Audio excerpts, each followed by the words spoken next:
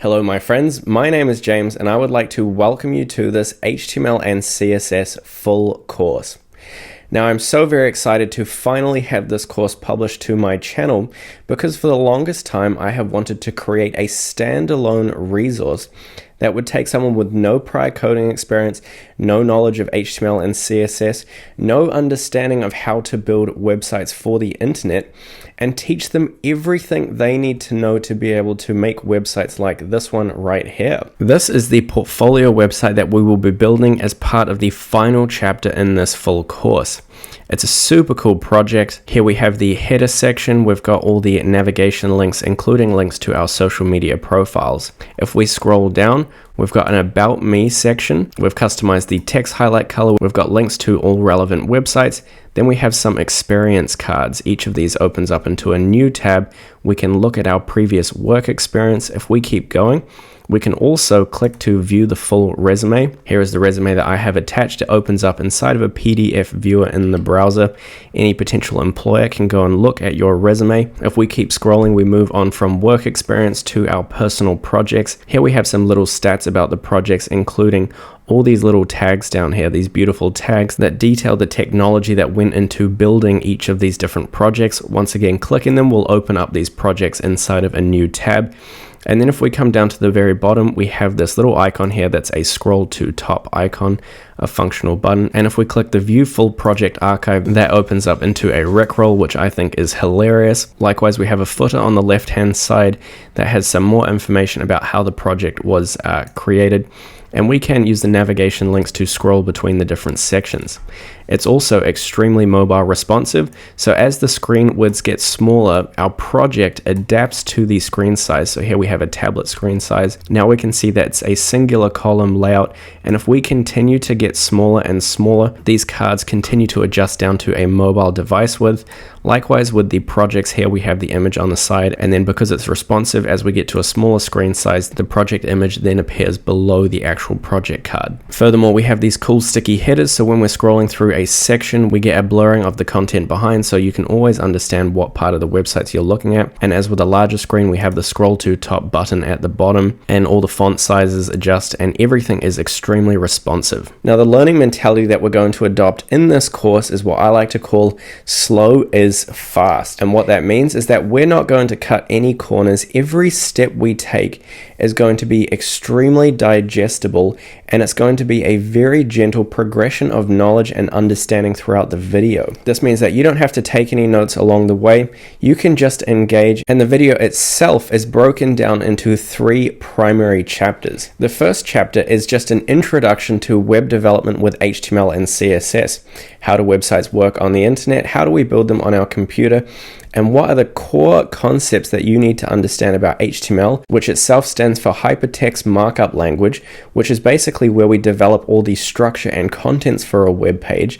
And that works in conjunction with CSS, Cascading Style Sheets, which is the design sheet that we apply to the HTML document to create a beautiful website with lots of content in it. Once we understand some of the fundamentals, we'll move into chapter 2.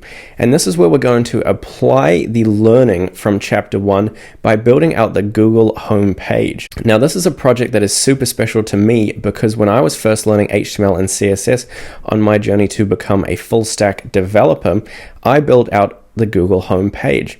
And I think it's such a wicked project because you, as a beginner to HTML and CSS, are building a website that is literally trafficked by millions, if not billions, of people every single day. And I just think that is so significant, and that makes it a really fun project. Once we're finished with the Google homepage and we've uploaded it to the internet so that you have a link that you can share with your family and friends, it is then time to embark on the final chapter of this full course, where we're going to build a portfolio website. Now, the design for this brilliant portfolio website is provided by Brittany Chiang. Her portfolio is linked in the description down below, and we're going to build a close replica of her portfolio, except with some additional variations and obviously your own personal content. Now, this portfolio website is extremely professional. It looks beautiful. As I showed earlier, it is of the caliber needed to get you a job. And my favorite thing about it is that by the end, you won't have just coded a long portfolio website. You won't just have uploaded one to the internet and have a link that you can share with your family and friends. but you will understand every decision we made throughout the process. You'll understand all the code that goes into actually building these websites, and you will have the skills, knowledge, and understanding you need to go on afterwards and build your own amazing websites time and time again. So it should be absolutely wicked, and I'm so excited to share every step of it with you as we go from being complete web development novices to absolute pros and the ultimate web development wizards. Just before we dive into the code, there's a few things you should know should you get stuck along the way. First and foremost is that all of my code is available to you inside of GitHub. All of these links are in the description down below. If you check out the repos, you can compare your code to my code, see if there's anything funky going on. If you do check them out, please star them. Love that support, it helps the channel. Likewise, if you have any questions, qualms, or queries along the way, you can leave them as an issue to that particular GitHub, and either myself or someone else will respond to your query and help you understand whatever it is that you might be struggling with. Furthermore, there is also an HTML and CSS guide, some cheat sheet notes that you can access linked in the description down below, so you can have them alongside you as we progress throughout the course for a bit of extra support. And last but not least, if you do want to support the channel and the videos that I make sure you smash the like and subscribe buttons. And if you become a channel member, you can also join the Learn to Code Discord channel, where I'm super active every single day, and that's just going to provide you with some extra support should you need it, in addition to supporting this channel and the videos that I make. Anywho, that's enough rambling on my end. Once again, I'm so excited to share this course with you. I hope you enjoy it every step of the way.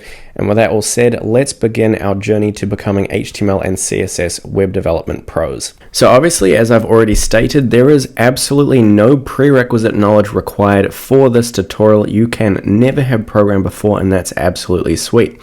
But if that is you, then you're going to need what's known as a development environment. Now, development environment is a very simple application. It's kind of like having Microsoft Word on your computer, except for coding. And we're going to quickly download it from the internet. If you already have it, you're welcome to skip ahead to the beginning of chapter 1. The timestamps are available inside of the video description. So the development environment we're going to be coding in is called Visual Studio Code. And so if you come over to Google and look up VS Code, the link will also be available in the description down below. If you click on this download link, it will take you to a page that allows you to download VS Code for Mac, Linux, or Windows. All you'll want to do is install it on your device, and once it's installed, if you open VS Code, it should bring up a window that looks a little bit like this. Now, it might be a different color. I have a theme set for my Visual Studio Code. If you want to know what the theme is, it's the Free Code Camp theme for VS Code. But the point is, the colors don't matter. All you need is VS Code for this tutorial. Everything else we will learn together. So it's now time to dive into chapter 1 of this course, where we're going to learn all of the foundational knowledge that we need to build websites with HTML and CSS. Now, as I've already said, you don't have to take any notes throughout this course. Chapter 1 is all just about gaining familiarity and understanding of what's going on. As we progress through chapters 2 and 3, we'll apply all of this knowledge time and time again, so it will become more and more clear to you. So don't stress if you don't feel like you've taken everything away in chapter 1. There's plenty of time to further consolidate that knowledge in the later parts of the course. Obviously, the web page that we're going to be designing and developing in this part of the course is not very beautiful, but it demonstrates all of the core fundamentals of HTML and CSS, so it should be a great introduction. And with that all said, let's dive into chapter 1. So it's time to jump into the code for the very first time programming our first website in HTML and CSS. And we're going to start off by opening up an instance of Visual Studio Code, which you should have installed on your device. And if you just come to an empty screen, it should look a bit like this. From here, what we're going to do is we're going to open up a project directory. Now, all we have to do is click this open button, and it's going to open up a file explorer. And what I'm going to do is come to a folder where I keep all of my coding projects. I'm going to create a new project, and I'm going to call it HTML-CSS-beginner. If we hit enter, that will create that file, and I'm just going to open it.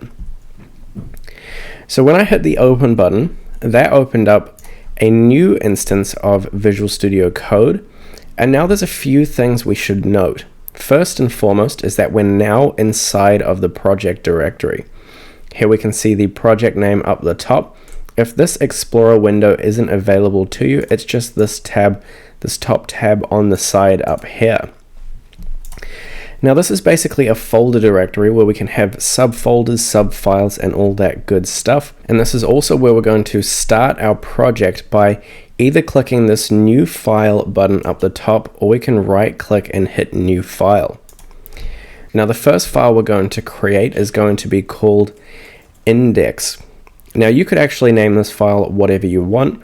It's just best practice to call the main file the index. And then we're going to have a period or a dot, and after the dot, we're going to have the suffix or file extension. Now the first file we're going to create in our beginner course for HTML and CSS is in fact an HTML file. And to create an HTML file, all you do is you add the .html suffix or extension, and now we can see that the little icon adjacent to the file name picks up that it's an HTML file. If we just hit enter, that's going to create that file, and then it's going to open up to the side of our window explorer, where basically we have a window that we can actually now just type random information in as if it were a Word document. From here you could either choose to keep the explorer open or close it if you please. The only file we need to get started with is the .html, the index.html file. So now we're in here, we can see we have one line, and if we hit enter we can create a whole lot of new lines, all this kind of stuff. And what's showing up just here is what's known as IntelliSense. So Visual Studio Code is trying to predict what I'm writing, and it's giving me options that can sometimes make my coding speed faster.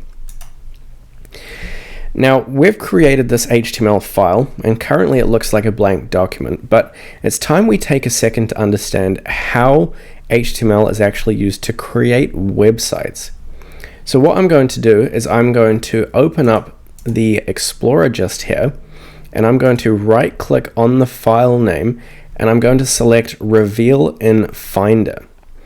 Now what this does is it opens up the folder option. This is the folder system on Mac operating system, and here we can see we have our index.html file.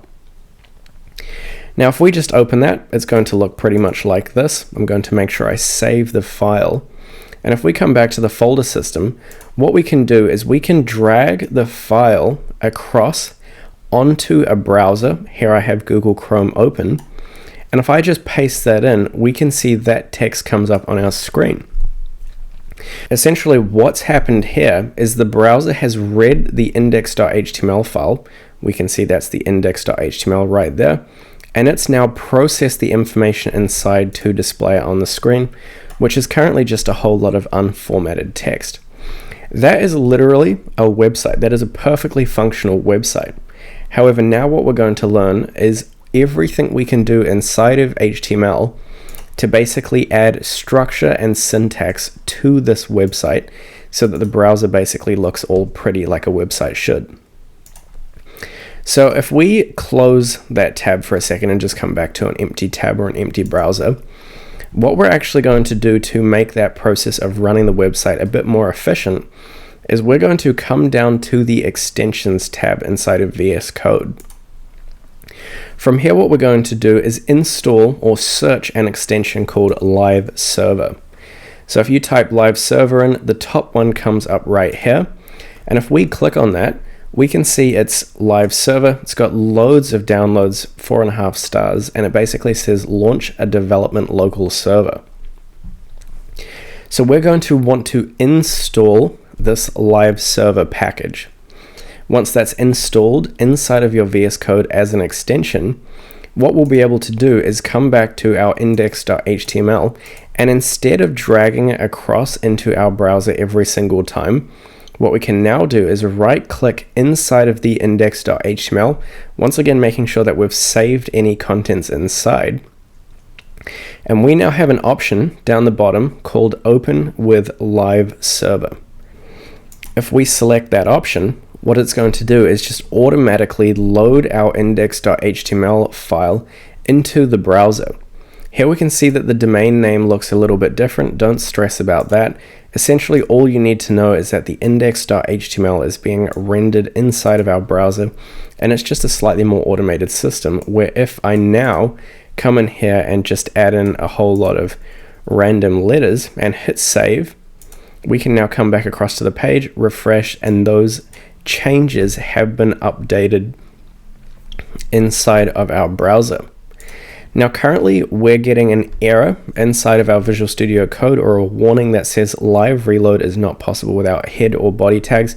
We will get to that shortly, and what that will do is essentially we no longer have to refresh the browser page. Whenever we save our HTML document, the changes will be reflected in the browser automatically, so that's something to look forward to. So currently what we've done is we've basically abused our HTML document and treated it as if it were a plain old Word document, which I'm sure many of us are familiar writing in. For example, I could have hello world like that. That's something that programmers always do for the first time when they're coding, is get the basically interface to display hello world. So we've essentially done that. Check that off.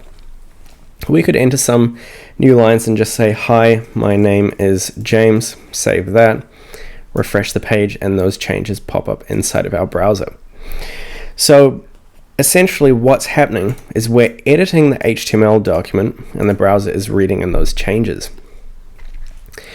Now, the main difference between an HTML document and the Word document, which we're all probably accustomed to writing in, is that we're in a Word document, we might have a title, and then we click to make it title text. Inside of HTML, we do that instead using what is known as a tag. Now, basically how it works is instead of just randomly having text on the screen, we instead use a tag, where a tag has two parts. The first part is the opening tag, and the second part is the corresponding closing tag. Now in this case, it's a little p in here, and we use the greater than and lesser than signs, where the closing tag is differentiated from the opening tag by a / in front of the p. And this tag right here is called, this whole thing is called a paragraph tag. Probably one of the most common tags that you will come across. And essentially what these tags do is they give semantic meaning to the text inside of our HTML document. So instead of basically going into a Word document, having a section and formatting it so that it's a paragraph, anything we want to be a paragraph inside of HTML, we simply wrap inside the opening and corresponding closing paragraph tags. So now these are both paragraph tags. Now, tags, there's a lot of them, and we're going to cover a lot of them in this little intro. Just see how they all work, get familiar with them before we start putting them to good use inside of the projects that come later in the course. But what I'm going to do is show you a second tag. Now, both of these tags are currently typography tags, so they're all about text. But what do we do if we wanted a title text or some header text? Well, we can change the two P's in the opening and corresponding closing tags. They have to match to be H1. Now this is essentially just saying make the text inside, anything inside the opening closing tags is called the children content. So make the children text essentially be a header 1 size. So now if I save that and refresh our page, we can see that this text has been updated just as if we were inside a Word document and we clicked to make that header text, it gets all big. Instead of just clicking some buttons, we use the tags to basically tell the browser how to interpret this text and then consequently display it on the page. As for the header tags, there's loads of them. H1 is the biggest header. We can have an H2 that says this is a subtitle. We can have an H3 tag that says this is a subtitle. And if we now save that and refresh the page, we can see that we have the 3 different tiers of header text in addition to a paragraph text. Now I encourage you to have a little fiddle around, make some different text, get it to show up on the screen. Keeping in mind that whenever you want the changes to be made, for the moment you'll have to save the HTML document and then refresh the browser window for those changes to be displayed. So currently we've seen how we can make different text elements show up on the page. Now it's pretty recommended that you always, whenever you have text, wrap it inside of a typography tag and the appropriate typography tag, where once again the paragraph will likely be the most common. The H1, there's typically only one per page or per section. H2 is obviously slightly more common, and as we go down the list they become more and more commonly used. And what we're going to do with these typography tags is actually clear them all, and we're going to start off by adding a new H1 tag where we have the syntax right here, and inside the opening and closing H1 tags we're just going to basically say cats website. So we're going to create a website all about cats. So here we have cats website. Now we've refreshed that page and that shows, so that's all working. The next thing we're going to do is add an H2, and this is going to say everything you should know about cats with a little exclamation mark. We're going to save that. That shows up nicely. And then underneath that, what we're going to do is we're going to have a paragraph tag, and we're going to say that cats are my favorite animal on the face of the earth, and so I am creating this website to commemorate their brilliance. Save that. And so now if we save our HTML document and refresh our page, that's going to show up. Let me just spelling check commemorate. I'm a legend. That's done correctly. Now, as for the extent of typography tags, you've just about seen them all already. We've seen the H1, H2, and H3. They actually go all the way down to H6, where H6 is the smallest or least significant header text, and then we obviously have the paragraph, which is just used all over the place for any generic text, such as this text right here. It's time we look at a new tag. Currently, I think our website would do pretty well with a picture of a cat. So what I'm going to do is I'm going to come over to Google and look up a cat image right here. I reckon we're actually going to change it so that it's a fat cat, because that's ever so slightly more interesting. I like this picture right here, and what I'm going to do is when I've clicked on the picture, and I'm going to right click on it and select copy image address. Now basically what this does, if we click open a new tab, that's going to open up that picture, and this is the image address right here. So we could equally copy this image. This is the image that I now want inside of my website. Now inside of a Word document we would typically just paste in an image. Unfortunately, HTML is slightly different. We obviously have to stick to the tag system. Sometimes tags are also called elements. So what we're going to do underneath is we're going to create a new tag. Now this tag is an image tag, and the shorthand is just IMG. Now where our typography tags have had an opening tag and corresponding closing tag, the image tag is known as self-closing. So there's only one tag element, and it just has the / in front of the lesser than sign. So this is happy. Now the way that we get the image to display on the screen is we give our image tag what's known as an attribute.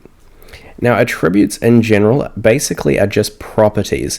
So we're saying we have an image tag, we want an image on the screen, and we're going to give it a property known as source. Now source stands for SRC. It's an attribute that is recognized by the image tag, and it tells it what the source for the image is, which is commonly going to be the link. Now one thing to know about tag attributes is that they always go in the opening tag. In this case, since it's a self-closing tag, there's only one place to put it, and it goes after the image but in front of the section here. So we could add attributes to the paragraph tag in this space right here. We could add attributes to the H2 tag inside of this space, where once again the attributes are just properties of the tag. Now we've got the source attribute. All we do is we say set the source equal to, and then we use the quotation marks. Now the quotation marks allow us to pass in what's known as a string, where the string is basically just a series of characters, and in this case it's going to be the URL. So we copied that image address, And that's what I'm going to paste between the opening and closing tags. So we've now added that image attribute, and if I refresh the page, our cat picture shows up on the page. Now, image tags actually need two attributes. The first one is the source, or the src, and that's equal to the link. The second one is known as the alt, A-L-T. Now, once again, the alt is the name of the attribute, and we set it equal to, or we assign a string to the property or attribute known as alt. And in here, we just have a text description of the image. So this is going to be cat-profile-image. Now, it's best practice not to use any spaces, and instead of the space, either use a dash or underscore system. So if I save that and refresh our page, absolutely nothing changes. It looks exactly the same. However, now any type of content reader, for someone perhaps who is visually impaired, would understand that they should actually be looking at a cat profile image. So now we have a bit of a website going on. We've got a header, we've got a subheader, we've got a paragraph tag, and an image. Now obviously the image is massive. We'll look at how we can resize it shortly. But just above, or actually beneath, what I'm going to do is add a new type of tag. This one is very common as well, and it's known as an anchor tag. Now that is simply just an A. Now the A tag, the anchor tag, works by creating an anchorage to another location on the internet. Now what I'm going to do is actually open this anchor tag onto two separate lines with a gap in between. Anything inside the opening and closing tag, so inside this space here, is the children contents of the anchor tag. And I'm going to have a paragraph because that's going to be some text. And this is going to say, click here for more cat images. So essentially what's happening here is this paragraph is the child of the anchor tag. So on our screen, this paragraph right here is going to come up as like a URL link that we should click. Typically they're blue, we'll see them in a second, and when you click it, it's going to open up to a different website or perhaps some images of a cat. Now we still use the paragraph tag inside of the anchor tag because it's text, and we have our text always inside of a typography tag. And once again, the A stands for anchor, where the anchorage is basically just a link to an external or internal link. Now when I save that and refresh our page, if we scroll down the bottom, here we have some text. It doesn't look very blue, it doesn't look very clickable, it doesn't look like it's going to take us to a different website. And that's because the anchor tag requires what's known as an href. Now the href, href, is another attribute specifically for the anchor tag, where we set it equal to a string, where once again the string is another link. For example, if I come and get some more cat images, let's say we take this one right here, I'm going to right click and copy the image address, and I'm going to paste it as the href. Now that I've done that, I've added the href. If I come back to our homepage and refresh, we can see that the anchor tag is now recognized as a link. And that's going to take us to a different page, and we can actually see that the link is showing up just beneath my cursor as to where exactly it's going to take us. So now if I click on this anchor tag, it's going to redirect us to this external link. So I can go back and return to the home page, I can click it again, and it takes us to this external link. Now anchor tags have a secondary attribute that you can add, and this is called target. And we can see that the Visual Studio Code IntelliSense is coming up with some default options right here. One of them is underscore blank. So if we set the target attribute to underscore blank, seeing how just here we can have the attributes over multiple lines within the opening tag, this is where the opening tag finishes. If I now save that with that attribute added to our anchor tag, that's going to tell our browser to open the link in a new tab instead of basically rerouting us on our original tab. So that's just something useful to know about. It doesn't necessarily have to be that way. So that's a little bit about anchor tags. Now the next tag we're going to learn about is another utility tag. Note that these last two tags are what I refer to as utility tags because they're not directly typography. Typography is all about text. The next one is the input. So here what I'm going to do is I'm going to have an input, and this is also a self-closing tag. So we have the / inside of the opening tag, and here we can have a whole lot of attributes. We don't need a corresponding closing tag. Now if I just have that and save the page, we can see that shows up as a little input box where we can add text onto the page. Now there's a lot that we could do with this. For example, we could add the placeholder attribute to the tag. This is the default text that will basically prompt the user to input some information. Right here, I might have enter the name of your favorite cat breed. ... Now that's quite a long placeholder, and if I refresh the page, we can see that placeholder now shows up inside of the input, and I can come and add some text on top of it. All is happy days. Inputs often like to have corresponding labels. So what we do is we create the label opening and closing tag, and the input sits inside the label, and essentially that allows us to then label the input. For example, I can add a paragraph tag as a child to the label opening and closing tags, and in here it can have cat breed. So when I save this page, now we have the label cat breed just sitting above the input where they basically know to enter their favorite cat breed.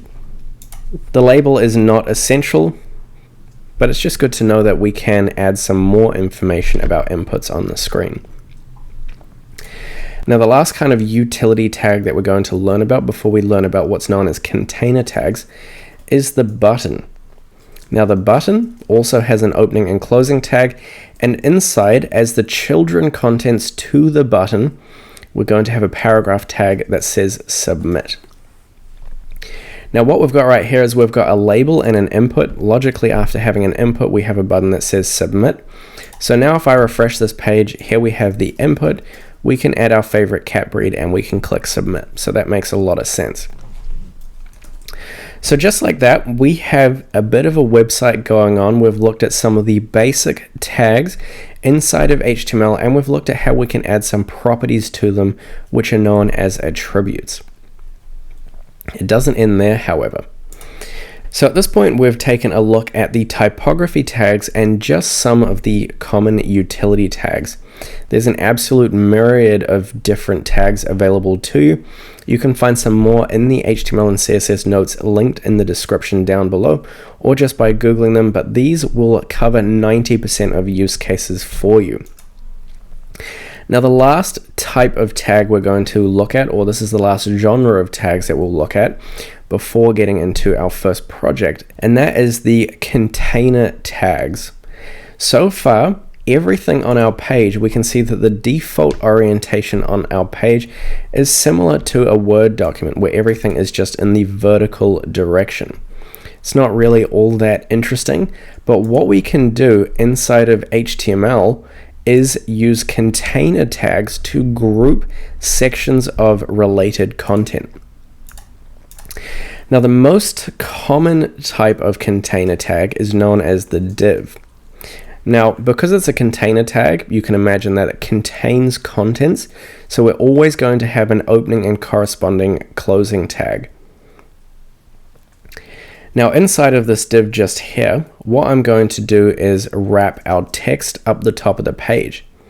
So this div, which stands for division, which is the most common and generic type of container tag, has 3 children elements, an H1 and H2 and a paragraph tag.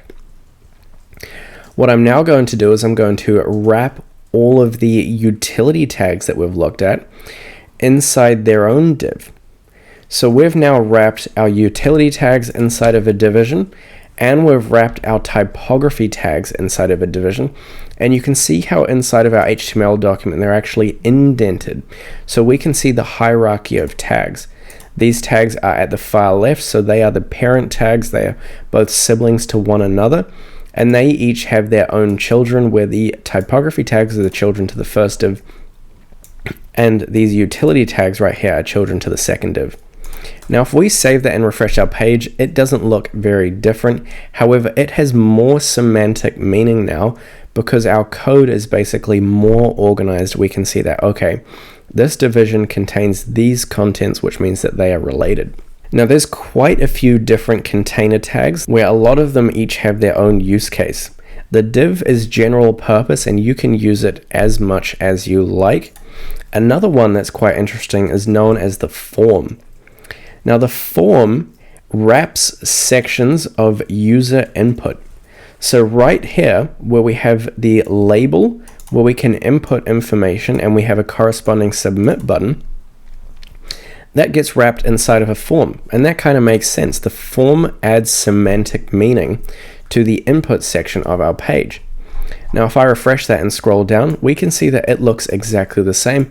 However, now our code makes more intuitive sense to us because we see the form tags and we can see that they contain this label element with the submit button, and we could add loads of different labels and inputs to get all sorts of different information. Now another common tag type is the section. Now where the div is used wherever we just want to contain related items, the section is similar to a page break. So where we have a big section of related information, we're going to use the section. So perhaps when we're wrapping these elements right here, it would be more appropriate that we refer to them as sections. So I'm going to replace those divs with sections right there, because it's kind of like having two sections of information. And then what I could do is I could have a div or a division that wraps the image and the link, because that's an image of a cat, and this is a related anchor tag that links out to external images of cats. So they're related, so I could have them inside of a div. Now while we're adding in these container tags, currently they're not adding a lot of visual information when we start to look at our website. It's not like we can see many of the container tags. However, not only are they organizing our code more, but when it comes to styling the information on our web page, container tags are essential. So it's super important to use them and basically containerize everything. Making a website is similar to Tetris in a way, or if you're packing a truck, you have to kind of organize everything into different boxes, and then it basically makes it easy to pack into a truck, and the truck is basically the website. So we want to containerize everything, and we've seen the sections and the div, the form for containing information, and those container tags are multi-purpose, which means that we can use them numerous times throughout our entire website. The next ones we're going to look at are single use. Now what I'm actually going to do at this point is I'm going to come up to the top of my HTML document and I'm going to add in a few extra lines. Now inside of these extra lines right here, what I'm going to do is type the exclamation mark. And we can see that that Visual Studio Code's IntelliSense is basically prompting us to create a whole lot of what's known as boilerplate code. So I'm just going to hit enter on this first suggestion right here. And that's going to add in this code. Now this code is boilerplate, which means that it's at the core of every single HTML document on the internet. You can think of it as a ritual, where every time you create a new HTML document, you type the exclamation key, and it generates this boilerplate code, or essentially what is a clean slate where you can start your new project. Now we skipped that step earlier because I just wanted to demonstrate some of the tags. However, traditionally you would do this first and then you would start adding all of the content later. Now let's take a quick second to understand what we've just added to our document. Well, we can see there's a whole lot of tags here. The first one is one that's called doc type, and that basically just specifies to the browser that we are actually using HTML. You can try to read the entire document as HTML when you go to display it inside of the browser. The second tag right here is the HTML itself. So we have the HTML opening and corresponding closing tag encapsulating our entire website as we write it. So the HTML goes inside the HTML tags, and we also specify the language right here that it's going to be English. Now inside of the HTML tags, we have two children tags. The two children to the HTML tag are the head and body tags. It's kind of like creating a person where the entire person is basically constituted of their head and their body. Now the head is all of the meta information about the document. When I say meta information, I mean everything that's invisible. So it's all the specificities. If we think about it as the brain, it's got a whole lot of the information that's not necessarily visible. For example, just here, we have a title. Currently, if you look up here, this text right here is what's known as the title of the document. So when I have fat cat over here, this tab, the title of the HTML, this is all just HTML, will be fat cat. And we can actually do a quick experiment right here. If we right click on this web page and hit inspect, that's going to open up your developer tools. And if we come into this elements tab, we can see a whole lot of HTML, where here we have the same thing as we just actually added to our document. We have this doc type tag, which we have as well. We've got the HTML, and then we've got the head tags and the body. So you can see that it's used everywhere. And if we open up the head tag and scroll down, we can see that the title is in fact what shows up the top here. Now I'm going to go ahead and close that because that's not important. It was just to demonstrate a point. But we now have the opportunity to change the title of our document to something more interesting than what we have here.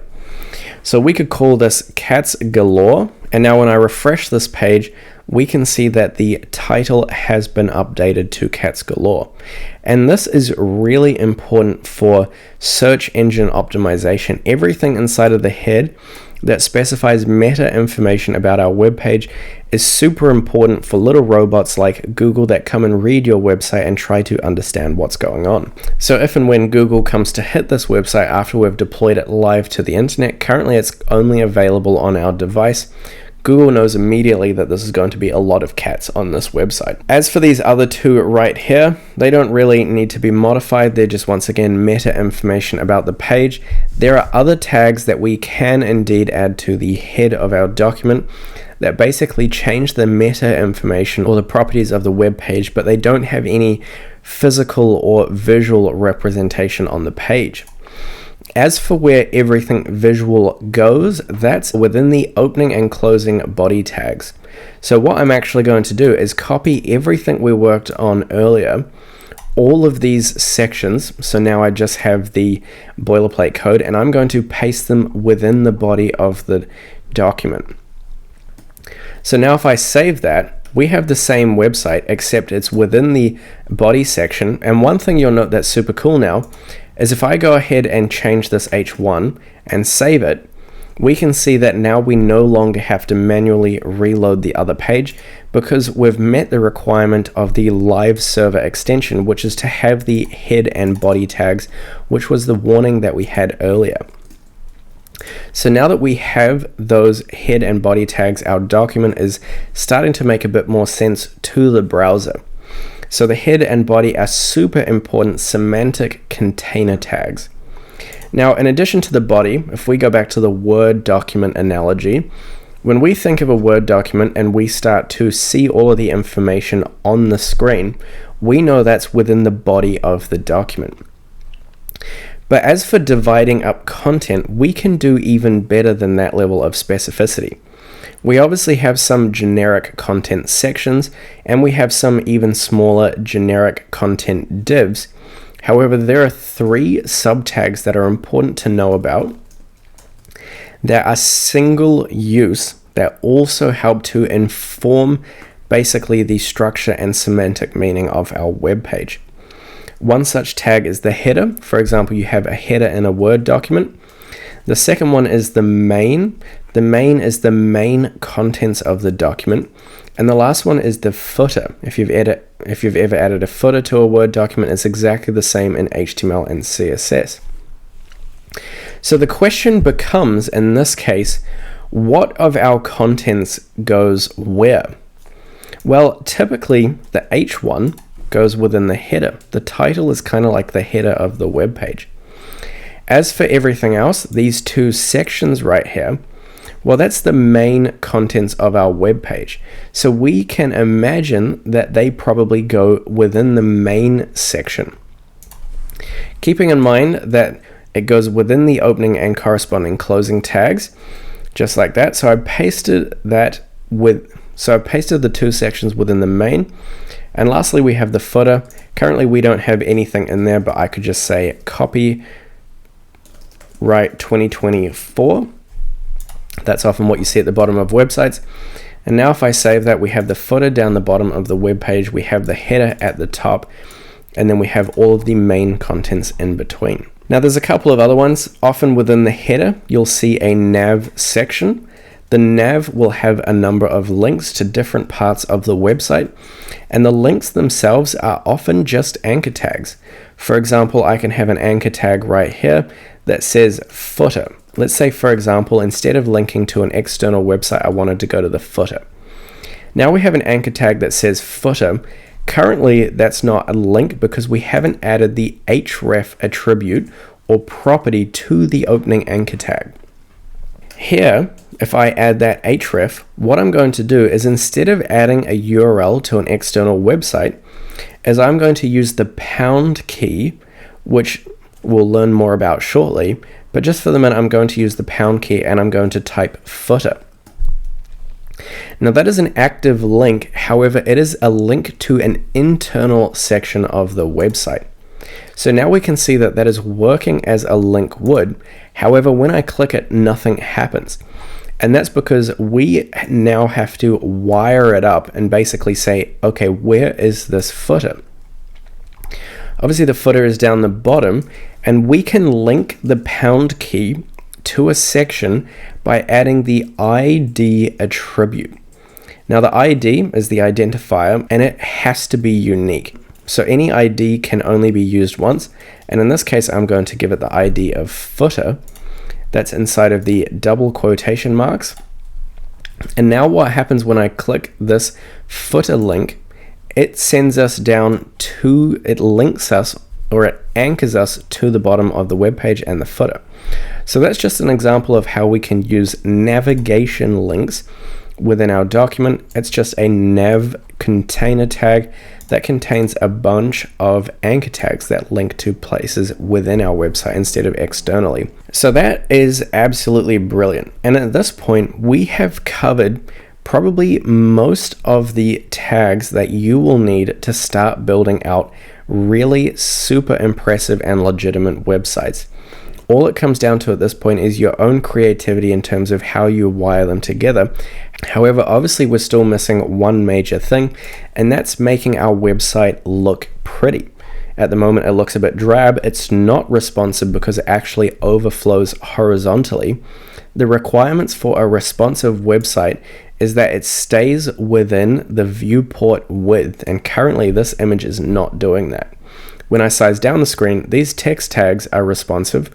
They get smaller as the screen reduces, or if we were on a mobile device, but the image overflows the web page. So what we can do, there are a number of ways we can style a web document, but the first way we're going to learn is by adding the style attribute. Now, styling web pages using the style attribute or any other way relies on CSS, or cascading style sheets. And just like HTML has a syntax of how we can make things look pretty on a page, CSS has a very similar syntax. So we can add a style attribute to the image tag, and in here I'm going to give it a width property of 100 pixels. Pixels is a horizontal amount, and now when I save that, we can see that that image is reduced to 100 pixels wide. When we're talking about dimensions, there's a number of different units we could use. For example, 100% takes up 100% of the available width, and now we can see that our cat image is going to become responsive, and it gets bigger and smaller as the screen resizes. What we could also do is we could change the color of some elements. For example, let's say with the nav, I wanted to have all blue links. Inside here, I can say color and set that equal to blue. Now, one thing I didn't talk about with the image style a second ago is that the structure used for styling elements with CSS is we have the property name. That's the property that we're going to basically style. Then we have the semicolon, and then we have the value to be assigned to that property afterwards, followed up with the actual semicolon. I got them confused. This is the legitimate colon. The semicolon ends the style. Now, the reason we have the semicolon at the end is because afterwards I could add a secondary style. That's the background. Then we use the colon, and I could have a yellow background. So now if I save that, we're going to apply these two styles to the nav element. It's going to have a yellow background, and the color, which is the text color, is going to be blue. So if I now save that, we can see that that has been updated. The background is yellow, and the color hasn't been updated because the link is currently in the purple already clicked state. However, we could go ahead and add a second link. This is just going to be an external link for demonstrative purposes, but this is just going to link to Google. So this is the Google URL, and in here I'm just going to call this Google. If I save that, that updates, and now we have the Google Nav link available to us. Now, styling gets a lot more complicated than just adding colors and widths to elements. There's absolutely loads of stuff which we're going to learn all about in this full course. So just take it one step at a time, and we'll just tackle them as we encounter them. So it should be super digestible. So just like that, we've seen how we can start to add some style to some elements. What I'd recommend doing for the second is just having a bit of a fiddle around with adding your own personal colors to some elements. Try experimenting with adding some widths. A lot of elements have some natural widths, so typically it's only done for things like images, but you could also add a width to your input down here. For example, I could find the input and I could give it a style attribute that's equal to the double quotation marks, and I can give it a width of 240 pixels. And now suddenly that becomes a whole lot longer. But this current styling system that we're just experimenting with right now to introduce the concept is known as inline styles, and it is not the best practice for building out big websites. If we wanted to actually make a legitimate website, what we're going to do is come back over to our Explorer and create a new file called styles, and then we'll add a period. And to create a CSS style sheet or cascading style sheets, which is the syntax or language that we're going to use to style our document instead of using the inline style system. And we just add the CSS file extension, and we can see that our VS Code recognizes it as a CSS sheet. Now, what we can do in here that's super interesting is we can select different elements within our index.html, different tags, and we can give them styles. So it's super simple. We basically target them. There's a few different ways we can target elements within our styles.css, and then we basically just tell these elements how they should look. So the first way we can target elements, for example, let's say I wanted to style the body. Instead of using that inline style system, all I do is I copy that body, and I now use the curly brackets and I enter them on a new line. And in here, I could give this a background color of green. So now if I save that and refresh the page, notice that nothing is happening. And this is because the final step to having an independent style sheet is to wire it up to our index.html.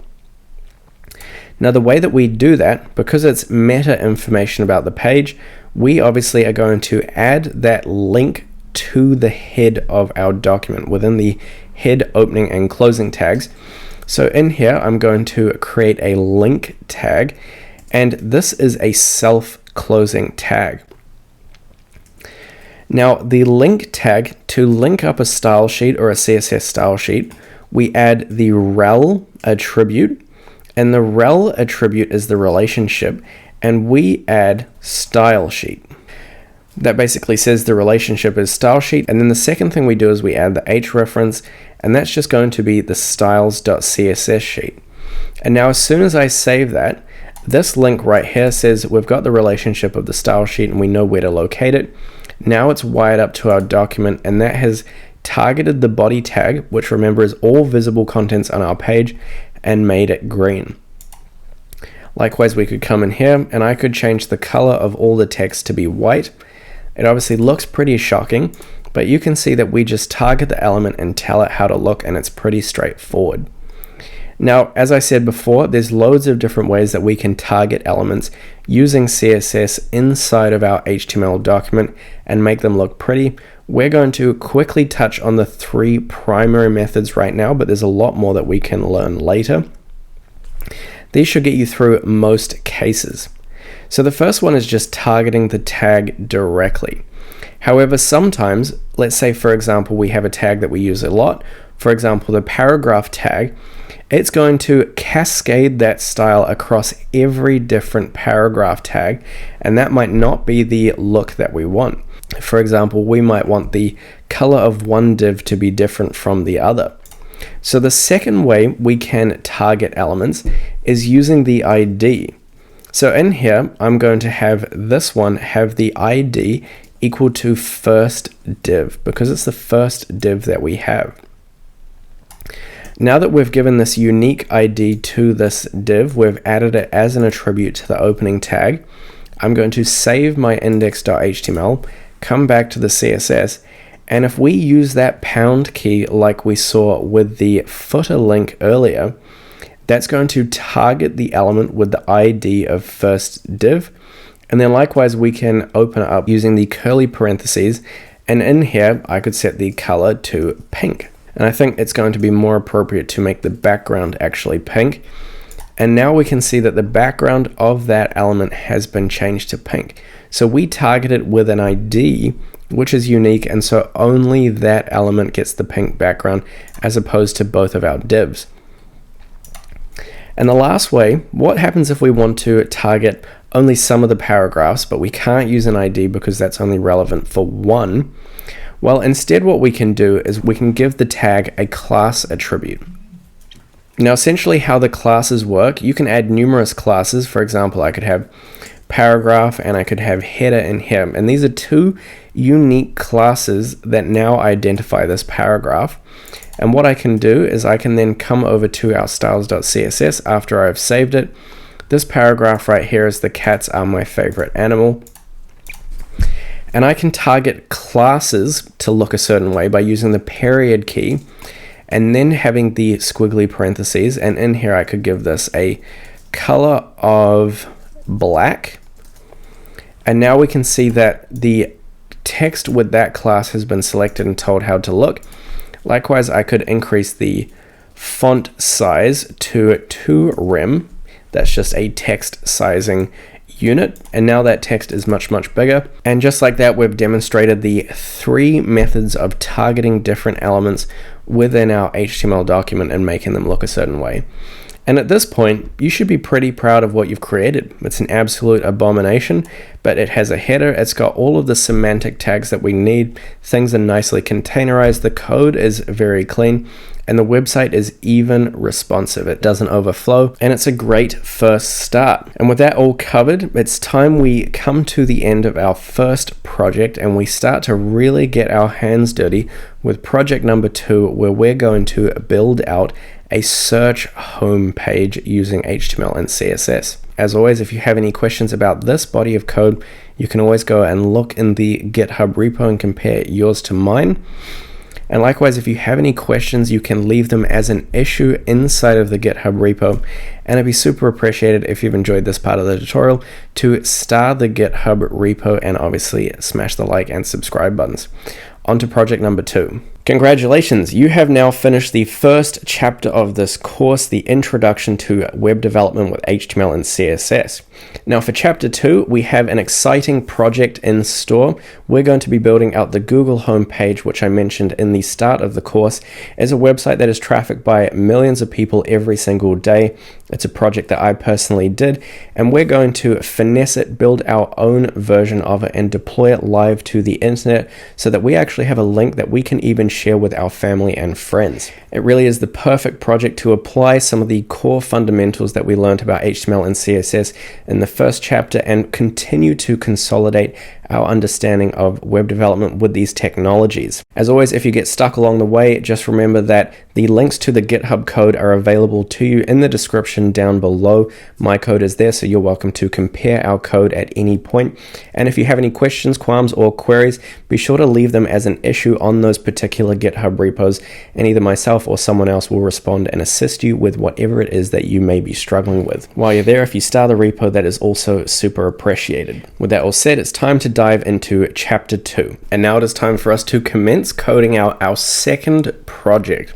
Now, as I mentioned earlier, this project is going to be all about building the Google search homepage, but we'll also throw in a bit of our own personal flair to the page. And to initiate this process, as per the first tutorial, we're going to start off with a blank window of Visual Studio Code, and to the right hand side I have open an empty browser. Now from within Visual Studio Code, I'm first going to open up a new folder. Now once again, this is going to be within my GitHub folder. This is just where I keep all of my coding projects, and in here I'm going to create a new folder, and this one's going to be called HTML-CSS-Google-homepage.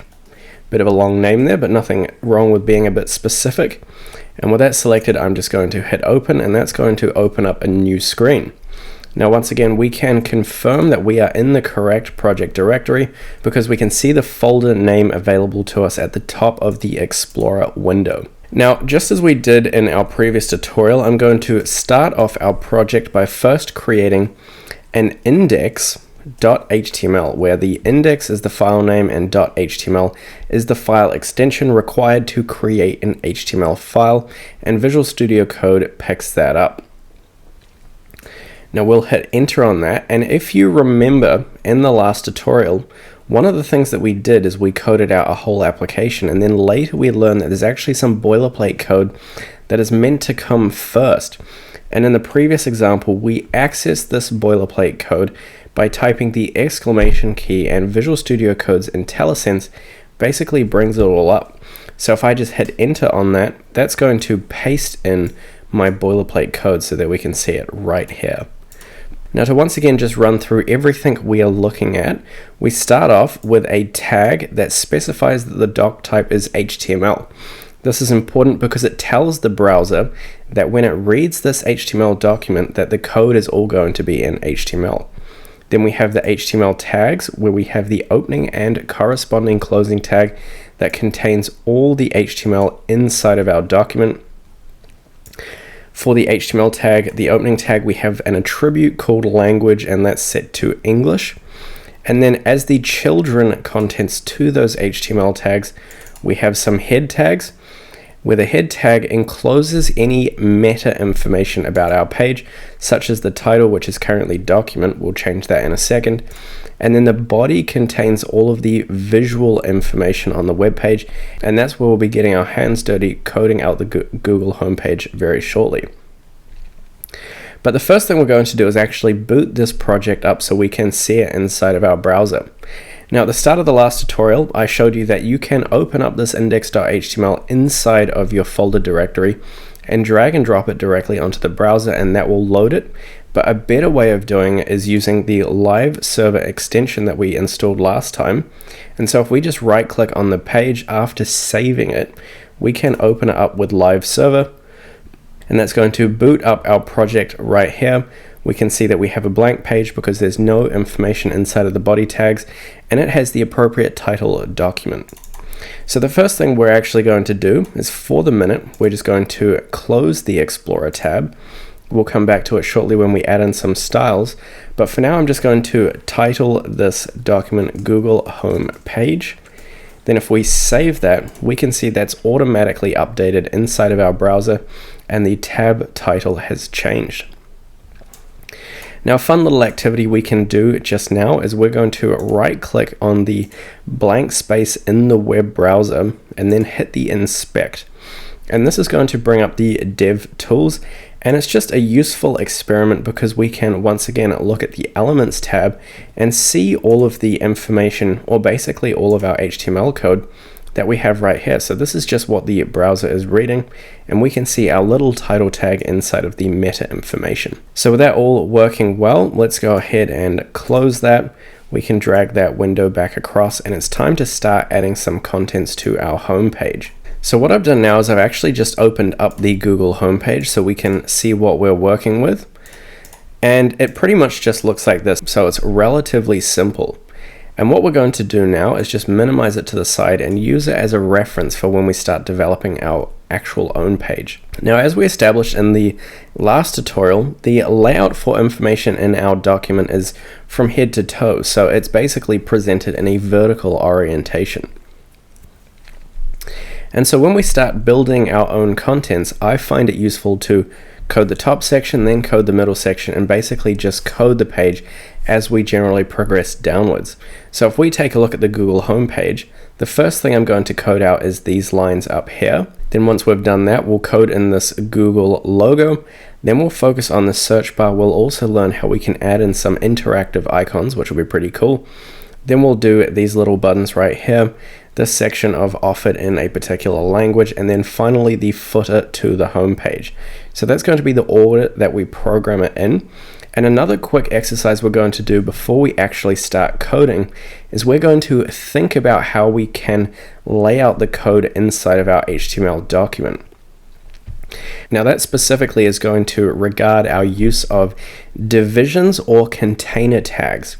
Now, if you recall, the div is the most commonly used container tag, and so we're going to have a lot of divs, and we know where we're going to use divs based on what pieces of content in the Google homepage are connected with one another. For example, here, these two buttons are in a little grouping, so they're probably going to be wrapped in their own div. Over here, we have a whole lot of navigation or utility links. These are all going to be grouped together. This Google home page is probably going to be by itself. This search bar is actually a grouping of items. So we've got some icons here, and an input where we can add text. That's going to be its own little div. Then down below, we have some divs where they're containing buttons. So that's going to group them together. This is going to be a little isolated section. And then for the footer, if you recall, is also a container tag with extra semantic meaning. So in here, we're going to containerize this whole footer within some footer tags, and then we're going to subdivide it into what looks to be a top division of content, and then we've got a horizontal line, and then a second division of contents. So you don't have to remember all of that, but it's just good to be able to look at a page and kind of visualize how you're going to group content inside of the HTML document. So to get started, let's begin by adding the header, the main, and the footer tags to our document. If you recall, the header contains the header information, just like we would in a regular Word document. The main contains the main or majority of the contents, and then the footer has some footer information. So these are all also single-use tags that are super important. And then inside of the header will likely contain this row of information right here. And we said earlier that we're going to have a div around these ones and a div around these ones to sub-contain them. So I'm going to create a div right here. If we look at our browser, that's got two paragraphs that are actually links if we look at them. So they're going to be anchor tags. So we can create an anchor tag that's going to contain some text, which is just going to be a regular paragraph. And in here, that's just going to say about. Now what we're going to do, since we have two of them inside of this division, I'm just going to go ahead and copy and paste that first one. Now we've got two of them. The second one is going to say store. And that's pretty easy. So now we can come back to our homepage, and here we have About and Store. Obviously the orientation is wrong, but that's where CSS will come in shortly. Now over the other side, we have some other links. This side looks more like a navigation bar, so what I'm going to do is actually, instead of using the generic div, I'm actually going to use the semantic nav bar.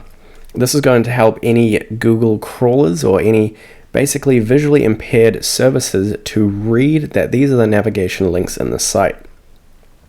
Now once again, because a lot of these take you to external sites, I'm just going to once again create anchor tags with text, and we'll look at once again how we can deal with these icons later.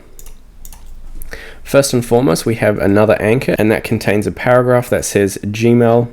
I'm going to once again copy this line, because then we have a second one, and that says images. And then underneath that, I'm going to have a third anchor tag, and this one's going to have an icon, so I'm just going to leave some blank text icon in it for now, and we'll come back to that shortly. We're going to have another one of these anchor tags right here that's going to have a secondary icon that looks like the 9 dots that we see in the square formation. And then underneath that, I'm going to have a final anchor tag, and this one's going to contain an image, which is basically the profile image right there. Now for now, I'm not going to add the image. I'm just going to leave a placeholder of image, and we can come back and replace that shortly. Now we're going to style out our web page as we go, and so what we're going to do now is come back over to our screen and see how it looks. Obviously not so hot flash. So the next thing we're going to do is come back over to the Explorer window, and we're going to create a new file inside of here, and that, if you remember, is called the styles.css, where .css is the file extension for a cascading style sheet. So we're going to hit enter, and that's going to create this styles.css sheet. Now if you recall, it's not enough to actually just create the styles.css sheet. We actually now need to link it to the index.html. And the reason we have to do this is actually quite interesting.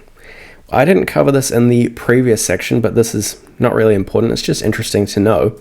You can actually use a style tag inside of the head of your HTML, and you could actually go ahead and write your CSS between the opening and closing style tags, and that would immediately update your HTML document without having to basically link any external file sheet. However, the reason we do have it in this external sheet is because it's painful to have to create some styles here, scroll down, modify some HTML, come back up, create some more styles. It's just easier to containerize it inside of its own document. So instead of using those opening and closing style tags, what we're going to do is inside or between the opening and closing head tags, we're going to create a link tag that's going to be self-closing, so it doesn't need a closing tag. It's self-closing because it has the / right there. And we're going to give it some attributes. Now, if you remember, the first attribute is the relationship, or rel for short. And we set that equal to a string, where the string specifies the relationship, and that's going to be style sheet. Now, the second thing we have in here is the h reference. That's the reference to basically where we can actually find that style sheet. And since it's in the exact same project directory, we can just type in styles.css, look for that file, and read in all the styles from the styles.css sheet. So if I go ahead and save that, our document looks exactly the same, but they are now wired together, and so any styles we write in here will be applied to our document. Now the first style I'm going to add in here is going to be a little bit different from anything we covered in the last tutorial. And essentially what I'm going to do is use the asterisk key. Now the asterisk is basically a one and done key that we use when we first initialize a styles.css sheet, and then afterwards I'm going to use the curly braces, the opening and closing curly braces, and I'm going to enter them down on a new line. Now this asterisk right here, if you recall in our previous project, we looked at some different selectors. We looked at the tag selector, we looked at the ID selector, and we looked at the class selector. Now the asterisk selector, that selects everything in our entire document. And currently, if you look at our document, we can see that we have some space around the edges. We've got default spacing between all of these items. And essentially what's happening is the elements that we currently have in here, the anchor tags and the paragraphs and the nabs and the divs, they all have some default styles applied to them that we don't want. We want to erase everything so that we're working with an entirely blank canvas.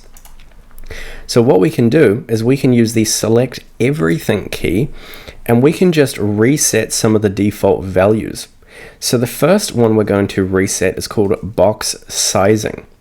Now, if you recall, box sizing is the name of the style or the property. Then we have the colon. In here, we're going to have the value that is assigned to that property. And then we have the semicolon to basically finish off the style. In here, we're going to give it a value of border box. Now, what border box means is that whenever we have an element or a container and we give it an outline or a border, we want that border to be contained within the width of the element and not outside the width of the element. And that's just a little nice to have style. You probably won't come across it a lot, but it's important just to throw in at the start of every project. Now, the second style we're going to set to a value of 0 is the margin. Now, if you have a box, the margin represents the spaces outside of the box or outside of the container. So if I have a margin of 10 pixels, that means I want to have 10 pixels of space outside of my container away from every other element. We're going to set it back to 0 so that everything can sit very close together, and then in future we can override it from the value of 0 and actually assign a value to it where we need it. And lastly, we have the padding, which we'll also set to a value of 0. And where the margin is the space on the outside of a container, the padding is the spacing on the inside of the container. So if we have a container and we don't want its contents to be touching the border or the exterior, we add a padding. It's kind of just like padding the inside of a box. So just take a look at how our page is right now. If I go ahead and save the CSS sheet and come back, we see that everything is gone, all the default spaces, everything is sitting nice and snug with one another. Now the next thing we're going to do is target the header. If we look at our index.html sheet, we can see that everything in here is inside of the header. And the first issue that we're having with our header is that it has a default orientation of vertical. Whereas this page right here, all the contents is aligned in the horizontal direction. Now the way that we're going to do that inside of our styles.css is we're going to select the header element, the header tag. We're going to have the opening and closing curly parentheses, and we're going to open them on a new line. Now when it comes to creating layouts inside of HTML and CSS, essentially the way to think about it is that we can either have columns or rows. You can have rows within columns and columns within rows, but basically all contents is either aligned horizontally or vertically. Now the easiest way to do that in CSS is using what's known as the flexible display or display flex. And that allows us to basically turn almost anything we want into a flexible container where we can change its orientation, we can change the alignment of different items or the justification of different items as well. And the way that we tell an element to be a flexible container is we give it the display property. So we set the display and we give it, and we can see there's a lot of different items here. We're going to go with the flex value, and that's going to turn the header container into a flexible display. Now, display flex or the flexible display is a rabbit hole that we could go down. In this tutorial, we're just going to look at the values that we need to create a web page. But if you really want to get a comprehensive understanding of the flex display, I have a video linked in the description down below that will cover everything you need to know about it. So the first interesting thing about the flexible display or display flex is that it has a default orientation. Now before we'd turn the header into a flexible display, it obviously laid out all the contents in a column orientation. However, the default for a display of flex is actually the horizontal alignment. Now if we come back to the web page after saving that, we can see the orientation has changed, and let's just take a second to understand what is actually happening. So we said right here that we turned the header into a flexible container that has a default orientation in the row direction. So basically, we're going to have this child element is going to be the first element in the row, and this child element is going to be the second child element in the row. Now, one thing to note about these child elements is that they both still have the default vertical orientation. So about is going to be above store, and Gmail is going to be above images. However, this content is going to be to the left of this content, which is now on the right, because they are both in the row orientation. So about should be next to Gmail, which indeed it is. So this is the first element in the row, and this is the second element in the row, and the row goes in this direction, and then we have little columns within that row.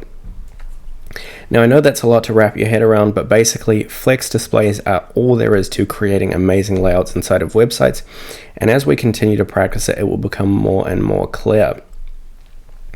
Now if we come back to the Google homepage, we notice that these elements are also in the horizontal orientation. So what are we going to do?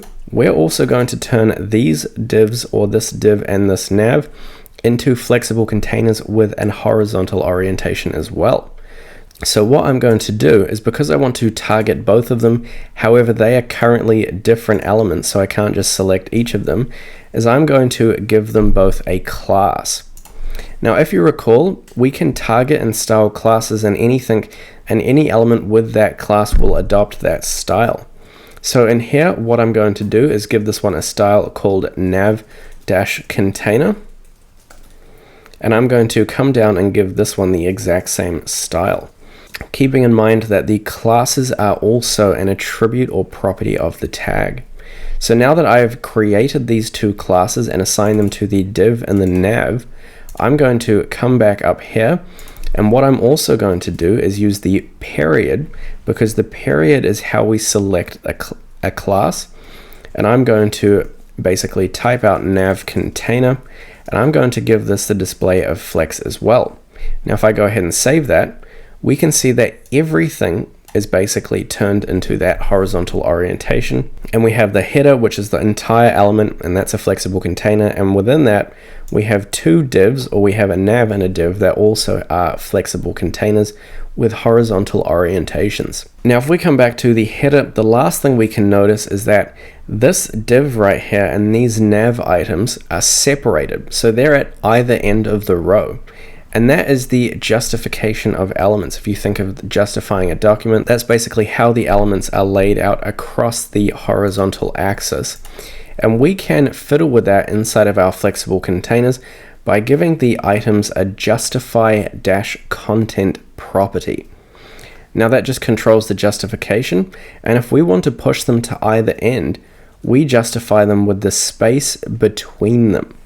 So that's the property that we're going to assign to the justification of content, and that's going to justify our div and our nav to either end of the page. So you can see we're one step closer to having that header complete. Now one other thing I'm going to do is control the alignment. Now where the justification is how they are laid out across the axis, the alignment is how they are aligned perpendicular to the axis. So in this case, when we have a horizontal orientation, it's how they're aligned in the vertical or cross orientation. Cross axis, I guess. And now the difference is, this is justify content. For the alignment, it's always align dash items, and we're just going to align them all centrally, and that's just going to ensure that they all stay in the same basically latitude in this case. So they're all going to be across this line. And that didn't visually change anything, but it's quite important if these started to have different heights. Now the last thing we're going to do for the header is we need some gaps between the elements, and we need some padding on the exterior of the items. Now when it comes to deciding whether or not you're going to use a padding or a margin, because both of them control the spacing around contents, typically you'll want to avoid margins in most cases. That can get really messy very fast, and you'll want to err on the side of a padding for most cases. So what I'm going to do inside of my header is I'm going to give it a padding of 14 pixels, and I'm going to save that. That's a pixel amount, and you can see that just pushed everything in a little bit. And then what I'm going to do is I'm going to space the items inside of our flexible container by giving it a gap property. Now I'm going to assign an equal spacing for the gap, because that's going to make the gap between our div right here and our elements right here approximately 14 pixels when they get squished together, for example. And now the last thing we have to do is apply some of these exact same styles to the sub-flexible containers, because these are flexible containers that also need to have gaps and so on and so forth. And in here, I'm going to ensure that the items are aligned centrally. That's going to be important. And I'm also going to give them an equal gap of 14 pixels. So we can see those gaps have now been applied. These items are spread out by the same 14 pixels at the exterior padding, and these nav items are the exact same. So that's looking pretty good. We're off to a reasonable start. Now the next thing I'm going to do before I dive further into this project is finesse some of these top elements right here, specifically the icons and the fonts. Now we haven't covered how to add fonts to our websites just yet, but it's actually really easy. All we have to do is come over to a website called Google Fonts, and this will be linked in the description down below. What we can do is open up the Google Fonts website, and that allows us to search for a whole lot of fonts, and our project is going to have two fonts. The first font is called Inter, so we're just going to look up Inter, click on it, and hit this Get Font button. And then we'll come back to the Google Fonts homepage, and the second one we're going to have is called Poppins. So I'm just going to click on Poppins and hit Get Font. Now what we're going to do once we've got both of them inside of our selected font families is we're going to click this embed code, and that's going to give us a whole lot of information right here. Basically, if we look at the instructions, we see we have a link tag for the web. That's pretty much us. And what we want to do is embed this code inside of the head of the document. If you recall, the head is where the meta information about the page goes. So I'm just going to click this copy code button right here, come back to our index.html document, and inside the head of the document, underneath our style sheet link, I'm going to add in some more links. So I'm just going to paste them right in, super simple. So I'm going to go ahead and hit save. However, if we come back to our website, we see that none of the fonts have been updated. So what I'm now going to do is come over to the styles.css, and inside here, and since we want to set every element to have that font, we can now, since we've imported the fonts, we can give them all a style called font family. Remember, the asterisk selects every tag in the entire document. This is going to give them all a font, and that's just going to be Inter, just like that. And then we're going to have a comma value, because we're going to provide a backup font of sans serif, and then we've got the semicolon at the end. Now if I go ahead and save that, we can see that our fonts did indeed update inside of our document. Now we also imported the Poppins font, and I'm going to use that for one section in particular. So what I'm going to do is create a class style, and that's going to be called Google-header. I'm going to use the curly parentheses to open that up, and this is going to have a font family called Poppins with a backup of sans serif. Now one thing to note when I'm specifying these font families is that they are in fact strings, and we can tell that they're a string because I'm wrapping them inside of the quotation marks. That's going to be super important. And while we're doing this, it actually brings up an interesting point. Right here, I've said that the asterisk selects everything and applies the Inter font family. But here I'm going to be providing a conflicting font family. So which one takes priority? Well, styles and cascading style sheets do have a hierarchy. So essentially, the bottom of the hierarchy is the everything selector, and also the tag selector. They're at the bottom of the hierarchy. Next up in the hierarchy, we have the class selector. So any styles applied with a class will override any equivalent styles set using the tag selector. So the class is second in the line, and at the top of the feeding chain we have the ID selector. So if I targeted something using the ID or the pound key and gave it an unique ID, that will always take precedence over all other styles. In this case, all we care about is the fact that the class is basically above the everything selector, which means that when we apply this class, this font family will be applied instead of the inter font family. So with these all done, the next thing we're going to do is add some icons. So what I'm going to do is look up on Google something called the Font Awesome CDN 6.0. This will also be linked in the description down below. And I'm going to click on that first link, and it's going to bring me to this website right here. Now at the top, we have basically a CDN link. I'm going to click this copy link tag, and I'm going to, just like we did with the Google Fonts, paste it inside the head of the document under all the other links we have right here. I'm going to paste that in, and what that's going to allow us to use is a website called fontawesome.com.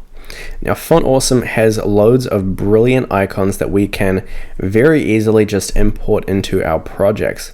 Now, this will also be linked in the description down below, and what I can do is click on this icon right here, and I can now look up a flask, hit enter. I'm going to select the free icons. Here we have a flask. I'm going to click on this flask, and if it behaves, it's going to open up essentially this little panel right here, and I can see that I have some HTML code. Now here, this is a foreign tag. We haven't covered it right.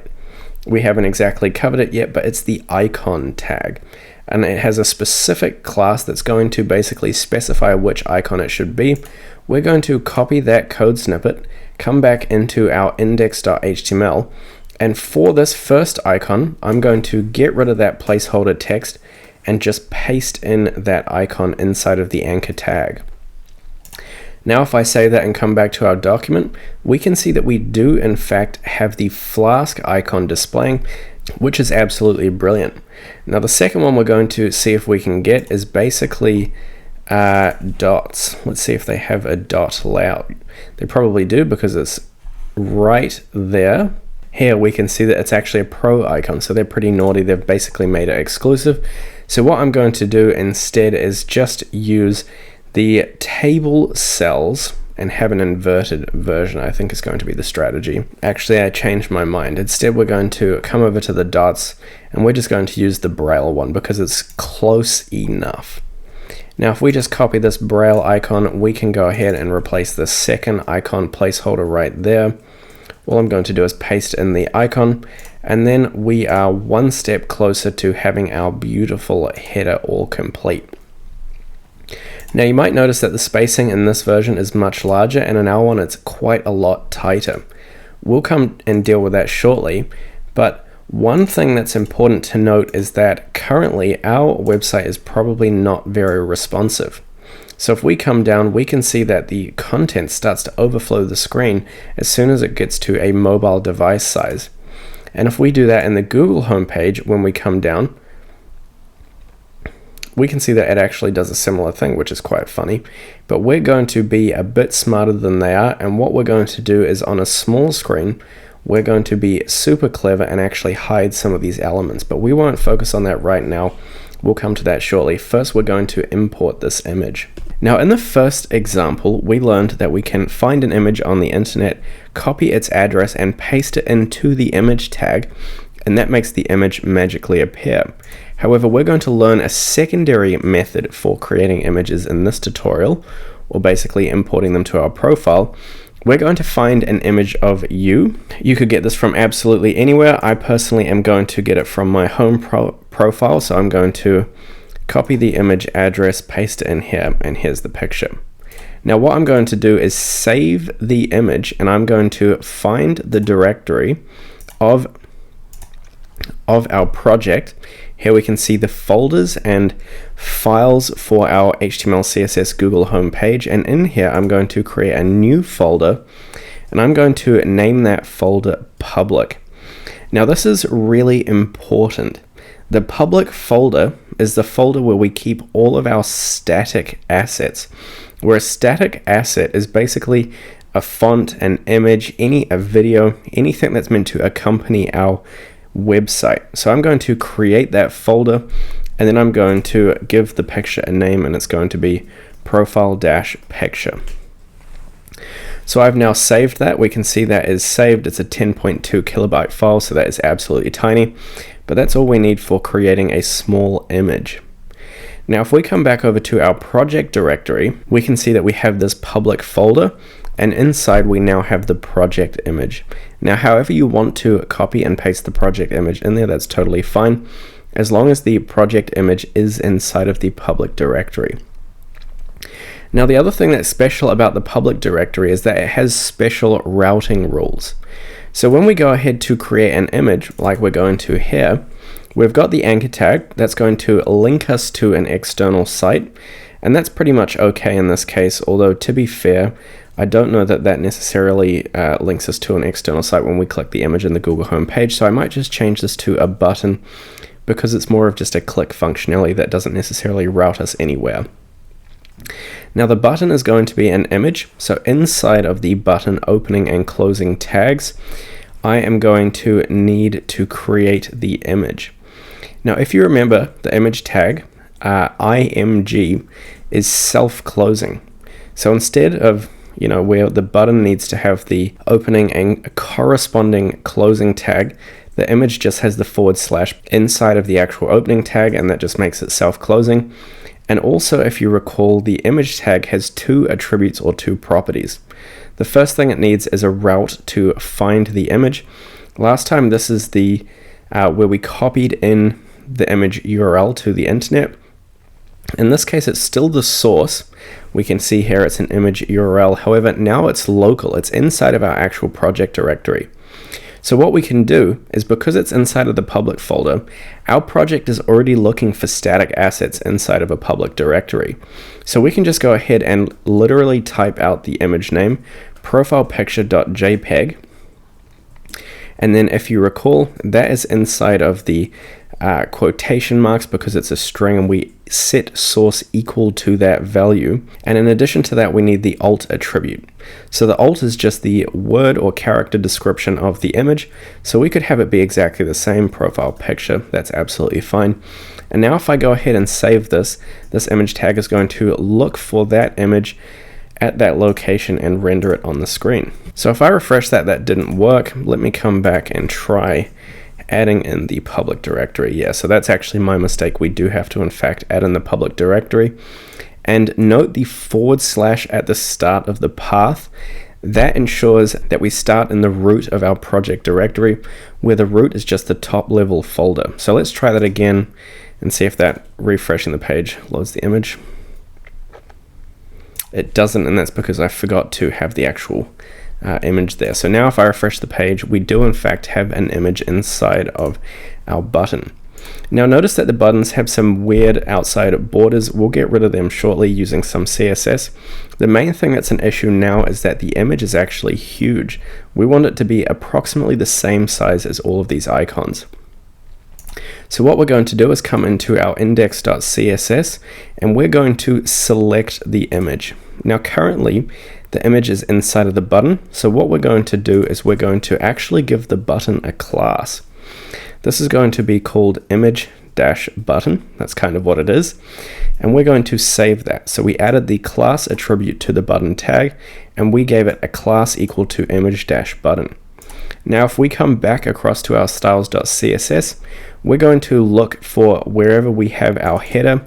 It's inside the header. We'll do our best to try keep groups of styles together. So inside of the nav container, that seems pretty appropriate. And in here, I'm just going to select the image button, and we're going to start off first by giving it a border property. Now currently, if we come across to our page, we can see there's actually a black border, and you can see just underneath the image there's a gray default background to our button. We're going to get rid of those. So if we select the border property, we're going to give it a value of none. Now if I save that and come back, we can see that border has vanished, so that's brilliant. We'll get rid of a few other things, including the background, which is going to be transparent. Currently it's the gray. We're going to set it to transparent. So that is going to change that. And now we just have an image that's still a functional button. Furthermore, what we're going to do is come back across to our image button, and we're going to look at a new type of selector. This is called a combination selector. So instead of giving our image a class, we can actually use the button, which is the parent, and sub-select the image within the button. And how that works is we select the image button container, and then we use a space, and then we use a secondary selector. Now this could be a tag selector, this could be a class selector, this could be an ID selector. In this case, we know it's an image, and it's the only image within a div that has the class image dash button. So it's going to select that image. Now what we can do is we can give this a width, and this could be 50 pixels. So now if we save that and come back, we can see that that image is much smaller. It's possibly still a little bit big, so I might drop it down to 40 pixels. That's probably more appropriate. And the secondary style that we're going to set, in addition to the width, where the pixel is just a dimension, that's a unit that denotes 40 pixels of width, we're also going to give it an aspect ratio. Now, the image I used is perfectly square. The image you use might not be. So if we want to give it a square aspect ratio, we can set it a 1:1 value. That means whenever we set a width, the height will be the corresponding 1:1 ratio, which will automatically be 40 pixels. Now this doesn't matter if your image is completely square. This will happen automatically, but if it's not, this will definitely help. The other thing we're going to do is set an overflow. Now the overflow essentially just determines how the overflowing content is handled. In this case, if we have any overflow outside of our square aspect ratio, our square boundaries, we want to make it hidden. And the other thing we're going to do is give it a border-radius property. The border radius specifies whether or not we have a radius or we make square elements circular or basically just add a rounded corner. In this case, if we set it to 100%, that's going to make it completely circular, which means that any of those previous corners that we had overflowing the circular boundaries are now going to be cut off because of this overflow hidden style. So if I save that, we should have a square that is turned into a circle that is perfectly circular. It's not like an egg shape, and the overflows are cut out. So if we come back, now we can see that we have a perfectly circular image in the top right hand corner. Now that's looking pretty good. We can see that it's perhaps still a little bit too big, but we'll handle that shortly. The other thing I'm going to do at this point is actually come up to the nav container, the padding and the gap that we have in the header and the nav container elements. What I'm going to do is, instead of using a pixel amount, I'm actually going to use a different kind of unit called rem. Rem just stands for, it's basically a relative value, and they're like preset amounts. And I'm going to change all of the padding, the gap, and also the gap inside of the nav container to 1 rem. It might be a slightly bigger padding, but it's just going to space out some of these contents a bit more and make it look a bit cleaner. I think I might also just drop the width down to perhaps 30 pixels. It still just looks a little bit too big, and suddenly that's looking a whole lot better. So now if we come back to our Google homepage, we can see that we're making some progress. One other thing to note is that we do have a fanciful border around the image just here. We're not going to worry about that because that's actually quite a complex feature, maybe at the very end, but what we will do is come back and add in some of these hover effects. So here for the icons, we can see that when we hover over them, we get the background color, and for the rest of them, we just get an underline. Now currently, none of ours do any of that. And that's partially because these are meant to be links to external sites, but they don't really have any external references attached to them. So that's the first thing we're going to do. We're going to come back inside of the HTML, and for the sake of this tutorial, I'm going to make them all functional dead links. So what that means is we need to give an anchor tag an href, which basically says where it's linking to or what it's anchoring to. And this is going to be equal to a string. And in here, as I've shown before, we could add a link to Google. You could potentially rickroll people if you wanted to. We could copy the URL. Actually, that's probably the funniest thing to do. Let's do that. So if we come across to YouTube, what we're going to do, if you're not already subscribed to my channel, you absolutely should be. Love that support. But we're going to look up rickroll. And here is the video. Absolutely brilliant. We're going to copy that link, and now all the links in our project are going to rickroll anyone who clicks on them, which could be kind of funny. So now I'm going to close that since I've copied the link, and here whenever we have an H tag, it's going to have an H reference of that URL, and we're also going to add a secondary attribute to this link, this anchor tag, and that's going to be target equals to underscore blank as a string. Now, if you recall, this ensures that when we click the link, it's opened up inside of a new tab and it doesn't take us away from our current page. With those basically wired in and saved, we can see that our link now has a default color to it that shows it's been clicked on. If we hover over it, we can see in the bottom left hand corner that it's reading the URL that we want to be redirected to. And if I click it, it is perfectly functional.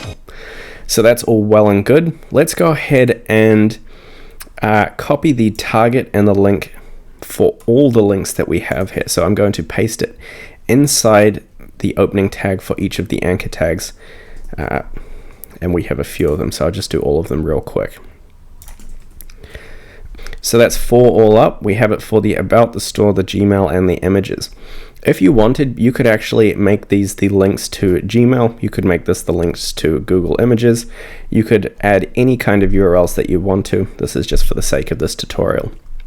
Now we also have the links with the icons. I'm going to paste it in for them as well. So that's actually 6 links all up. So that's well and good. And what I'm going to do is for the anchor tags that have the text inside them, I'm going to give them all a class. So if we come up to the very first anchor tag, this is going to be a class of text link. And I'm actually going to change that so it says text-link. So that's a class. Now I'm going to copy this class and paste it once again in the attributes area for all of the text anchor links that we have. So that's 4 all up. And then what I'm going to do for the other 2 links where they're icons, I'm going to give them a class, and that's going to be an icon link. And that's going to do something slightly differently. So I'm going to copy that class and paste it in the attribute area for the other icon link. Now if we come back to our document, we can see we have all these underlines. They have some default styles. We'll reset them in a second, and now our icons will also be stylable, and we can select them inside of the CSS using that class. Now if we come back over to our document, another thing I'm quickly going to do is target the body. Now if you recall, the body is basically everything visible on our page, and I'm going to give it a font size, and that font size is going to be 0.9 rem. Now 1 rem is the default font size. I'm going to set everything else to 0.9 rem, so that's just going to size it down a little bit. You can see that our text just here got a little bit smaller, and that just looks a little bit cleaner. Now you'll also notice that our icons got smaller, and that's because we size our icons also using a font size.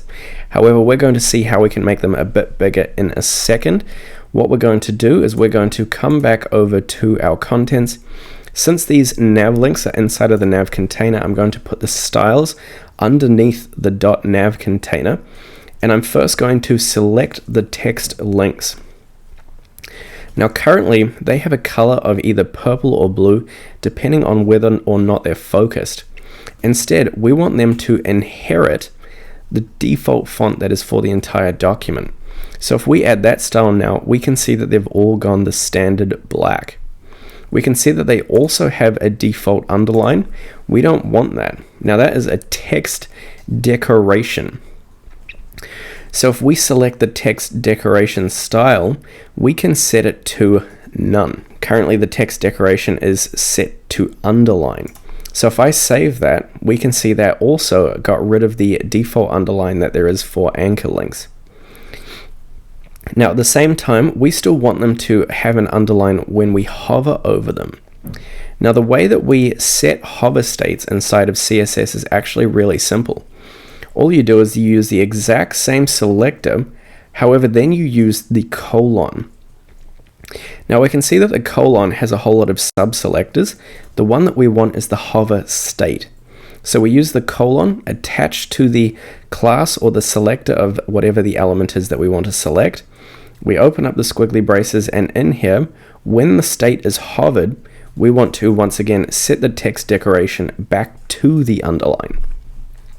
So what that means is that our default state is the text link. It has no text decoration, it has no underline. However, when we go and hover over that element, then we will get the underline. So we can see that's working perfectly just there. We've got all our rec rolls. The next thing we're going to do is focus on these icons. Now for the icons, I'm going to select them just underneath the text links, and that's going to be icon link. We use the period at the start because it's a class, we're selecting a class. And if I open them up, the first thing I'm going to do is set the font size back to the default of 1 rem.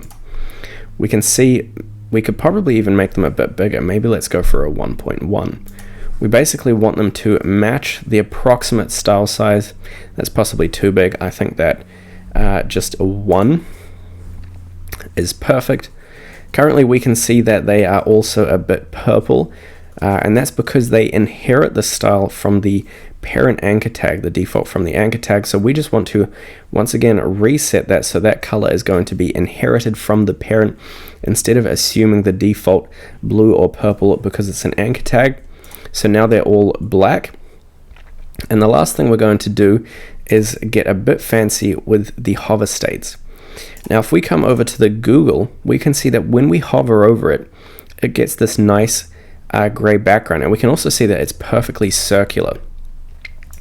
Now the way that we're going to create this effect is the first thing we have to do is actually make sure that the sizing of the icon link is perfectly circular. If I go ahead and set a background to green, for example, or maybe pink, we'll see that these are currently not circular elements, and that's going to be pretty annoying for us if we do in fact want to make them circular. So what we're going to do is for the icon link, I'm going to set a width element. Now the width is going to be approximately the same as the image. It's going to be maybe 24 pixels. So if we come back, now we can see that they both have a width. However, the effect of that has meant that the icon is no longer centered in that width. Now before we worry about centering the actual icon inside of the anchor, the first thing we're going to do is actually make it perfectly square. If you remember how we did that before, you could technically set a height of 24 pixels, but I prefer the aspect ratio. If we set it 1:1, that means for every one value of whatever is set, in this case the width, for every 1 pixel of width we need 1 pixel of height.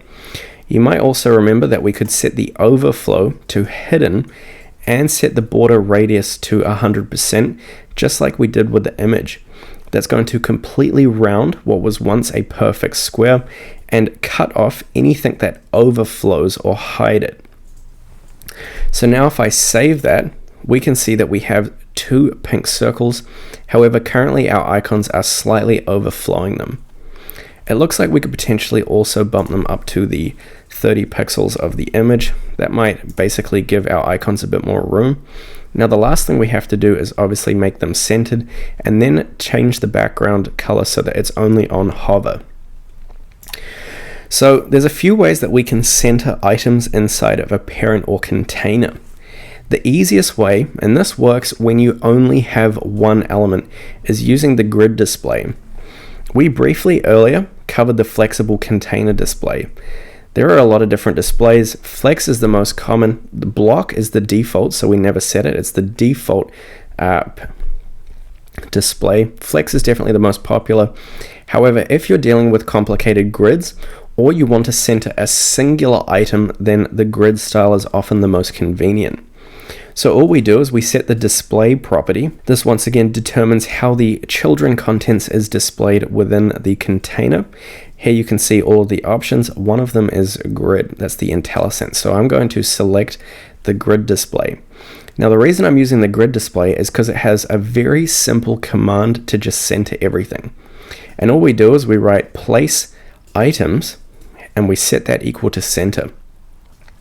that works specifically for the grid display, and it just basically says any items within this container, set them bang smack in the middle. So if I go ahead and save that, we can see that our icons are now perfectly centered inside.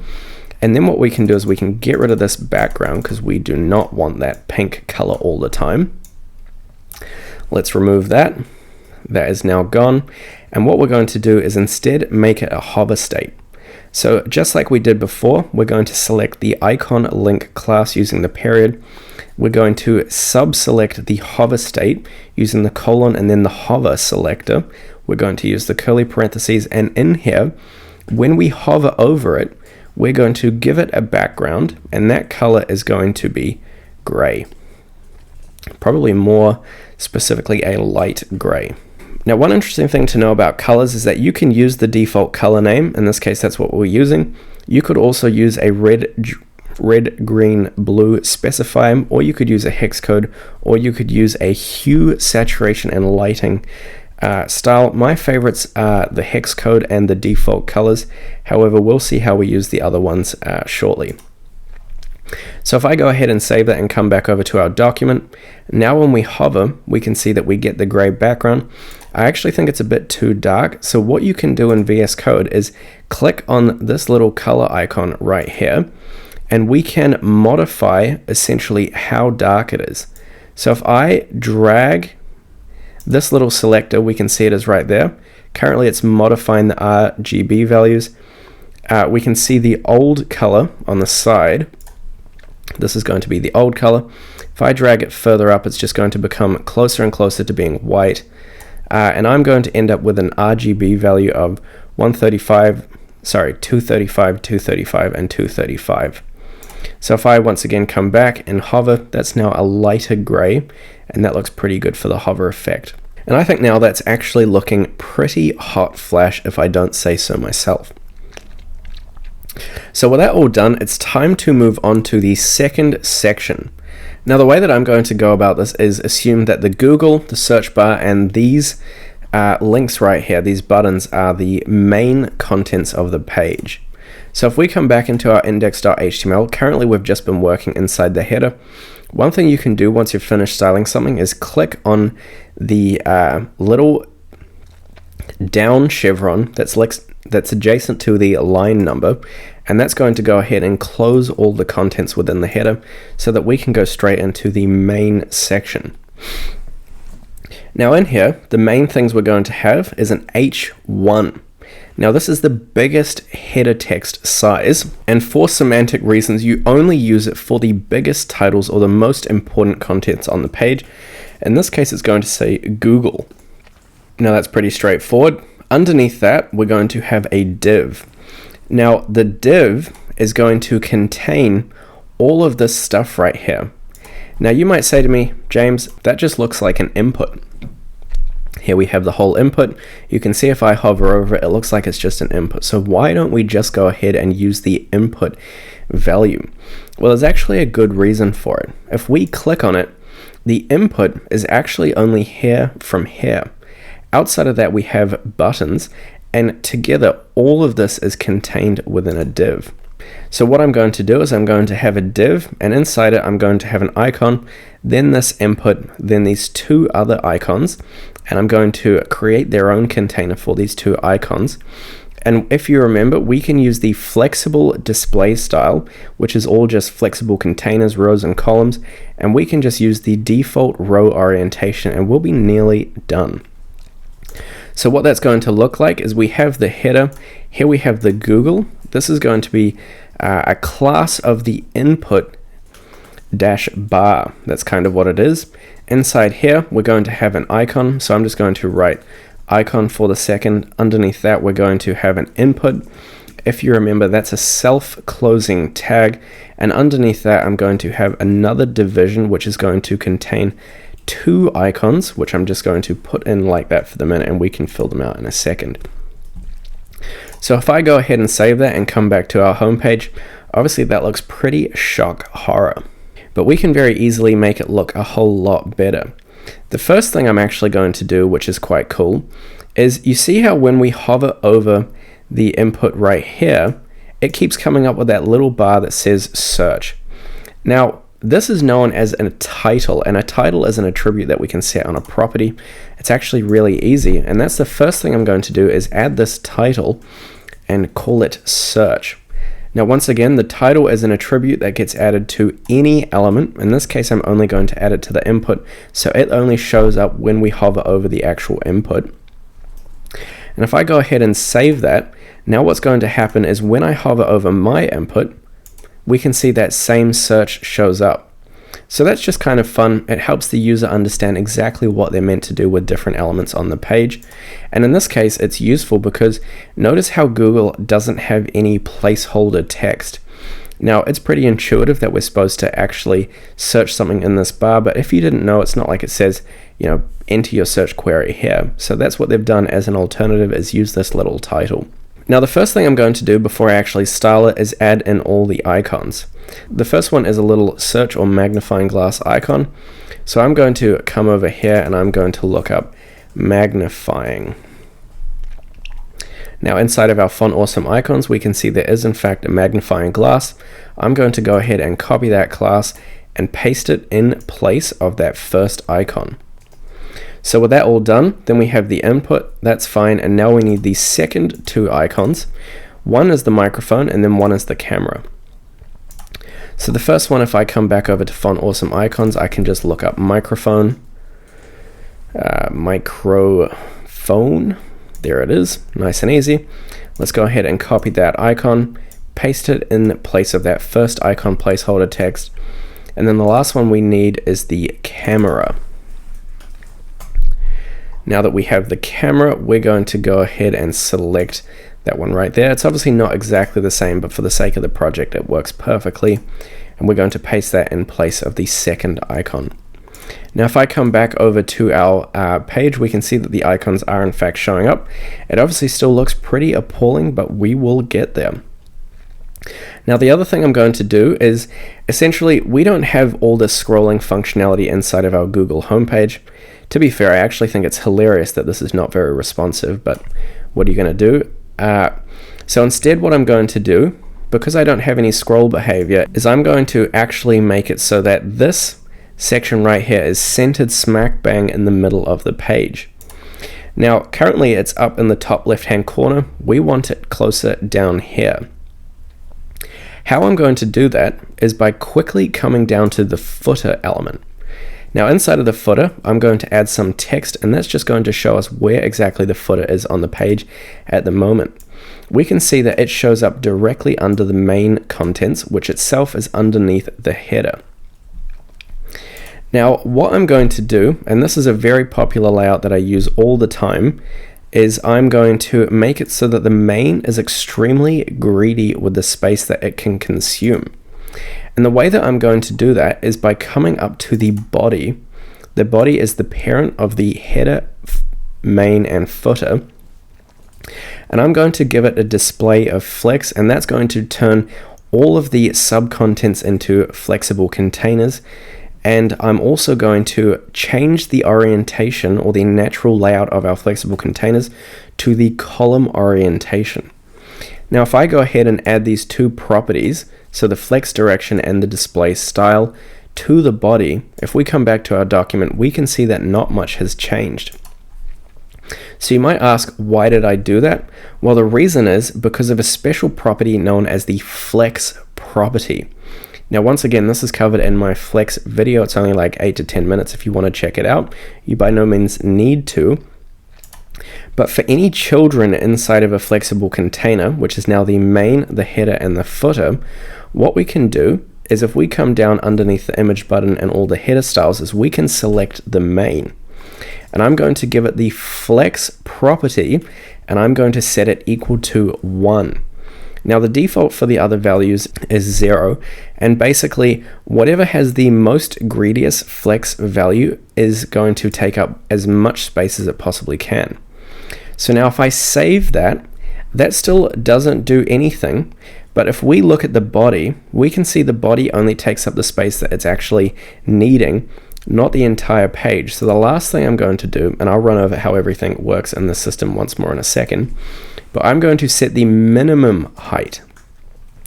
Now, instead of just setting a height on an element, the minimum height basically allows it to grow as big as it wants, but no smaller than 100% of the view height.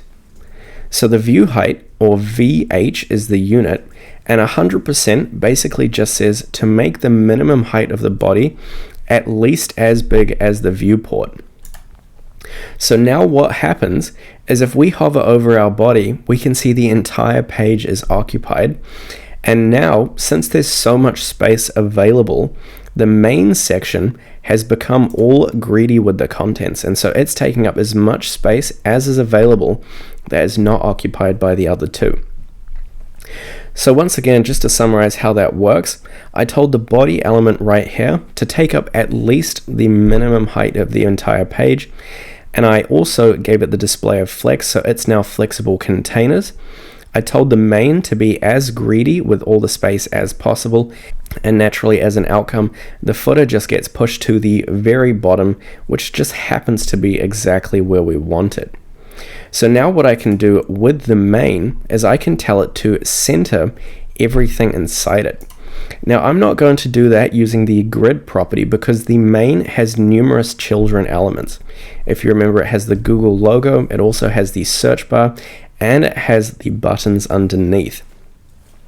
So instead what I'm going to do is when I have a whole lot of stuff to center, I use a flexible display. Now, once again, that turns everything into a row by default. So now what we need to do is specify the direction, the flex direction, set that back to a column display. If I save that, we can see that nothing has changed, but now these are in fact flexible containers with a column default orientation.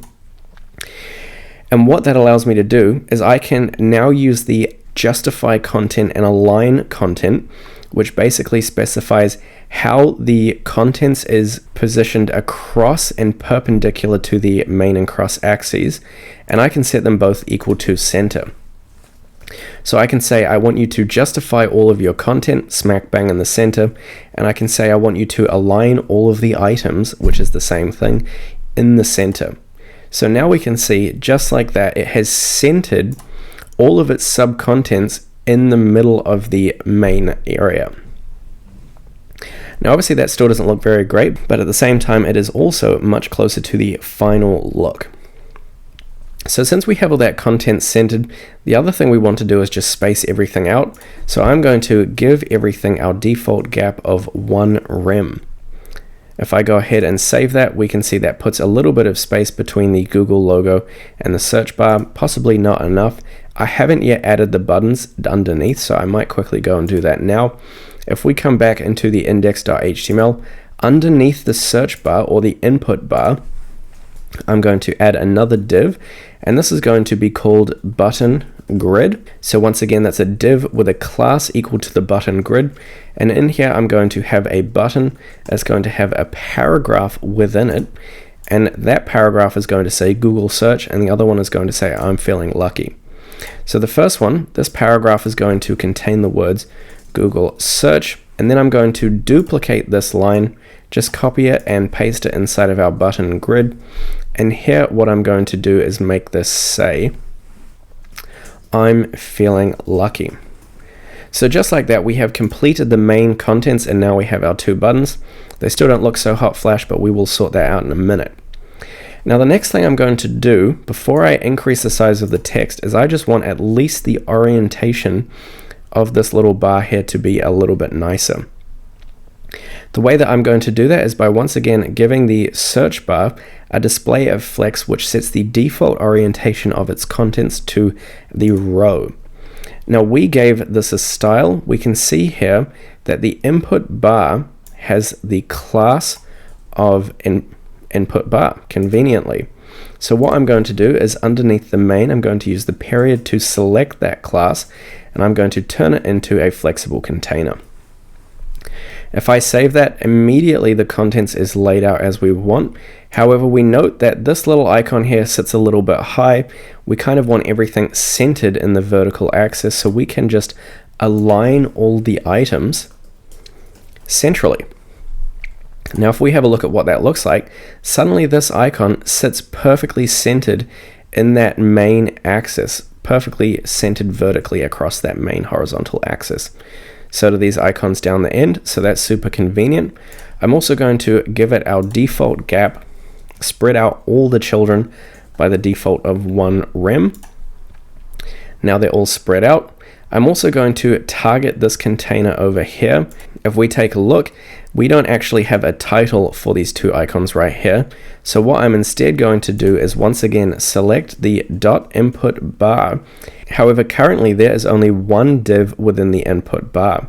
So what I can do is I can use the combination selector to select that div. So I can put a space after the input bar, and I can say look for any divs within the input bar. Then I use the curly braces. I'm going to once again give this a display of flex, align all the items centrally because I still want a row layout and I want everything aligned across that row nicely. And I can give these a gap of 1 rem as well. So if I go ahead and save that, now we can see that the 2 buttons at the end are nicely laid out. And now what we can do is start to make the whole thing look nice and pretty. So to do that, what I'm going to do first is give the width of the input a width of 100%. That basically says I want you to occupy as much horizontal width as is available. So if we save that, we can see that now it's gone to the maximum extent of the page and it takes up pretty much as much width as it can. Now we don't want it to come to the very exterior of the page. We want to maintain our 1 rem padding. So I'm going to give the padding to the main section, which is the parent container, of 1 rem, and that's just going to push it in. We can see that nice green border come around all of this contents. Now since this bar right here occupies the whole width, we can now tell one of these elements to be as greedy as possible with the space, and we're going to basically make that the input. So the input is going to be as greedy with the space, and that will push all these other elements down the end. And since the parent is a flexible container, all we have to do is select the input within the input bar.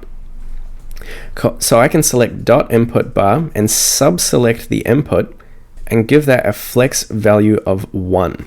If I go ahead and save that, we can see that now pushes everything out to the far extents of the bar. And the last thing I'm going to do is I think that the 100% width is currently too big.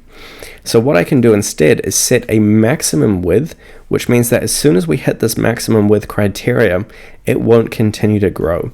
And I'm going to give that a value of 600 pixels. So now it's still occupying the maximum width, but as I continue to make it smaller, we can see that it automatically centers itself when it hits that criteria. So here we can see that the input bar no longer takes up the maximum width of the page, and I might actually drop that down to 500 pixels. I think that's just a little bit too big. So if we save that, now we can see that our search bar is centered and it only takes up a maximum width of 500 pixels. So with that done, now what we want to do is get rid of this default border on the input. We already have the input selected here, so what I can do is I can give this a border of none. That's going to get rid of the border. Now inputs have a few other default styles that we need to get rid of. One is known as an outline. I'm going to set that to none as well. If I save that and come back, we can see that's gone. That's absolutely brilliant. So that takes care of that issue. Now what I instead need to do is give a border to the entire search bar. So in this case, it's just the input bar, and I can give that a border of 1 pixel solid light gray. And what I'm actually going to do is copy the RGB value that we used above on the link icons for consistency. Now once again, just to cover how the border style works, so far we've only set it to nothing. Essentially, it takes 3 parameters. The first is the width of the border. The second is the style of the border. For example, solid means one solid line as opposed to a dash line. And the final parameter is the color, and they're just space separated. So if I go ahead and save that border, we can see that now our search bar has a slight border around it. Currently it doesn't look very good because it needs a bit of a padding, so we can quickly add in a padding. That's just going to be padding of 1 rem. Let's go ahead and save that. That looks a bit closer, so there's a bit of space around the outside. So the last thing we need to do now is just give it a border radius. That's going to round the ends, and the value I'm going to set for the border radius is 1 rem for consistency. Now often border radius is just something that you'll want to experiment with different values until it looks appropriate. I'm not going to go for a completely circular border, I'm going to go for one that's just quite rounded. As you can see right here, I think that looks pretty excellent. And now we can search in our search bar, and if we hover over it, we get that little title showing up. And with that border looking well and good, if we come back to the Google homepage, we can see that the search bar here has this shadow when we hover over it. So what we're going to do in our own document is come back here. When we select the input, we can see that it doesn't have a shadow, and we actually have a secondary issue. If I inspect this page, we can see that the input pushes the icons out the side. So what we're going to do is we're going to come into the styles.css sheet. If we come down to the input bar where it has flex 1, we're going to add a width property. Now the default width exists in here, and what we're going to do is just set it to a custom value of 100%. That means only take up 100% of the width, no more, no less. Now if we save that and come back to our document, we're going to right click, inspect the page, see if that's worked. And now when we come to a small screen, we can see that the icons don't get pushed off the edge because the width isn't trying to be a custom or a fixed amount. It's flexible to 100% of the total width of the container. Now, as for the search bar or the input bar shadow, the way that that works, if you remember, it's a hover effect. Now we want to get the input bar, and the hover, we use the colon, and then we target the hover state on the element that we want to add the effect to, which is our input bar, which itself is selected using the input bar class, which has the period to use the class selector. Now in here, what we can add is a box shadow effect. Now that's pretty self-explanatory. It's a shadow around the box or the container element. And it takes 5 inputs, quite a few of them. The first is the horizontal and vertical offset. Now both of these are going to be 0, so we just have 0 spaced out from one another. And the next one, I think it might even tell us, is the spread and the blur. So this is going to be 0, 0. The spread is going to be 2 pixels, and the blur, actually the spread is going to be 1 pixel, and the blur is going to be 2 pixels. And then the last input on the box shadow is the color. For that, we're going to have a light gray. So if we go ahead and save that, now when we come back to our input, we can see that when we hover over it, we get the shadow effect. Now it's obviously way too dark, so what I'm going to do is come into the selector right here. You click on the color, and we can see the current value is there. I'm going to drag it further up so it's much lighter. We can see the difference in colors, the original and the old one. Now if we save that, and I'm also going to increase the blur. That's going to make it less dense and more spread out. And so we're kind of getting there. I think that I might actually have the values the wrong way around. So I'm going to swap that to a 4 pixel and that to a 1 pixel. Let's see if that's blur and then spread. And that's the effect that we're looking for. That looks very nice. Now the other thing is when we come off it, like let's say I select the Google input and then I come away, I'm no longer hovering it, we can see that the shadow stays. Now inside of the CSS, we can target that state as well. That's called the focused or focused within state. So all we do is we once again select the element and we target the focus within state, which means that an input within this container is the focus or selected. And all we do is we copy the exact same box shadow. Now this is actually an interesting thing because if we just copy this box shadow, it's essentially like us duplicating code, and ideally inside of programming as a best practice, we don't want to duplicate our code. So what we can actually do is we can apply the same styles or group of styles to 2 elements by comma separating the selectors. So here I have one selector. Now what I can do is I can comma separate a second selector, which is going to be the focus within, the input bar focus within, and that's going to apply this style to both these 2 selectors. So now if I save that, we'll see that when I select out, there's nothing. When I hover, we get a shadow. And when I click it and move my mouse outside, the hover or the shadow remains because we still have the focus within. So I think that's coming along really nicely. The other thing I'm quickly going to do is come back to the Google sign, because that's obviously going to need to be much, much bigger.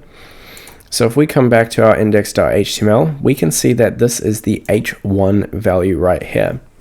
Now I'm going to give this a class, and this is going to be called title text, and that's actually going to be title-text. And now what we're going to do is copy that class, and I'm going to come back into the styles.css. Because it's above the input bar, I'm going to add the style in there as well. That just means it's going to be easy for us to navigate our style sheet as it gets bigger. And the first thing I'm going to do is modify the font size. Now the font size is a property that you can probably guess changes the sizing of the font. And I'm going to set it to a value of 4 rem.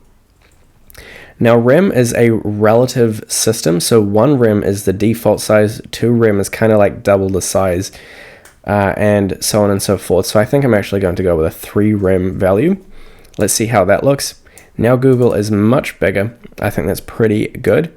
And we're going to see shortly how we can make it even larger on different screen sizes.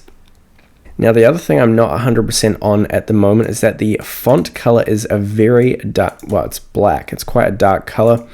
I prefer taking a bit of the edge off, and so what I'm going to do is inside the asterisk selector at the top of the page, I'm going to apply a color to everything in our entire document. It's going to be a default color, and it's going to be a hex code. Now to create a hex code color, we use the hash key, and then we have a 6-digit alphanumeric combination that specifies a color. In this case, it's going to be 0F172A. And then at the end of that, we have the semicolon. And now we can see if we come to the color profile, black is way down here. This is just a slightly less dark black with a slight, very minor blue tint. Now if we save that, that's just going to take the edge off some of the black, like the intense color, and make it a bit more visually aesthetic, and that looks pretty good. And the last thing we need to do is, currently these icons don't really have a hover state. Ours is going to be slightly different from Google. They have these drop downs. We're just going to add a visual representation of the hover effect, and the way that we're going to do that is by coming back into the index.html. Where we have the 2 icons inside of this div right here, what I'm going to do is give them both a class, and they're going to be called the input icons. Now notice right here how these icons have 3 classes, and the first 2 classes are space separated. All classes are space separated inside of here. That's why we use the dashes or underscores to create the class names. We're adding a 3rd class. And so I think that should actually be singular. It's going to be input icon. And now what we can do is come back into our styles.css, and we're going to, underneath the main, and inside the input bar styles, so approximately here, it's inside of this div right here. So I'm going to say dot input dash icon. That's going to select both elements with that class. And what I'm going to do is actually use the hover state, and the effect that I want to add is when we hover these items or these icons, I want them to become slightly transparent, slightly less opaque. And that is all about the opacity of the element. And so what I'm going to do is, when they are hovered, when we've activated the hover state of this class or the elements containing that class, I'm going to add an opacity of 0.6. Now opacity exists on a spectrum from 0, which is completely transparent, up to 1, where it's fully opaque. So now what will happen is, when we hover over these icons, we will add in an opacity of 0.6, and we can see that that makes them slightly less, once again, opaque. And the other thing I'm going to do is that technically they should both be buttons. So I'm going to create a button tag up here, and I'm going to wrap each icon inside of the button tag. So just like that, now we have two buttons and each of them contains the icon. And I'm actually going to move the class from the icon itself to the button. So we add the class attribute to the button, and we're going to move that input icon class up to the button. Just because it's the button that should actually get the opacity, not the icon itself. So now that looks pretty equivalent, except obviously because it's a button, the button default styles have been introduced. We can go ahead and get rid of them by also modifying the same class. We can modify the input-icon.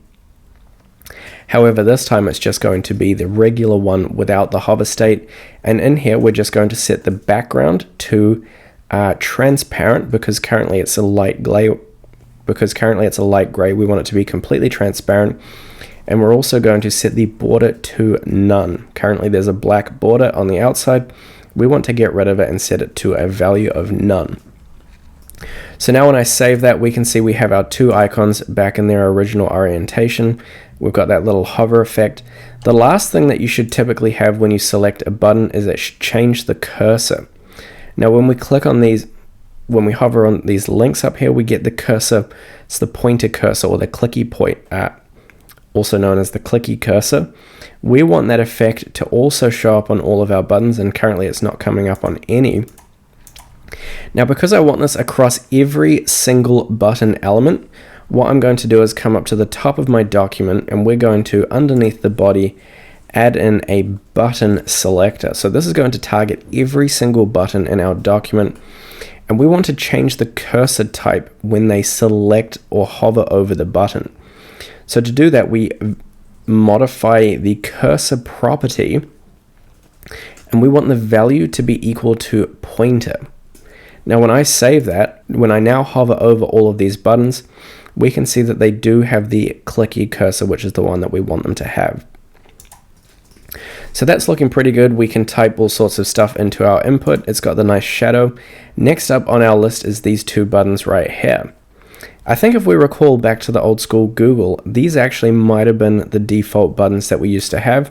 However, obviously now they look a bit more cash money, but that won't be very hard for us to implement.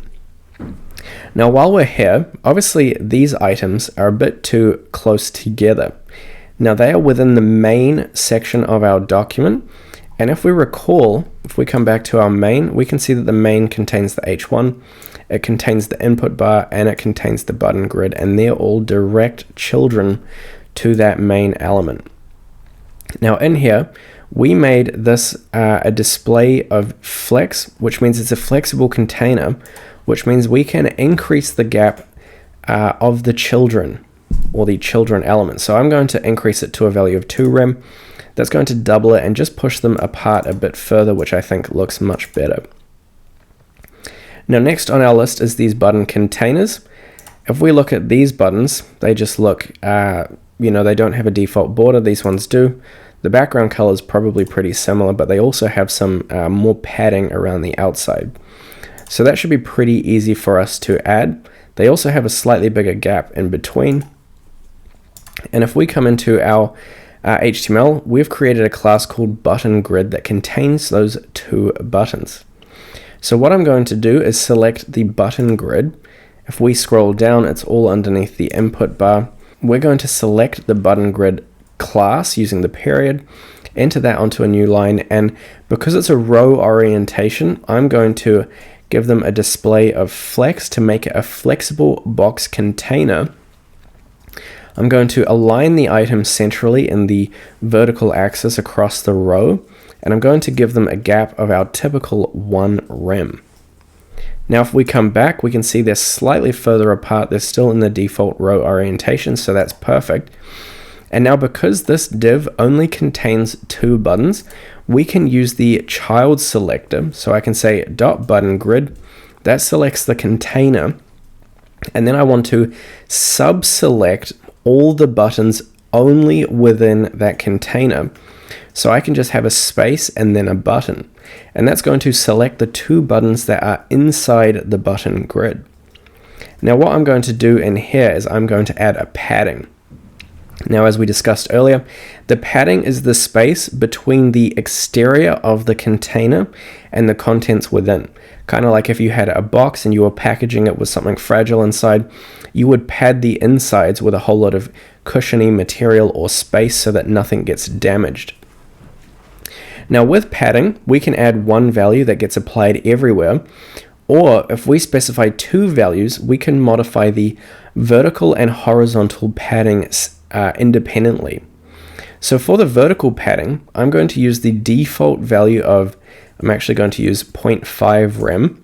And then if I add a space, I can then modify the horizontal padding independently. So I'm going to use double the amount of 1 rem. So that means that this first amount is the vertical padding. So that's the padding above and below the contents. And the second value is the horizontal padding. So if we come back, we can see that the buttons are now much larger and they have that spacing around them, which looks super nice. Now we obviously have to get rid of the borders, so that's pretty easy. We know that we can just write border none, super straightforward. Now the borders are gone, we're that much closer to having some nice looking buttons. The next thing is that the background color is too dark. So what I'm going to do is modify the background color. I'm going to go for the light gray, just so that I can get that little color selector to show up. And then what I'm going to do is modify it. So if it's there, I'm going to move it up. Once again, we can see the old color versus the new color. I'm going to save that. And that's actually still looking pretty dark, to be fair. I might even bring it up a bit further. That should be pretty close to white. And now that's looking quite translucent, so that's pretty good. The other thing I'm going to do is add a slight border radius. Now, once again, that rounds the corners. And in here, I'm just going to use the value of 1 rem. If we save that, that looks way too round, so I might actually change that to a 0.25 rem. Now we have some nicely rounded corners, and the last thing we need is when we hover over them, we need that shadow to show up. Now it's a fairly equivalent shadow to the shadow we have on the input bar. So what I'm actually going to do is select this selector right here, the buttons within the button grid. I'm going to come up to where we created this box shadow. And because I want to use this exact same line, I'm going to add a third selector to this style. I'm going to select that. However, we only want to apply it when the button has the hover state activated. So now if I save that, we can see that that's the actual Google homepage. That's not our one. We can see that now these elements have that box shadow showing up around them when we hover over them. Now if we come back to Google, we can see it's actually a much darker shadow. So I think what we're going to have to do is create an independent shadow. So I'm actually going to remove that code right there and just do it a second time down below. So if we select the button grid and go for the hover effect, and you know what, I'm going to change my mind completely and we're going to make our own style. What we're going to do is we're going to add a border back to the button. So here when we have none, what we're going to do is we're actually going to create a custom amount. Now if you recall from earlier, the border has 3 values that it needs. The first is the width of the border, for that it's going to be 1 pixel. Then we have a space, and then we have the second parameter for the border, which is going to be solid, and that just means that it's a solid line. And then last but not least, we have the color. In this case, it's going to be a slate gray color. Now I actually lied about the slate gray. That's going to be the effect we want to have when it's hovered. However, when it's not hovered, we're going to want to set it to transparent. Now there's a good reason we do this. You might ask, why don't we just add the border when we have the hover effect? And that's going to make our buttons go all jumpy, because whenever we hover, it's going to add 2 pixels in every direction. And so it's going to throw everything all over the place and make it look like our screen is jumping. So what we have to do is we have to create the border at the very start so that it exists spatially. And then all we do when we hover is we actually just change the color and nothing else. We don't add a border. The border already exists. It's just see-through. Now we just make it opaque and give it a color. So what I'm going to do is copy that line and paste it into the hover effect. And then when we have transparent, I'm going to change that to the slate gray color. And now what that's going to look like is when we hover over them, they're going to have these nice borders applied to them and they don't look all jumpy. Just to demonstrate what I was talking about before, if we comment this line out and change it so that it is none here, you can see that when I hover, there's a slight jump in the spacing as it creates the extra 1 pixel in every dimension. So that's why we have the transparent border and make it exist from the get-go. Now this is actually a good opportunity to introduce what is known as a code comment. Every different language, programming language, has a syntax unique to it for creating comments, where a code comment is basically just invisible code to the program. The human can read the code, but the program cannot read the code. So in this case, to create a code comment, what we do, we could write, "Hello, my name is James." Now currently that's all underlined and it's broken the rest of our CSS because it's not valid CSS. And so what I can do, I think it's typically Command or Control and then the / is to auto comment. Or what you can do is you can make any lines of code invisible to the program so that only humans can read them by surrounding it in the / that's the open of the comment, and then the close of the comment is the inversion. So it's the asterisk, then the /, and that's now going to be invisible. Likewise, HTML also has the commenting ability. If I wanted to comment out all of this code, what I do is I wrap it inside of the > !, and then I close the commented code with the > and then the greater than sign. So that's just good to know. You can add comments which basically make your code more readable using that syntax. I'm just going to leave one here. Hello, my name is James. So if you check the GitHub, you can see the syntax for the code comments. So with that all done, we're just about ready to come down to the footer. In fact, we are ready to do the footer. It's going to be the last part of the page. Currently, all we have is this ASD written down there. Now, if we look at the Google homepage, we have basically a gray background and we have a line that subdivides the 2 rows. The top row just has the country. Actually, no, I missed something. We have this text right here that we need to add in. So that's going to be incredibly easy. That's going to go underneath our button grid and we can just add a paragraph. Currently, we can select the language. So we're going to say Google offered in. And then we're going to have the colon, and then we're going to have the language. Now, if we come back to the Google homepage, we can see that currently this is a selectable element. Right now, it looks like it's a link. So we are actually going to add a link, an anchor tag within the paragraph. Now, the way that this works is typically paragraphs can't have any subcontents. They're not a container tag. The exception is made for an anchor or an anchor tag, where in here I could add the language. This is going to be multi. And in here I'm going to give this a class, which is going to be the language-link. So, we can add anchors within paragraphs where, for example, if I now click on multi, it's going to link us to an external site.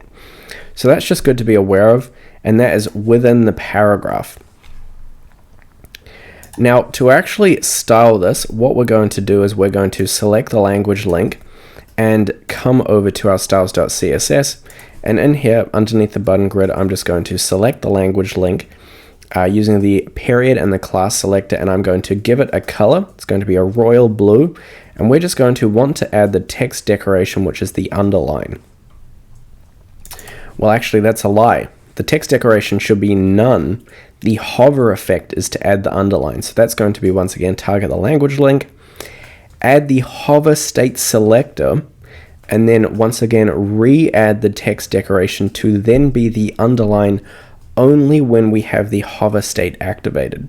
So if I now come back to our home page, we have Google is offered in multi, and when I hover over that, that allows us to select it and the underline shows up.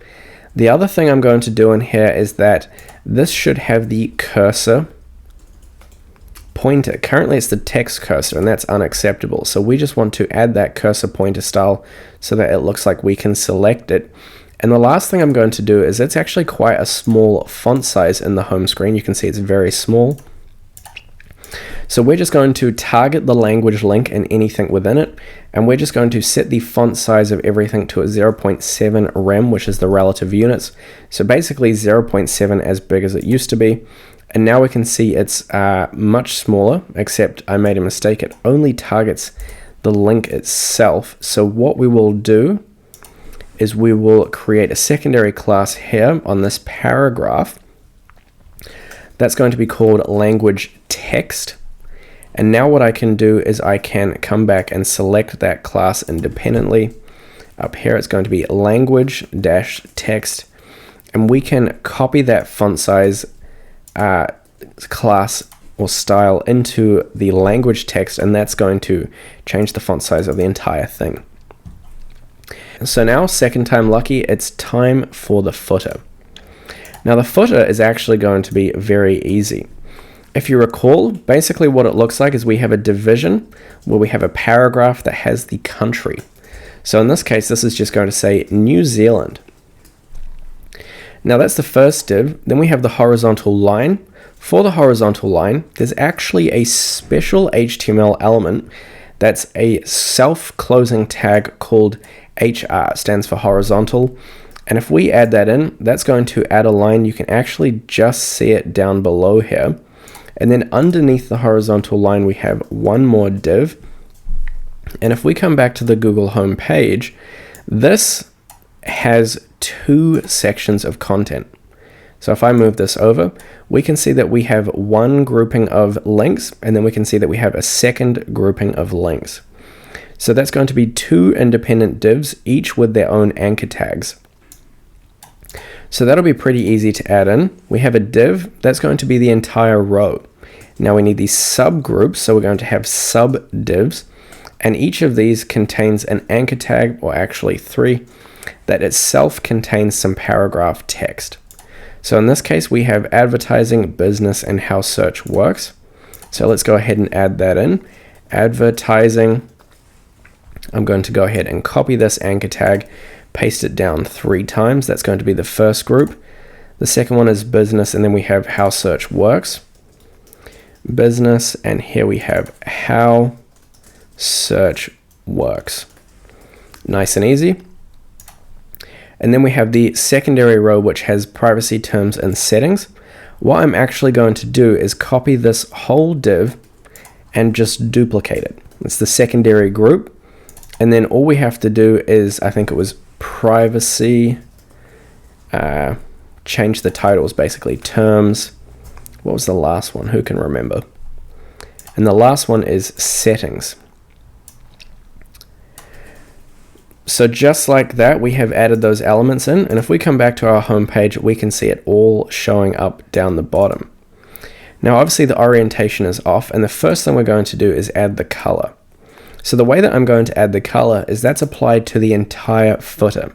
Now the footer is single use, so I'm happy to use that as the selector tag and just select the footer and give that a background color of our favorite light gray. So I'm going to go ahead and save that, and now if we come back to our page, we can see that's still a pretty dark gray, but we're one step closer. So I'm just going to go ahead and make it much lighter, drag that value up. If you wanted to use the exact values that I'm using, you can change it to the RGB red, green, blue color specifier and add 244 for each of the values. That looks much better. Now the second thing I'm going to do, if you remember, we have two main groupings of content, one above the horizontal line and one below. And they're both divs. And to select them, I'm going to select the footer and the subsequent divs within it. Now this is actually going to introduce an interesting bug into our code, but it's an important learning experience. What I'm going to do in here is give it a padding of 1 rem for each of those two divisions.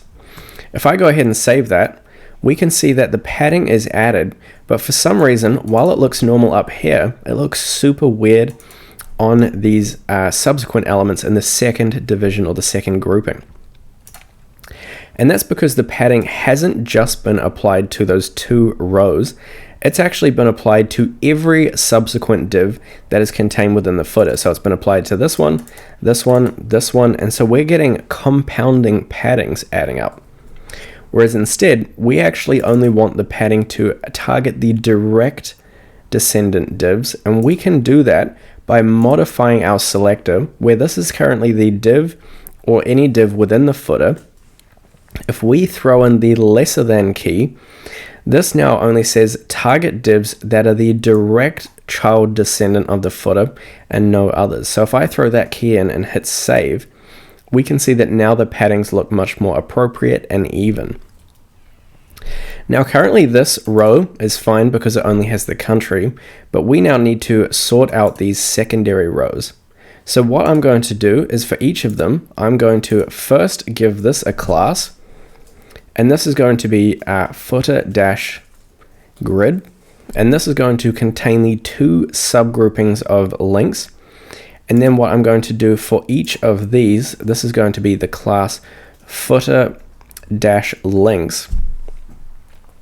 Now, if you want to know how I selected 2 places at once, what you can do is use the Alt key, typically, or on Mac it's the equivalent, and where my cursor is currently, I can select a new location and I can type in both locations at the same time. You don't have to do it, you can do one at a time. But for both of these 2 divs within the footer grid, we're going to give them the class of footer-links. With that all done, what I can do is I can come into my CSS and I can select them. So first we're going to select the footer-grid. Because it's currently a row that's going to be pretty easy to modify, we know that we just give it to the display of flex to make it the flexible container. We align the items in the center. And what I'm going to do here is I'm actually going to justify the content space around.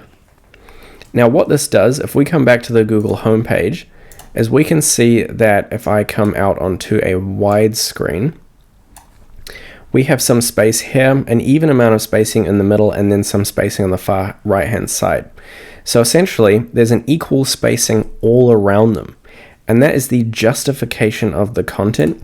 And so by adding the space around justification in our own code, we can achieve this same effect, ensuring that if everything is tight and snug together, that it maintains a 1 rem gap at all times. So if I go ahead and save that, we can see that that has spread out the 2 currently columns. We'll turn them into rows in a second, and it's got a gap, and there's a gap between them. So the last thing we need to do is, where these 2 groupings are now in this total row, is make the groups themselves also have row orientations. And we can do that by selecting the footer links, give that a display of flex as well, align the items centrally, and just give them a gap of also 1 rem. And just like that, we have our footer pretty much done. The only thing I think is wrong is that the font sizes are a little bit big. So for the footer, I'm just going to give everything inside it the font size of 0.9 rem. And I lie, I'm actually going to make it 0.8 rem.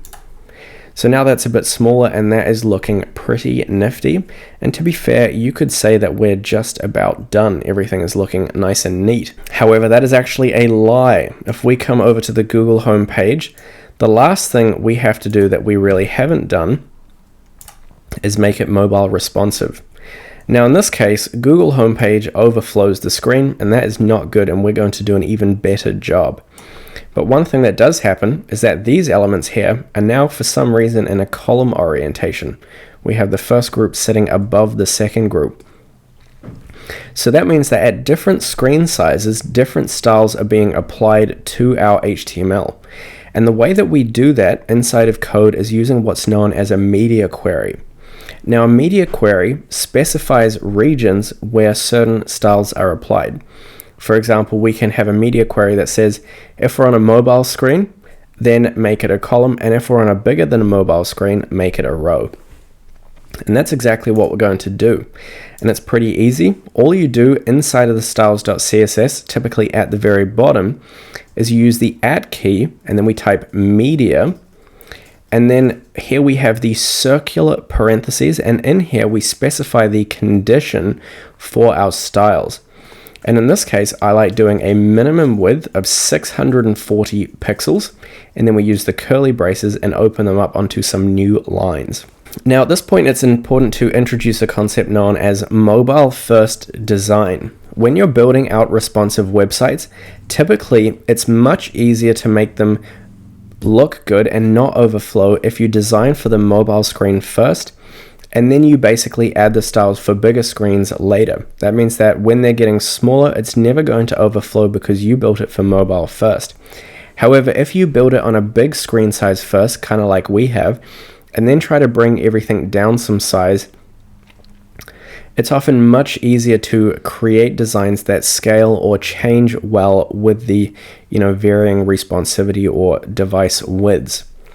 So what we're going to do in here, we specified that we want these styles to be applied when the minimum width of the screen is 640 pixels. That means that the screen is actually bigger than 640 pixels. Currently, a lot of the styles that we actually have applied are for that condition. So we need to move them in here and put the mobile ones as the default in their place.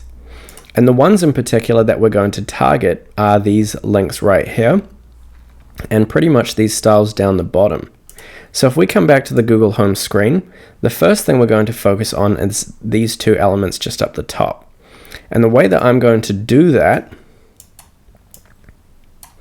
is by coming up to our screen and actually finding them. If we look inside of our index.html, we can see that those elements right here are inside the header, which we closed earlier, and they're the nav container and they're the text links.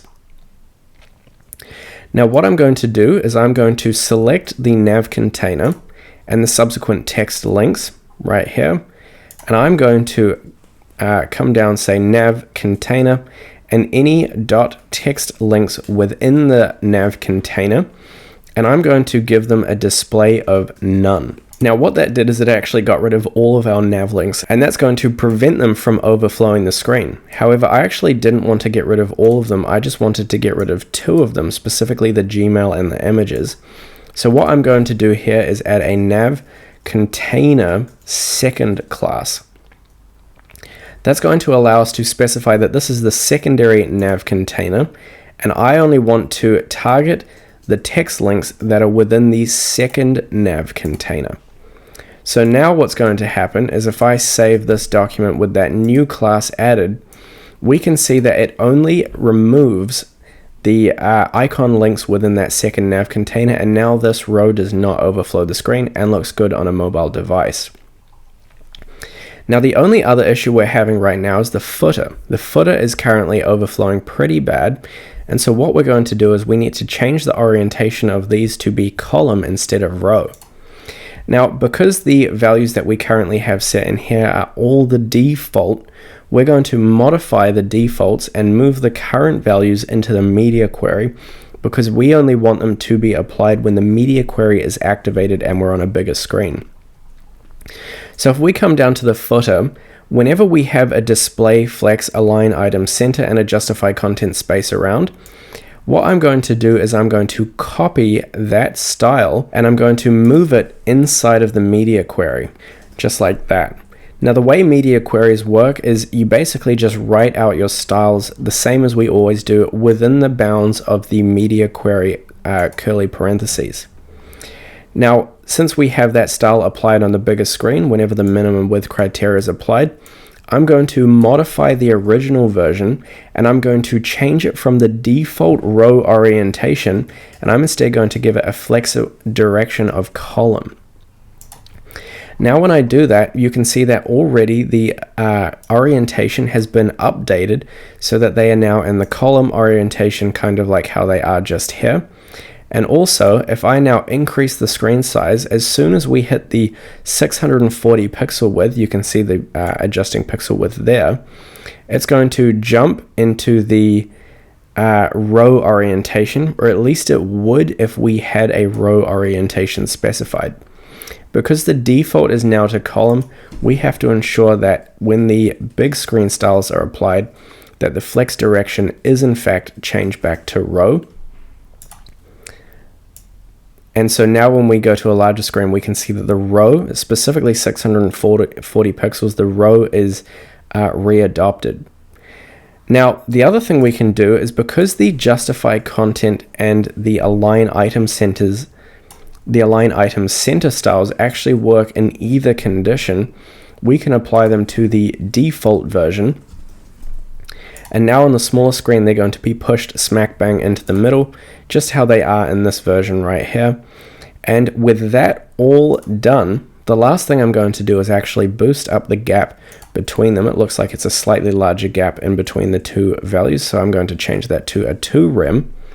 I'm also going to drop the text size on the small screen to a 0.7 rem.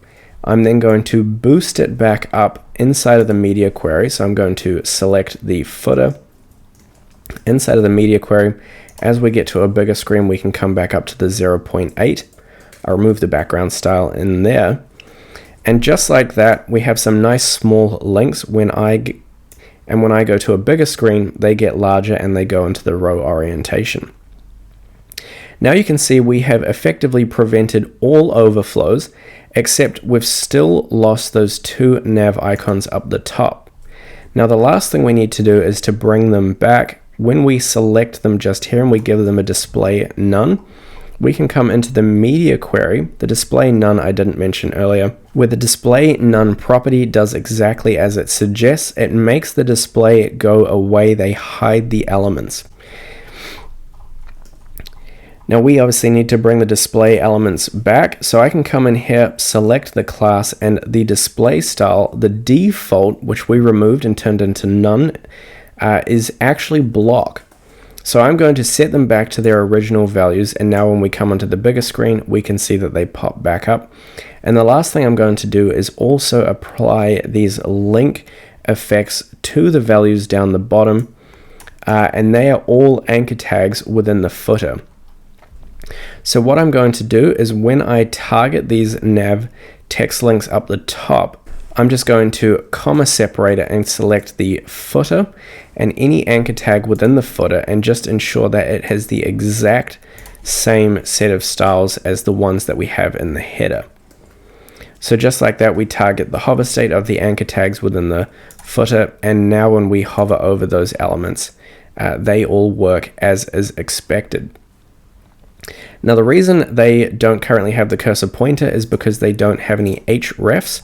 What we'll have to do now is come in and just quickly populate them all with an href as an attribute to each of the opening tags. And so what I'm going to do is, in the first one, I'm just going to add an href of /. That takes us to the home route, which is the page that we're currently on. So this will in effect just refresh the page, but it will actually make the link fully functional, which is all we're looking for the minute. So if I save that, now these links are in effect. You can see if I click them, they just refresh the home page. We've got our little YouTube Rickrolls in the corner up working nicely. And that is our Google home page, looking absolutely brilliant. The very last thing I just want to do is I want to ensure that the main has some vertical padding around it, and that's just going to stop everything from scrunching up too close together. So we can just select the main element, and instead of just having one padding value for both the horizontal and vertical directions, this is going to become the horizontal, and I'm going to specify one in front, which is 4 rem.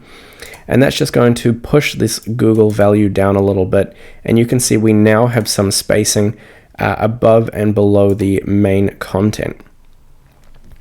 Now with that all done, we are finally ready to publish our project to the internet. It looks brilliant, it's super responsive, you can be extremely pleased with your work. How on earth do we take it from our local device and publish it to the internet? And the answer is a website called Netlify. This will be linked in the description down below. Now this is completely free. You will need to create an account. I'm going to log in. And it will bring you to a home page that probably looks a little bit like this one. Now from in here, what you're going to do, the team overview, is you're going to click this Add New Site button. Once you're in here, you're going to select the Deploy Manually button, and here it asks you to drag and drop your site output folder or browse to upload. More specifically, it says to drop a folder with your site's HTML, CSS, and JavaScript. We're going to do exactly that. We're going to click Browse to Upload, find our project folder, which is the HTML, CSS Google homepage, and I'm going to select the Upload button, which is just behind my head on the screen. Select that Upload button. Yes, I want to upload the 4 files to this site. That's going to upload everything. You can see it's saying don't refresh. And now it has deployed our site to the internet.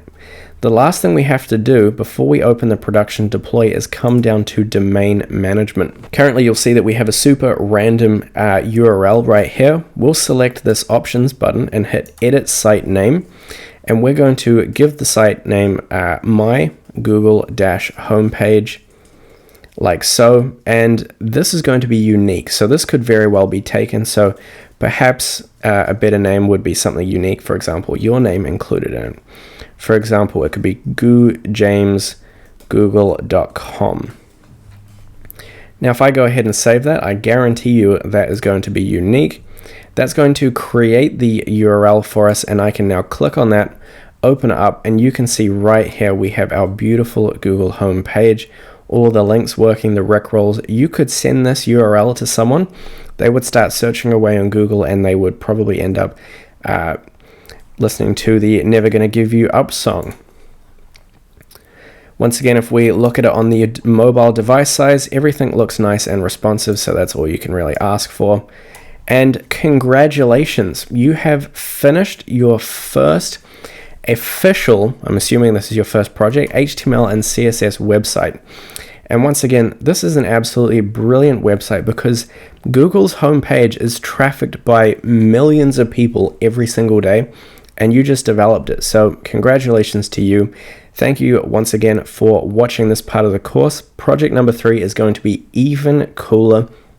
If you have any questions, you're always welcome to post them in the GitHub. And if you enjoyed the video, smash the like and subscribe buttons, star the GitHub repo, and let's dive into the third and final project, our personalized portfolio website. Congratulations, you have now finished 2 of 3 chapters of this HTML and CSS full course, and it is finally time to build out the ultimate project in our Learn to Code with HTML and CSS journey, the web development portfolio.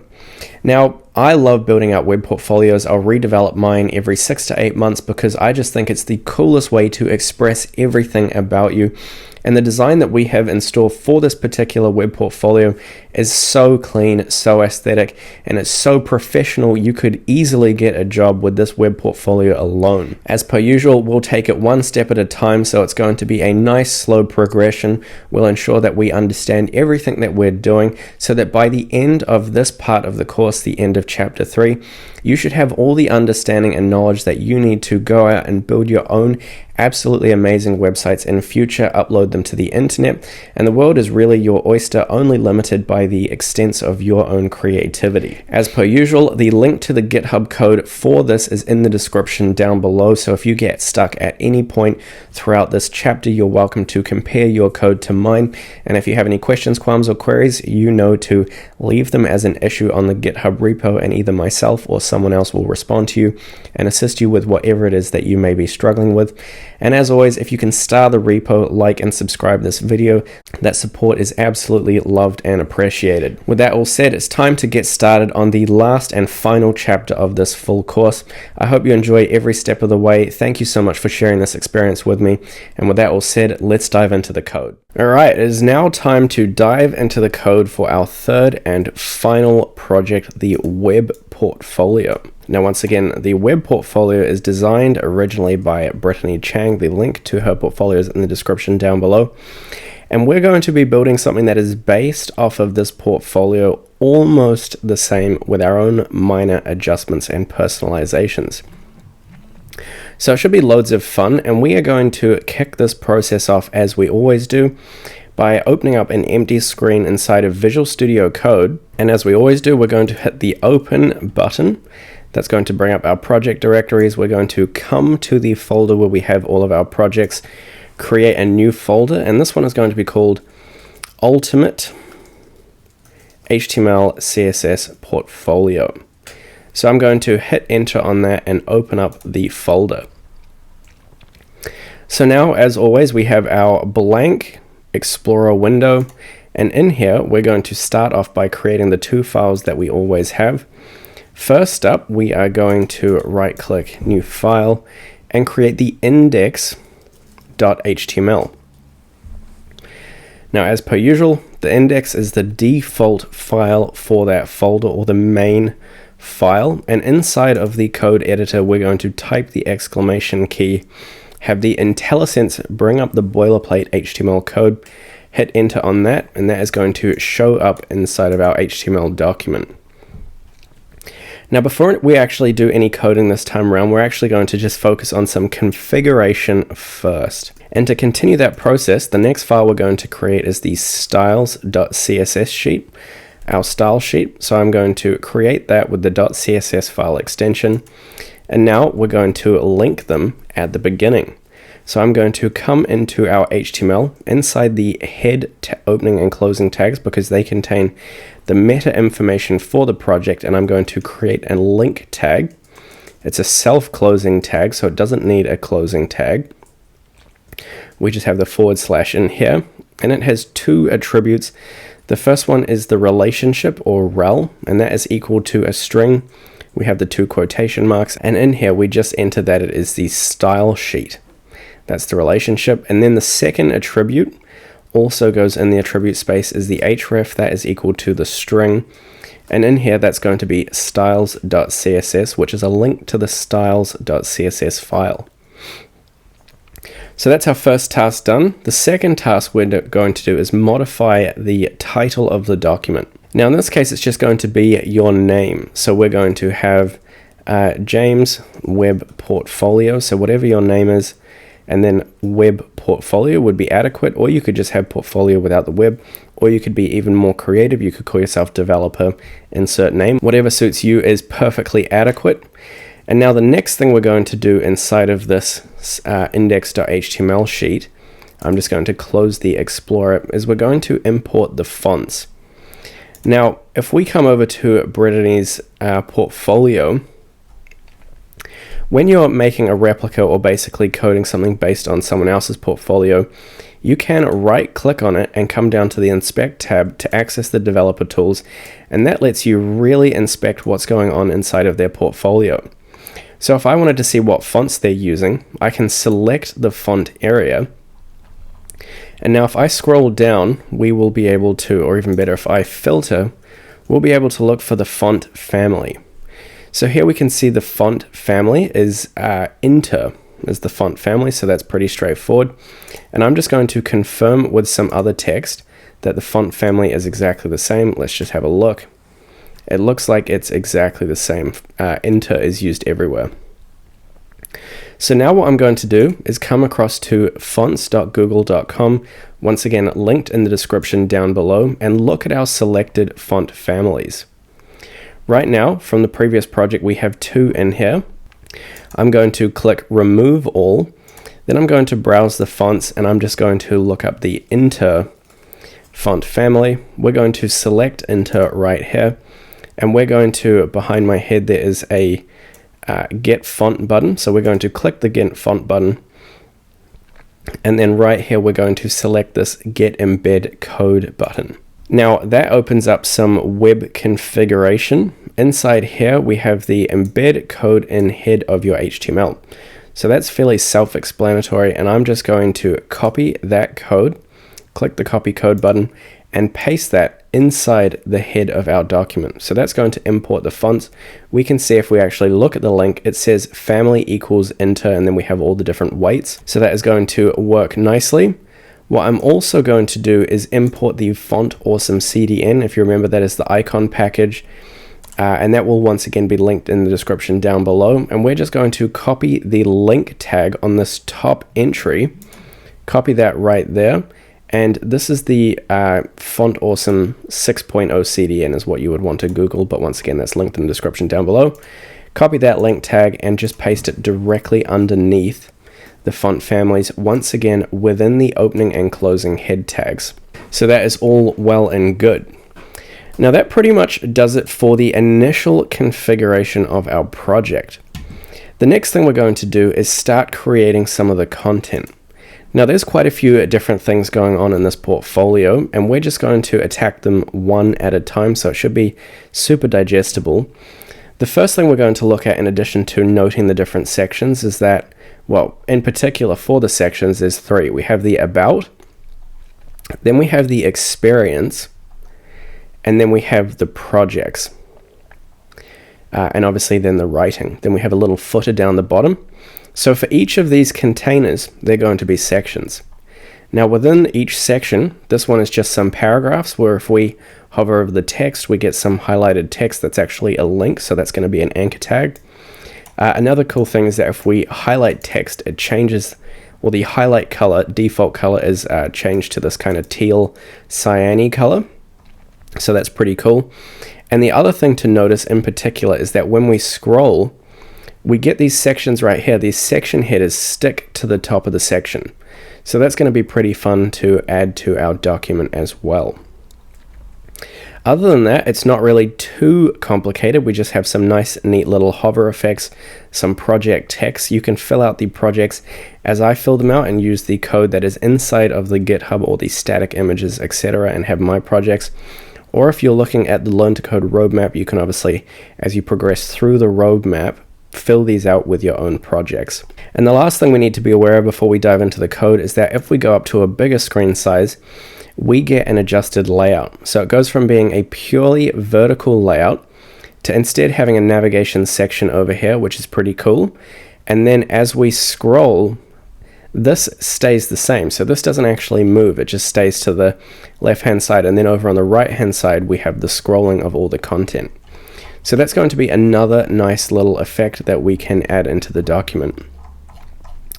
And that's pretty much all the features we really need to be aware of. And with that done, we can start coding, or basically adding the content into our project. So I'm going to minimize this window over to the side for the second. Now, as I said in the last tutorial, we're going to do the mobile design first because it's easier to go from a mobile and adjust to a larger screen than go from a larger screen and try squish everything into a mobile device. And we are going to hit the ground running first by having the main or the single-use semantic container tags in our document. So number one is going to be the header. Underneath that, we're going to have the main. And then underneath that, we're going to have the footer tags.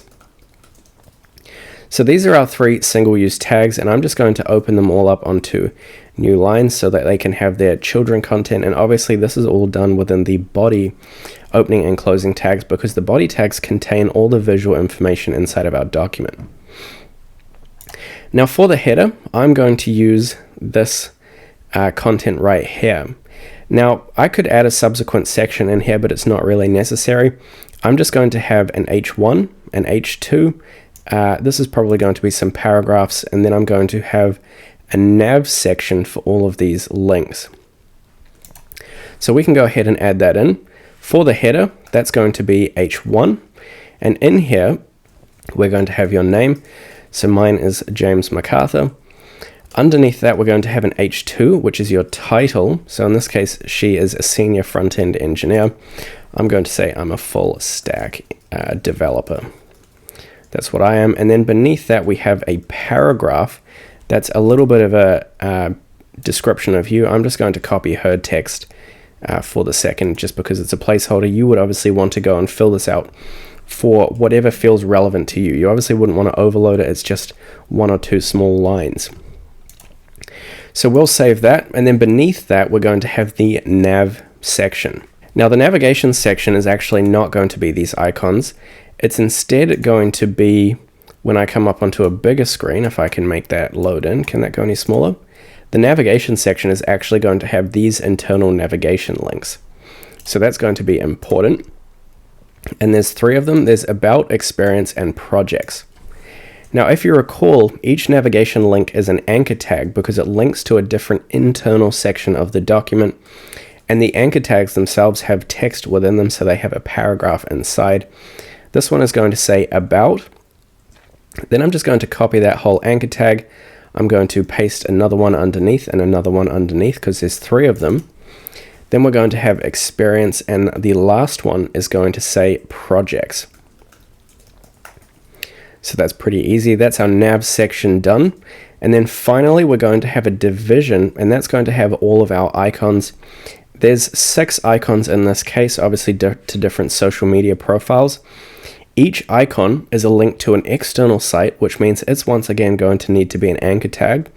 So I'm going to create the anchor tag, and in here, for the second, I'm just going to have the icon placeholder. Now we'll come back and fill out these icons later, but for now, I'm just going to paste that 6 times inside of that div, and that's going to contain all of our icons. So that's relatively straightforward for our first section of the document. Now that's the header pretty much complete. Now we can move into the about, experience, and project section. Now each of these is it is a section essentially, so we're going to use the section semantic tags. Now, a lot of them follow a fairly similar format. For example, it's the header. In the case of the about, it's actually pretty simple. It's just some basic paragraph tags. The experience has some experience, basically cards. They're repeatable cards, so we can, design one and then duplicate that across lots of different cards. And then the projects are just some projects cards, so that's pretty straightforward as well. So how I'm going to do this in particular is I'm just going to basically give each section a heading, and then I'm going to have a division that contains all of the contents. So just as I just said, we're going to have a div, and this is going to have all the contents. And what I'm going to do above that is just have a secondary div to containerize the header itself. And that's going to allow us to give it some special visual properties later, because it's easier to style a container than some text itself. And in here, we're going to have the H2. And this is going to have the different header tags. So the first one's going to be about.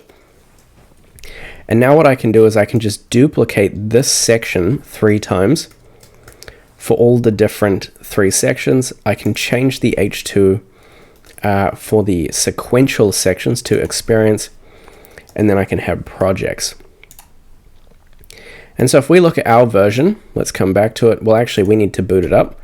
What we're going to do to get it all started and running is we're going to right click, open the project inside of Live Server. And that's going to open up inside just here. So here we can see our document. Now currently it's obviously looking pretty shocking, but we'll get to that in a second. The last thing I'm going to do before I dive into the styling is just add in the footer code. Here it looks pretty straightforward. It just is some little contents right here that says loosely designed in Figma and coded in Visual Studio Code by yours truly, built with Next.js and Tailwind CSS. Tailwind CSS is absolutely brilliant. If you proceed with the roadmap, we'll cover it comprehensively, but by all means, absolutely not necessary. So let's just basically for the minute throw in a paragraph tag that says placeholder text. I don't know that we'll copy what she says exactly. So with that complete, let's start off adding some colors and some background colors and doing the basics of the styling. So if we come over to the styles.css, the first thing we always do is we use the asterisk selector. That selects every single tag in our entire document. Then we have the curly braces, open that up onto some new lines. And in here, we're just going to reset everything back to its defaults and also apply a font family. So the first default that we set is the box sizing. And if you recall, that determines whether or not the border of an element, should it have a border, is contained within its width or on the exterior of its width. And we always want it to be a border box, which means that the border is contained within the total width, and that just helps prevent anything overflowing. It's not really a style that you notice that much, but it is important to have. The second one we're going to reset back to 0 is the margins. Now the margin is the space on the outside of something. For example, if we have a box and it's got some stuff inside, the padding on the inside is, well, the padding. And then the spacing on the outside between the box and any other contents is called the margin. And we just want to set that to a default of 0 for everything. And likewise, we're going to set the default padding of all the elements to 0 as well. Now with that done, the last thing we can do is apply the font-family property. And in here, this is going to be a quotation mark because it's a custom font family, and that's going to be inter. We imported that, and then we're going to use a comma to provide a backup style in case we for some reason can't import it, of sans serif. So if I go ahead and save that, we can come back to our document and we can see that the font family has been applied, and all the margins and paddings have, vanished, which is what we want. Now the next style we're going to select is the body tag, and we can use the tag selector, and that's just typing the body by itself, and there's only one of it, so that's perfect. And what we're going to do in here is set some basic colors of everything. So first and foremost, we're going to set the background color. Now the background color we're going to use is a hex code. So for the hex code color, we're going to use the pound or hash key, and then we have a 6-digit alphanumeric code, which is 0F172A. After that, we're going to set the color of everything, and the default color for all elements is going to be another hex code. We're going to use the pound key, and then we're going to go 94A3B8. Now we're going to save that. So if we do that, we can see that all of those colors have been applied, and they're looking pretty similar to what she has on her screen. Now inside of the body, I'm also going to apply a padding, which is going to push everything in a little bit. And that's going to be a default value of 1 rem. Just bring all of the contents inside of the page a bit. And that should just about do with the body for the minute. After that, the next thing we're going to do is add in some custom colors. For example, we want the colors that all of these icons highlight to, and also these highlight text colors in addition to this background color. And the way that we're going to basically add these colors into our document is using what's known as CSS variables. Now, variables go up the top of our CSS sheet, and essentially what they allow us to do is to define a variable that we can then use and access loads of times later, instead of having to repeatedly type out these hex codes, which could be super annoying. So the first thing we're going to do to create these variables is we're going to use the colon, and then we're going to type root. Then we're going to have a space and the curly brackets. And in here, what you can do is define a variable name. So what I'm going to do, typically the practice for defining variable names goes as follows. You have a dash, dash, then you have the first word, so that's going to be color, then a dash, and then accent. So that's the variable name. Then we have the colon, and then we can have the value to be assigned to that variable name. Now the color we're going to use for all of the accents is going to be a teal, and that's going to have a hex code of hash 5EEAD4, and that's our nice teal hex code. The next one is going to be color-highlight, and that's going to be the highlight color that we see on this text right here, and any other big headers. This basically becomes the highlight color. This is default the highlight color. So that's an important one to keep, and that is going to be hash E2E8F0. Now keep in mind the GitHub repo is linked in the description down below, where you can go and access these values if you are finding any bugs in your code. So we're going to save these two variables.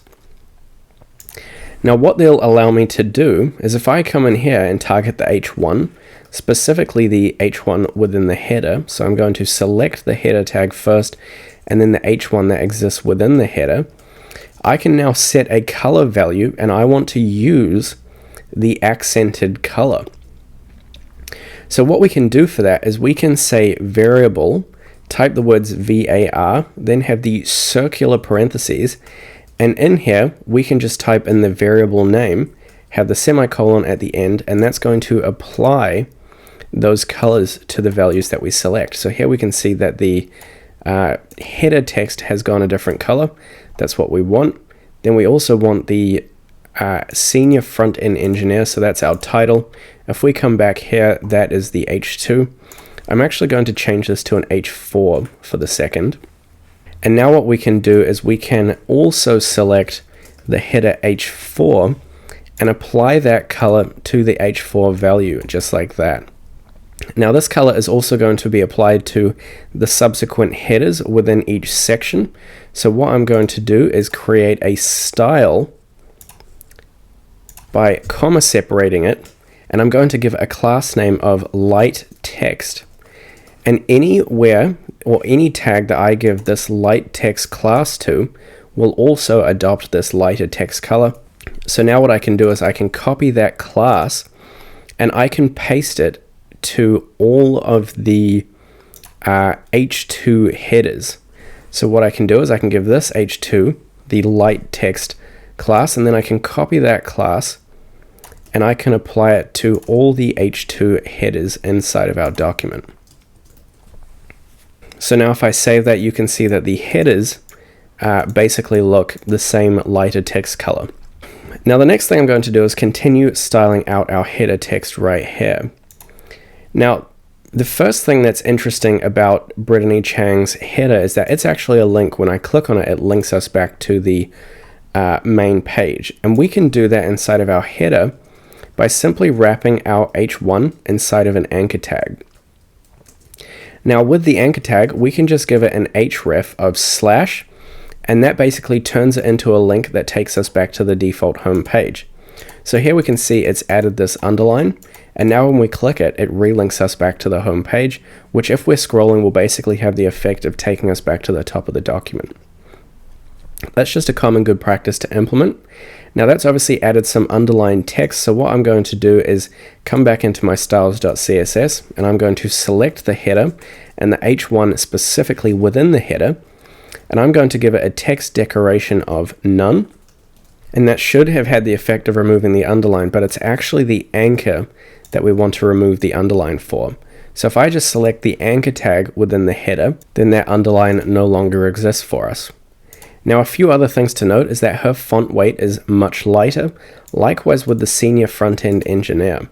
So what I'm going to do is I'm going to select the header and the h1, and I'm going to give it a font weight property. Now font weights, that's basically how thick or bold the text is, and they exist on a spectrum between 100 and 900, and I'm going to go down to a value of 600. We can see that made the font slightly thinner, pretty much equivalent to what hers is.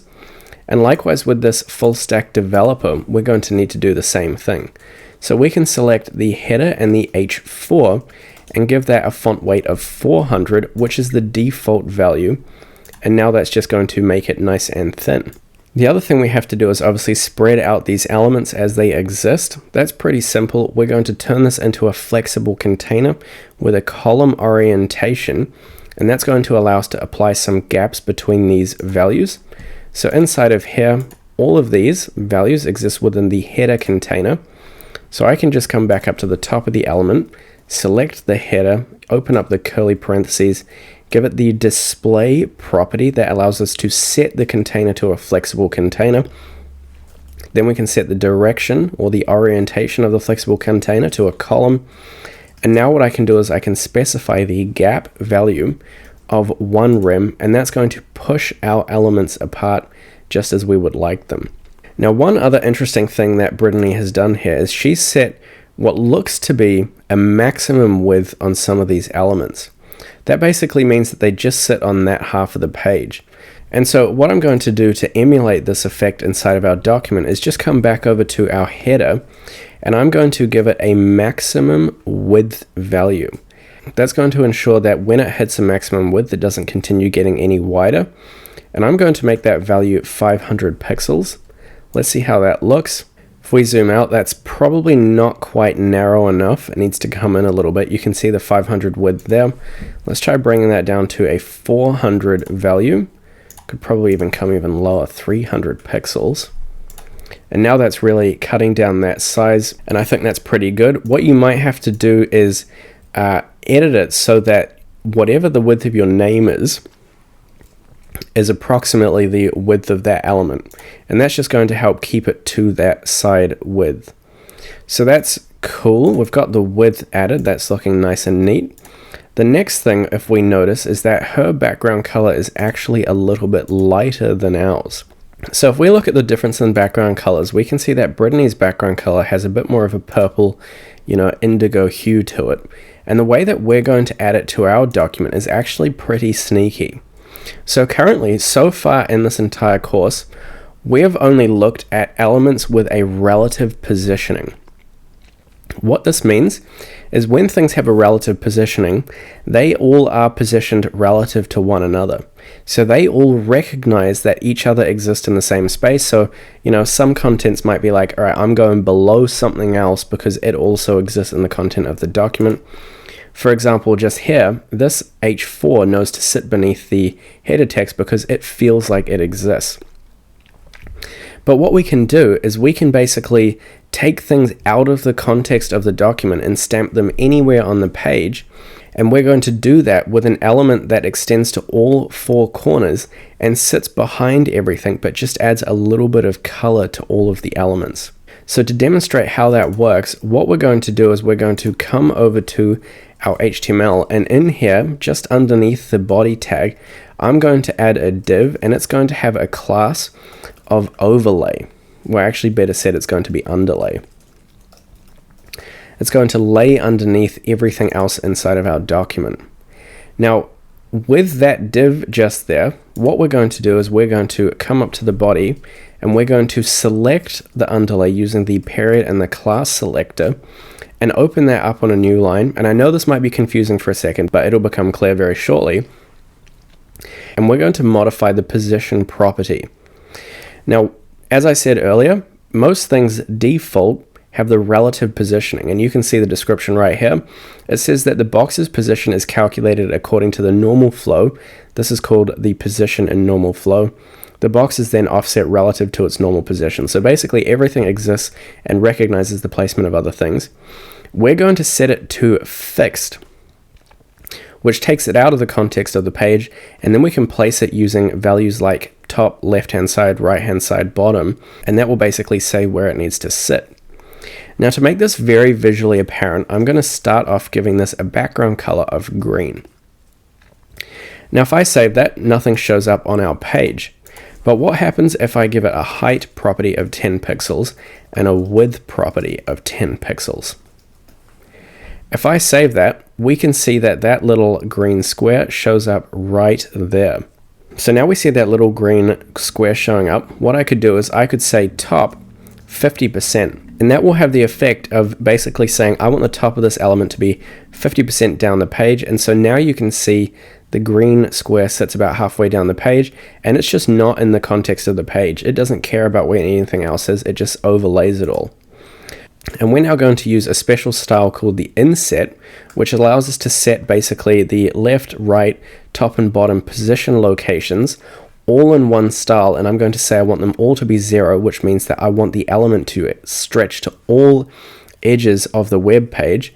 If I save that, we can see now it basically becomes a big square that goes to the extent of all the page. Now that's kind of what we're looking for. However, we obviously want the text to be on top of this. So to position things in the order of back to front going in and out of the screen, we have a property known as the Z index. It's the index of where things exist on the Z axis. And the default is a value of 1. Currently everything has a value of 1, but because we're overlaying this thing, everything else is hidden behind it. But what we can do is select the header, the main, and the footer. We can use the comma separated selector for all the tags, and then have the curly parentheses open that up on a new line. And we can set the position of relative because it's important to set the Z index, and then we can give them Z index values of 10. What that does is a positive value or a higher value means that it needs to sit basically further towards the user, and the green window sits behind. Now you might be saying, what's the point of all of this? Well, basically what I can do at long last is I can add a color. It's going to be an indigo color, and specifically it's going to be this hex code right here. So to the background of the underlay, we're going to add the hex code of 1E1B4B. Now if I save that, we can see that adds the purple tint to our web page. However, that's currently a bright color, so what we're instead going to do is we're going to change the opacity of this overlay. So if we select the opacity property and make it 0.4, now you can see we get a mix of our original darker color and that purple overlay until we're getting much closer to matching the background color of Brittany's document. And I might actually make one subtle variation to the background color. I'm going to change the hex code to 172554. That's just going to make it a slightly bluer tint, and now you can see we're very close to exactly matching her background color, which is just what we want. So essentially what I've done is I've just created an underlay that sits to all four exteriors of our web page, or to the edges of our viewport, and it just is slightly opaque. It adds a bit of a blue color to the once purple background, where if I were to, make it completely opaque, we can see the original was just that darker color. So we could even make it 0.35, I reckon is perfect. So that was a long way around to just add this background color, make it a bit more blue. And with that all done, we can now move on to the main contents of the document. Now at this point, what I'm actually going to do is implement the effect of basically having a web page where the contents becomes two columns on a big screen. And the way that we're going to do that inside of our code is by using, instead of a flexible container layout, we're going to use a grid layout, because it's basically a two-column grid layout. Now we can set this inside the body of the document. That's basically what contains all of the contents. And we can say we want the body to have a display of grid. Instead of flexible containers, we want it to be a grid layout. And now what we can do is we can add a secondary property that says the number of columns we want to have in our grid. Now, keeping in mind that we always do the mobile display first, what we're going to do is we're going to add a style. It's called grid-template-columns, and we're going to give it a template to create these columns. Now, this is a bit of a weird specification. I always have to look it up every time I do it, but it goes repeat. We want it to be a repeating column. We want the number of repetitions to be 1, so that's going to be 1 column. And for the widths, we want it to have a minimum and a max parameter set. So that basically defines the minimum width and the maximum width of the column. The minimum width is going to be completely 0, and the maximum width is going to be 1 fraction of the entire page. So if we only have 1 column, that's going to be 100% of the width. If we had 2 columns and each was 1 fraction, each column is going to be half the width. So if we save that, nothing actually changes. Everything is still in 1 column. But now what we can do is we can specify the gap parameter. So in here, I'm going to add a gap of 4 rem between all the different sections. Honestly, we could even make that a bit bigger, and we could possibly go for 8 rem. So now we can see that all the different sections are really spread out, just as we would expect. And the other thing I'm going to upgrade is I'm going to bump the padding up from a 1 rem to a 2 rem, just to bring everything in from the extent of the page a little bit more. And the last thing I'm going to add while we're here is we can see that Brittany actually has a different padding amount at the top of the page than the horizontal side. So for the body, what I'm going to do is I'm going to separately specify the vertical paddings and horizontal paddings by adding 2 values, where the vertical padding is going to be 4 rem and the horizontal is going to be 2 rem. Now, if you recall, rem is just a unit. It's a relative unit. And now if I save that, we can see our header sits down a bit further than the horizontal padding. So that's looking pretty good. I might bring the gap down to 6 rem. Let's just see if we can get it closer to hers. I'd say that's looking pretty reasonable. And with that done, we can begin to style out some of these sections. Now, for the sections, all of them exist within the main. Now, because in any layout in Brittany's portfolio, all the sections are just in one vertical column arrangement, we can give the main a flexible container layout. So we're going to select the main, we're going to give it a display of flex, we're going to set the flex direction, which is going to be column, because if you recall the default is row, so we're going to say flex direction of column, and we're going to specify a gap which is going to be the same gap that we applied earlier. Well, actually I might bring it down to 4 rem instead of 6. So now if we come back to our page, we can see we have some spacing between the different sections, which is also kind of the effect that she's got in her document. It looks like our background color is also a bit lighter than hers, and just because I really want to get that 100% perfect, I'm going to drop the underlay down to a 0.25 opacity, which is probably still a little bit too light, so I might come down to a 0.15 opacity. I think that's going to be the closest to what she has it as. Now within the sections themselves, we've styled the main, we've spread out all those elements. What we have to do is also add some spacing between the section header and the actual contents. And that looks approximately the same spacing as the exterior of the page. So what I'm going to do is select these sections. I'm going to give them a display of flex, a flex direction of column, and I'm going to give them a gap of 1.5 rem. And that's actually a lie, it's 2 rem if we want to match the padding at the exterior of the screen. So I'm going to bump that up a little bit further. Now within each of the sections, they all have a header element, and that was an H2. So we can select the H2 values within each section, and we can basically change the text transformation, and we can make them all uppercase. Currently, they're all lowercase sections. We want to text transform them. That's going to make them all uppercase. We're also going to need to modify the size of them. If we look at her portfolio, it's pretty much the default text size, it's just uppercase.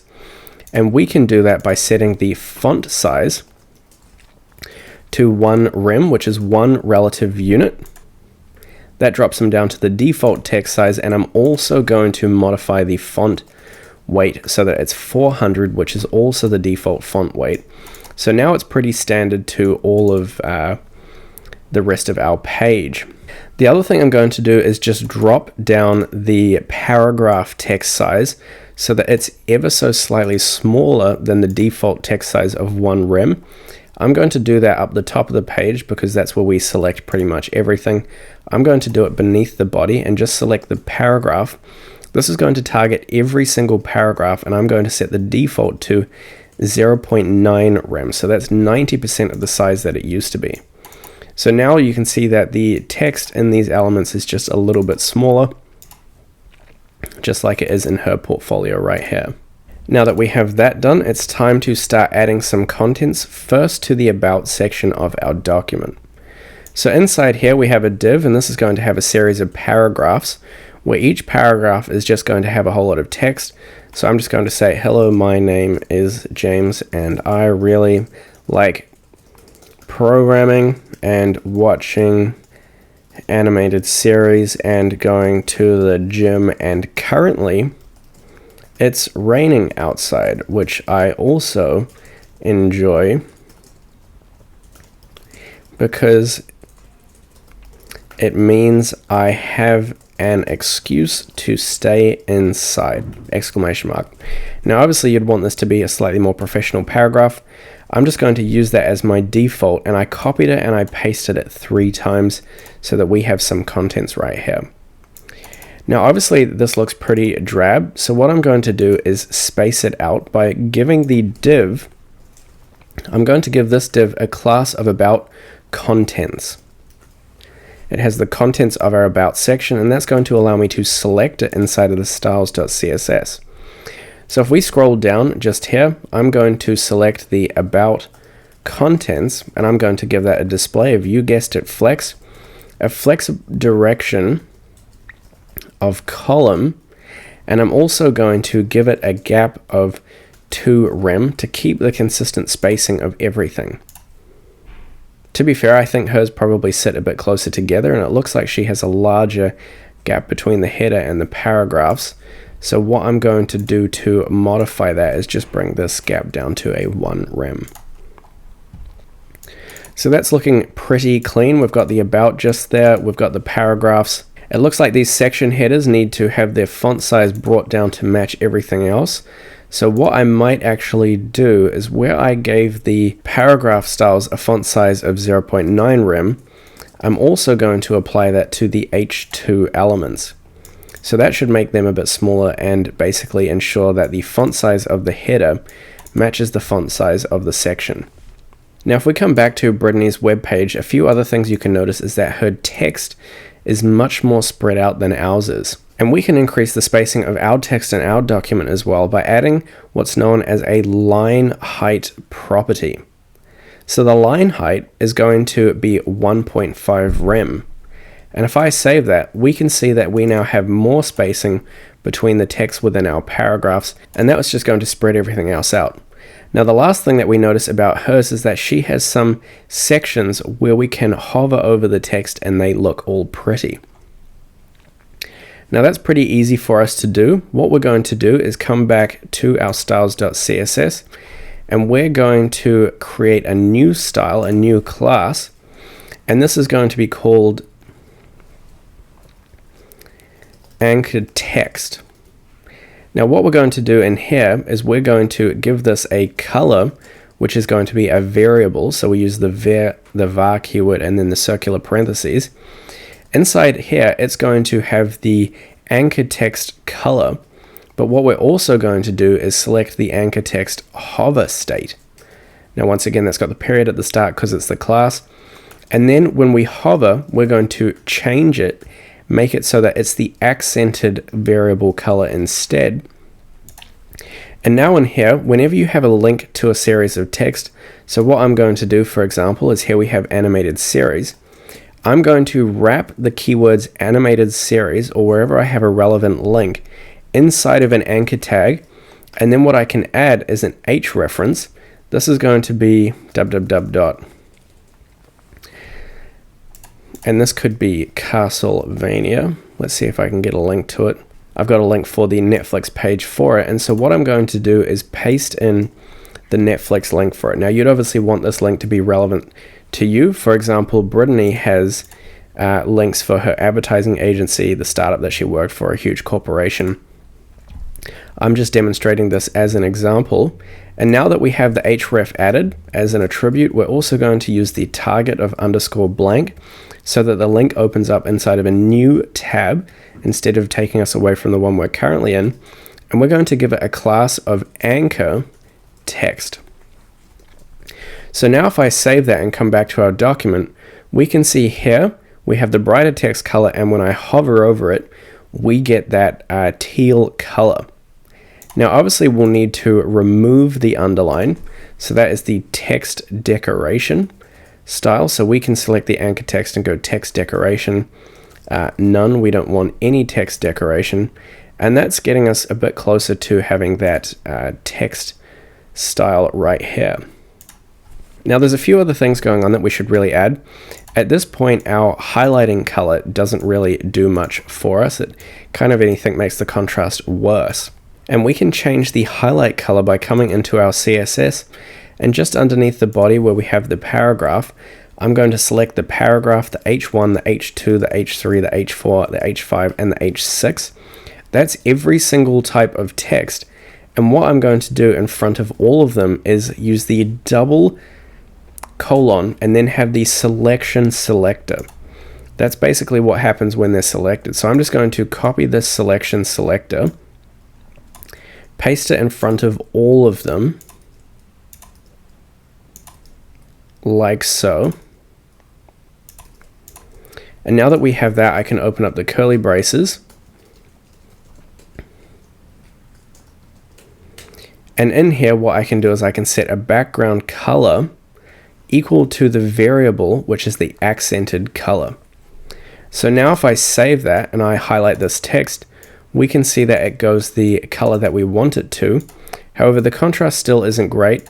Now, Brittany's text gets a bit darker, and we can add that in pretty easily by also just making sure that the color changes to be the background color, which is going to be #10F172A. That's our background color.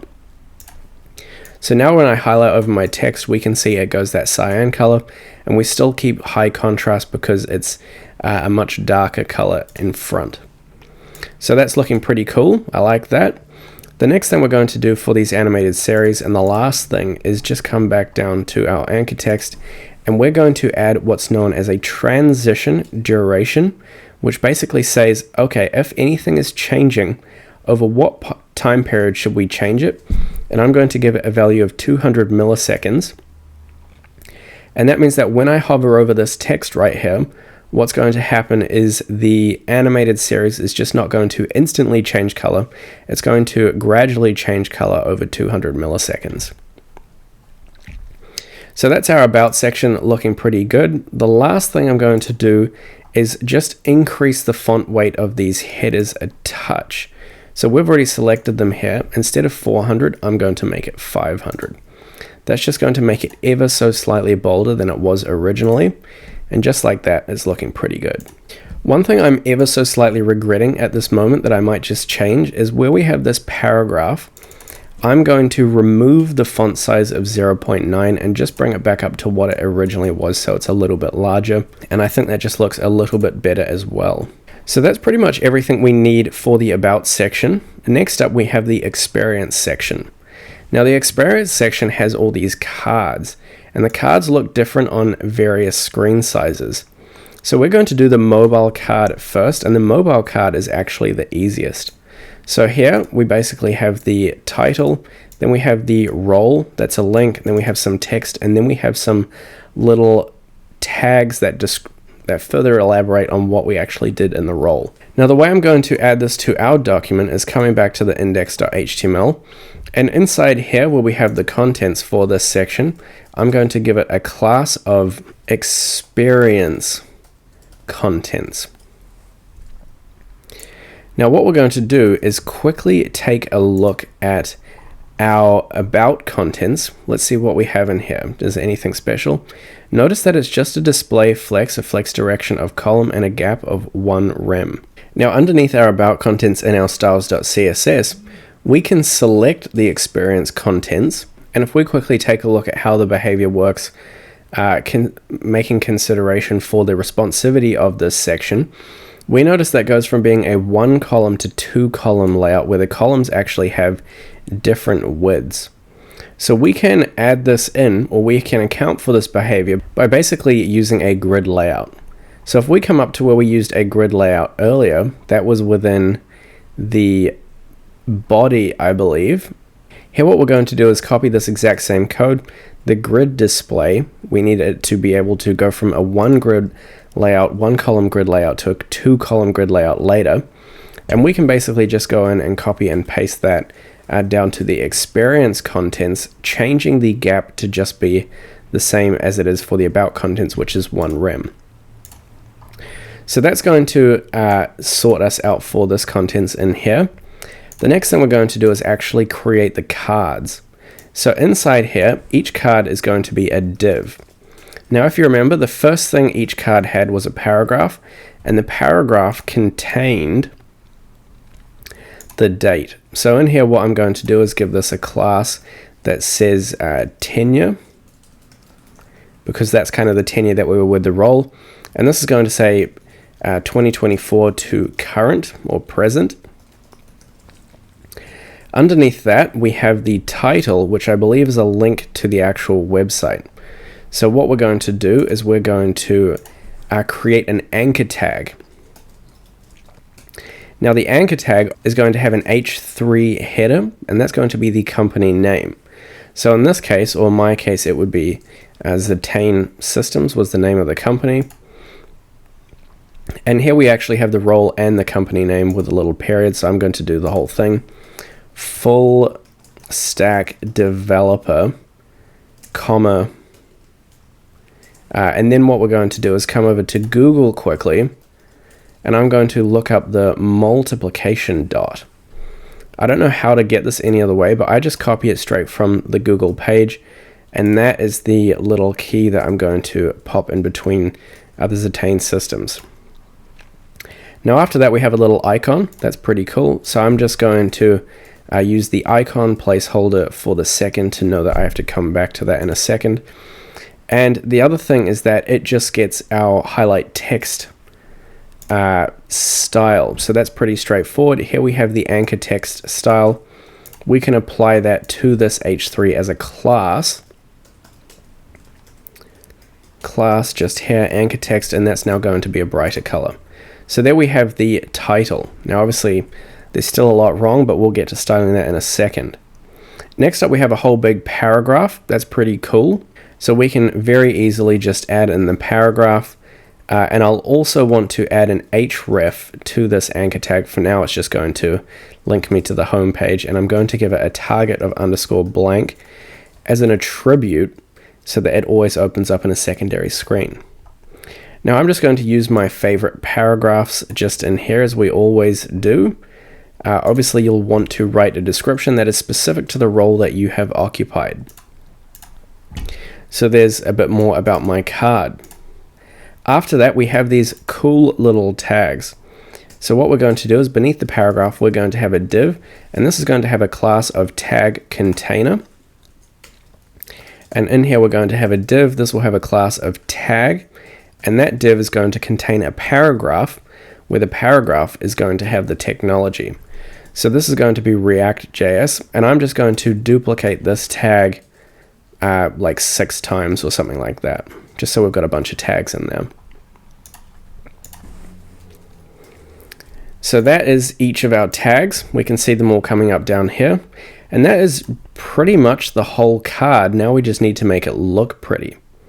So the way that we're going to make this look excellent is first by coming over to styles.css and styling out the card, which we have to give a class. So the div that contains all the card information, this is going to be an experience card. That's going to be the class that we give it.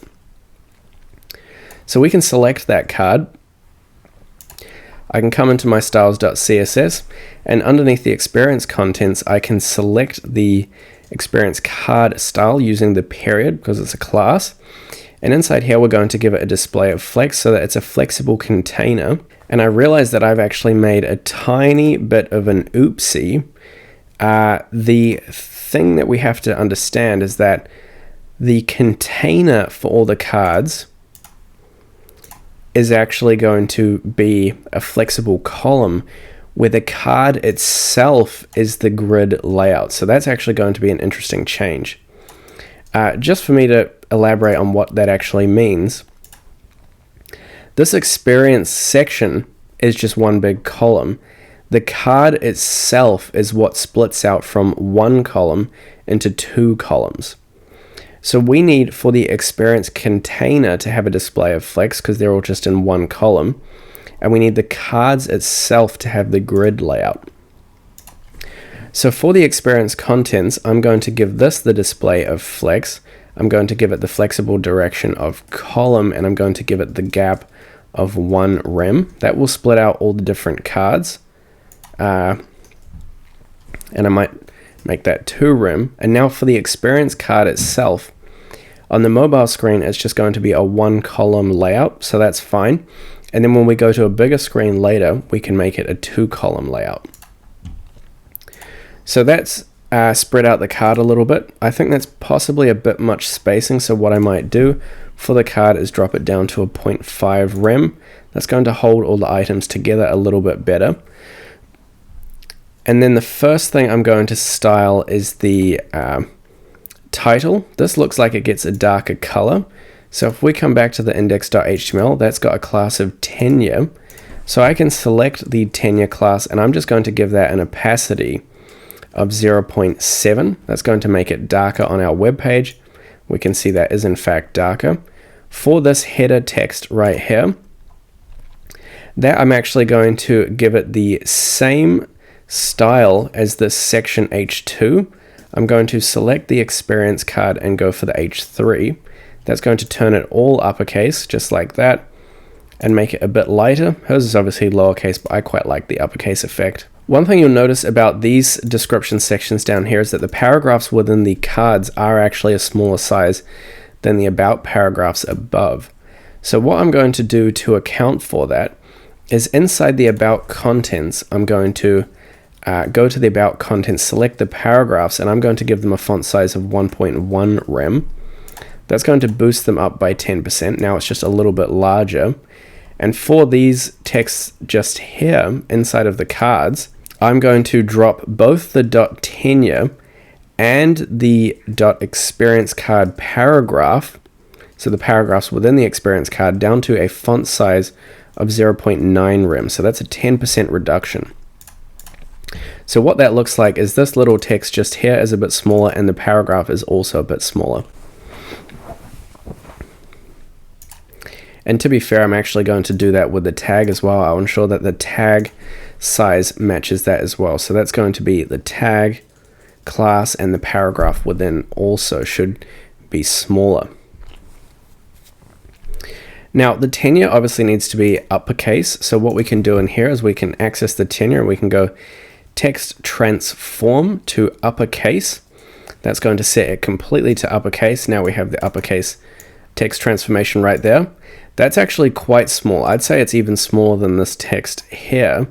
So what I'm going to do is for the tenure, I'm going to individually, I'm going to remove it out of this selector, and I'm going to select the tenure itself and give that a font size of 0.8 rem. So that's even smaller.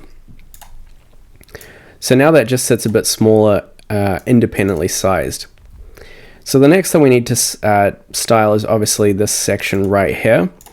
Currently that has the anchor text style, but what I'm going to do is give it a card header class. So that's going to be a secondary class that is added to the card header.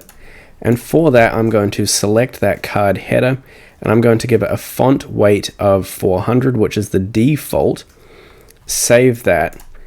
And to be fair, what I might actually just do is set the font size to 1 rem, and I might bump that up to a 500. And I think that is looking pretty good. I think 400 is more appropriate. We'll stick with the 400. So that's looking super clean, very nice, all coming along well. With that done, what we're actually going to have to do is make a minor adjustment. So inside the card, we want 2 columns.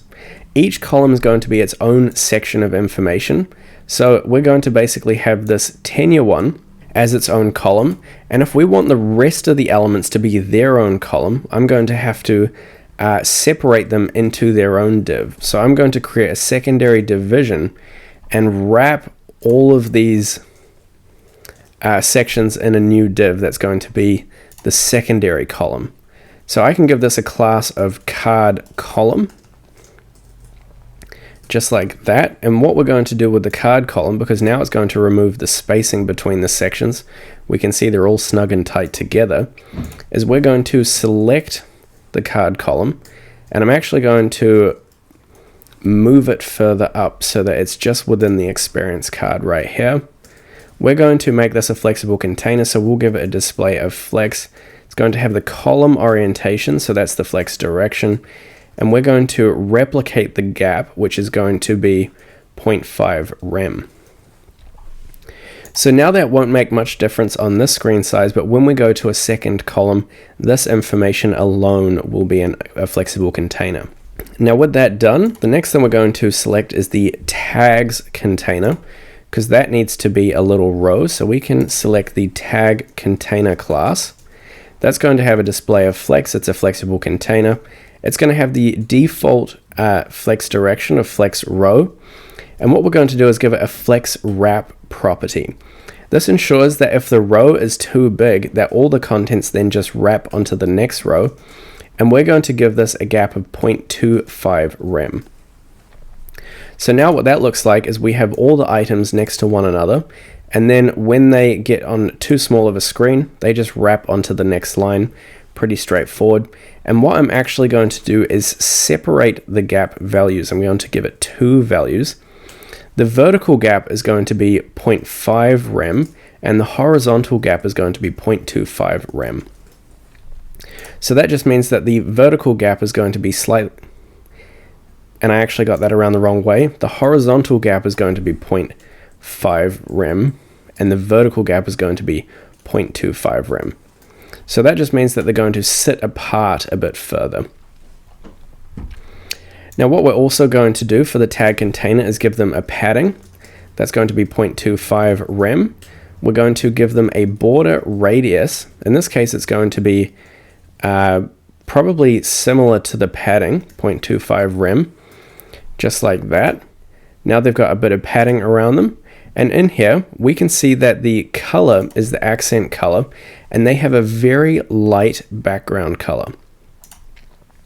So what we're going to do is we're going to say color, and we're going to use the variable. It's going to be the accent color.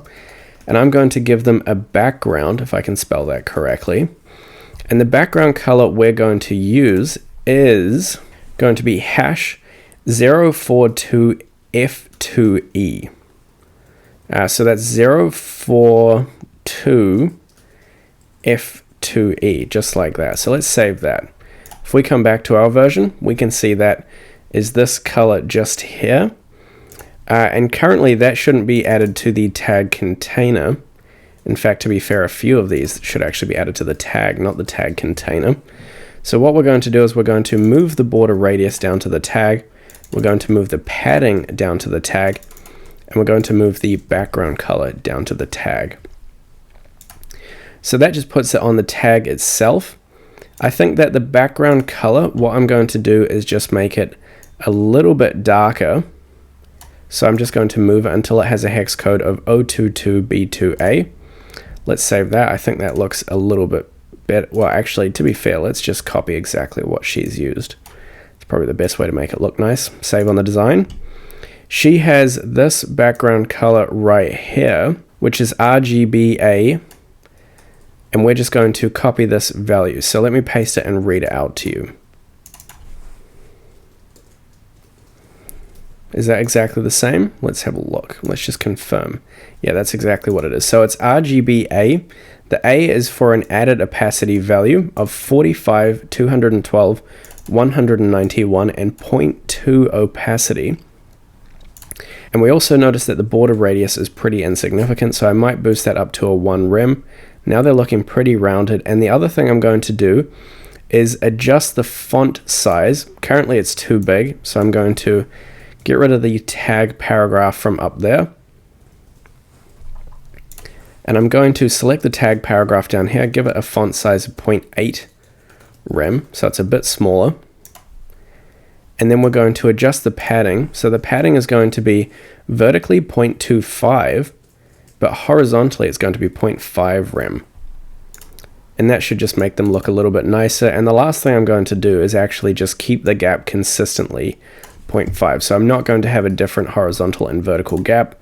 And now we have these nice little tags with a border radius. Let's just finesse this a little bit more. Let's try making it 0.5. How does that look? I'd say that's perfect. So now we have these cool little tags. They look excellent, and they're just a bit more of a description about what we've actually done. Now, the last thing I'm going to do is just ever so slightly increase the gap within the card column to maybe a 0.75. That just spreads the elements out a little bit further, and I think it looks a little bit better. So that is pretty cool. Now what we can do, or what you should do, is duplicate this card for all your experience. So we're going to want to copy this experience card that we've created, the entire thing. Make sure you match the divs. So often VS Code will show you the divs that you've selected. So we're going up to the white line. Currently I'm one too high. So this is the closing div. That's our entire card. And now what we can do is we can just paste that beneath it 2 times like that. And now I have 3 different experience cards. Now notice she has a bit more spacing between her experience cards, so we're going to want to implement that in our own system. And so that's the experience contents. Let's boost that up to a 4 rem. That spreads them out a little bit further, which looks much, much better. And we're also going to adjust the section because that's the section heading. And I'm going to jump that up to 3 rem, I think. It's just going to push the distance between the header and the section a little bit further apart. No, I changed my mind on that. So that is our experience section looking absolutely cash money. Now, if we come back to her document, she's got a lot of experience, to be fair. You can have as many as you want.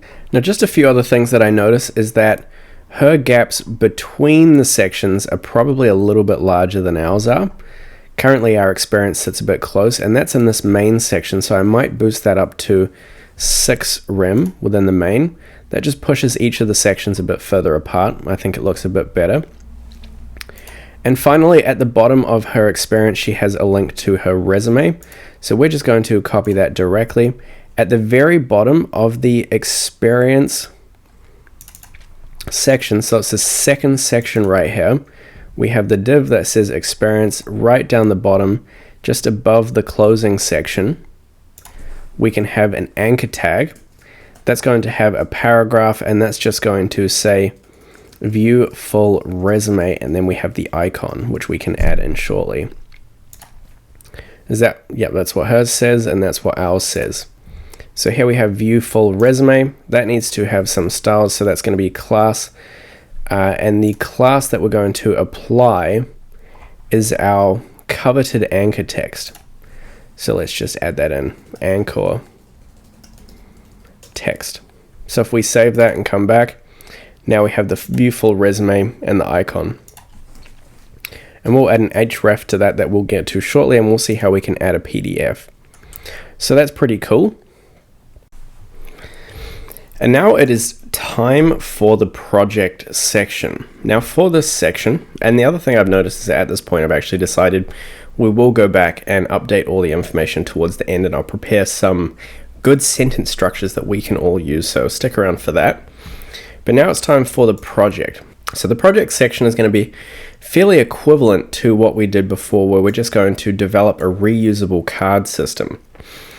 Now, if we just take a look at what the card actually looks like inside of Brittany's website, there's actually a few interesting things going on. First and foremost, we have a reverse grid. So here we have 2 columns, but then as we drop down, the column order is completely reversed. So that's kind of interesting. That's pretty easy to do with a grid layout, so we don't have to worry about that.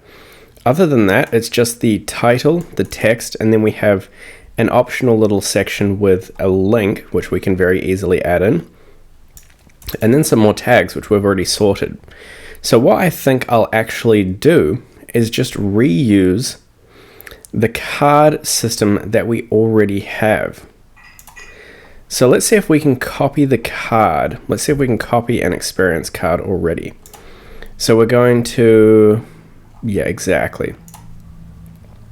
So if we copy an experience card, let's just take this one right here.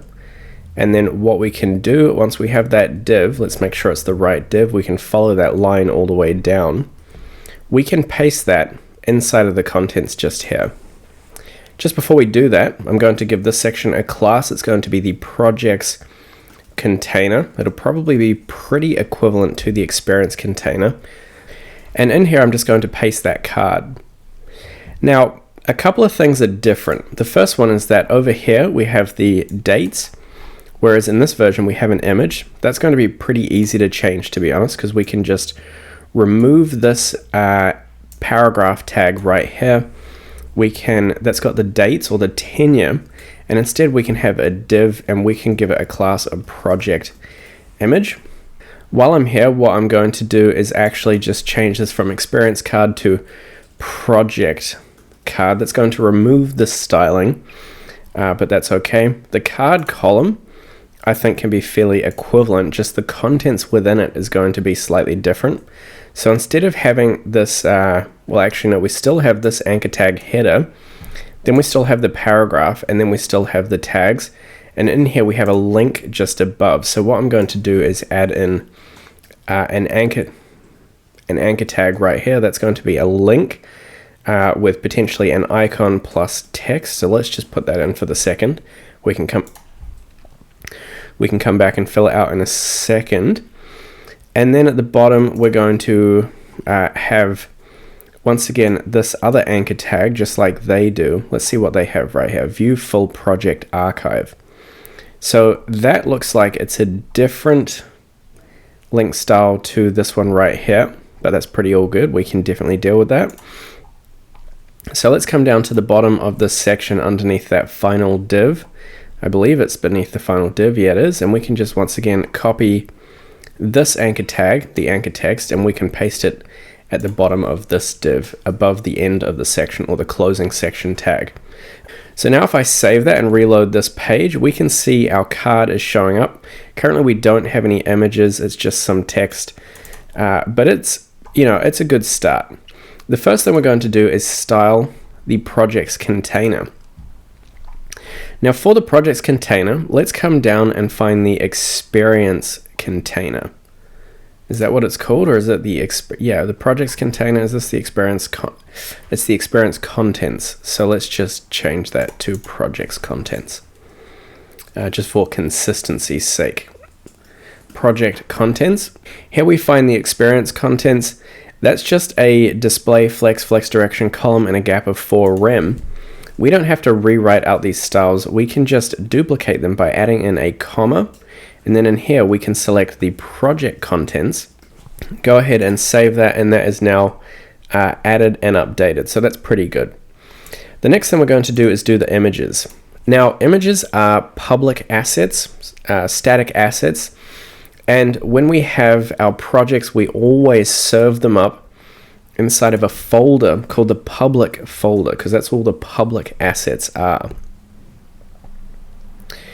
Now we're going to need some images for our projects, and I've gone ahead and just added in 2 images. If you just want to use mine until you have yours, you're welcome to download them from the GitHub repo. They will be available in there, or you could just use any placeholder on the internet for the meantime, or equally take some screenshots of your images.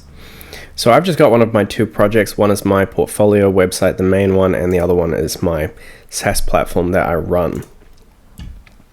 So in here, what we're going to do is we're going to come to the project section, and where we have the project card, here we have this div. It's the image, or it's the image container. So I'm actually going to give that a class of project image container instead of just project image. And in here, we're going to have an image tag that is self-closing, and that's going to have a source equal to /public/ the name of the image. The first one's going to be the hire.sh one. If we go ahead and save that, we can see that shows up, and it's currently absolutely overflowing the page, but that's all right.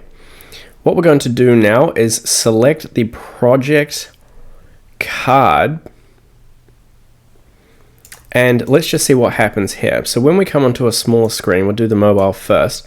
We can see that we have the project, and then we have an image underneath, and the image has basically a maximum width set to it.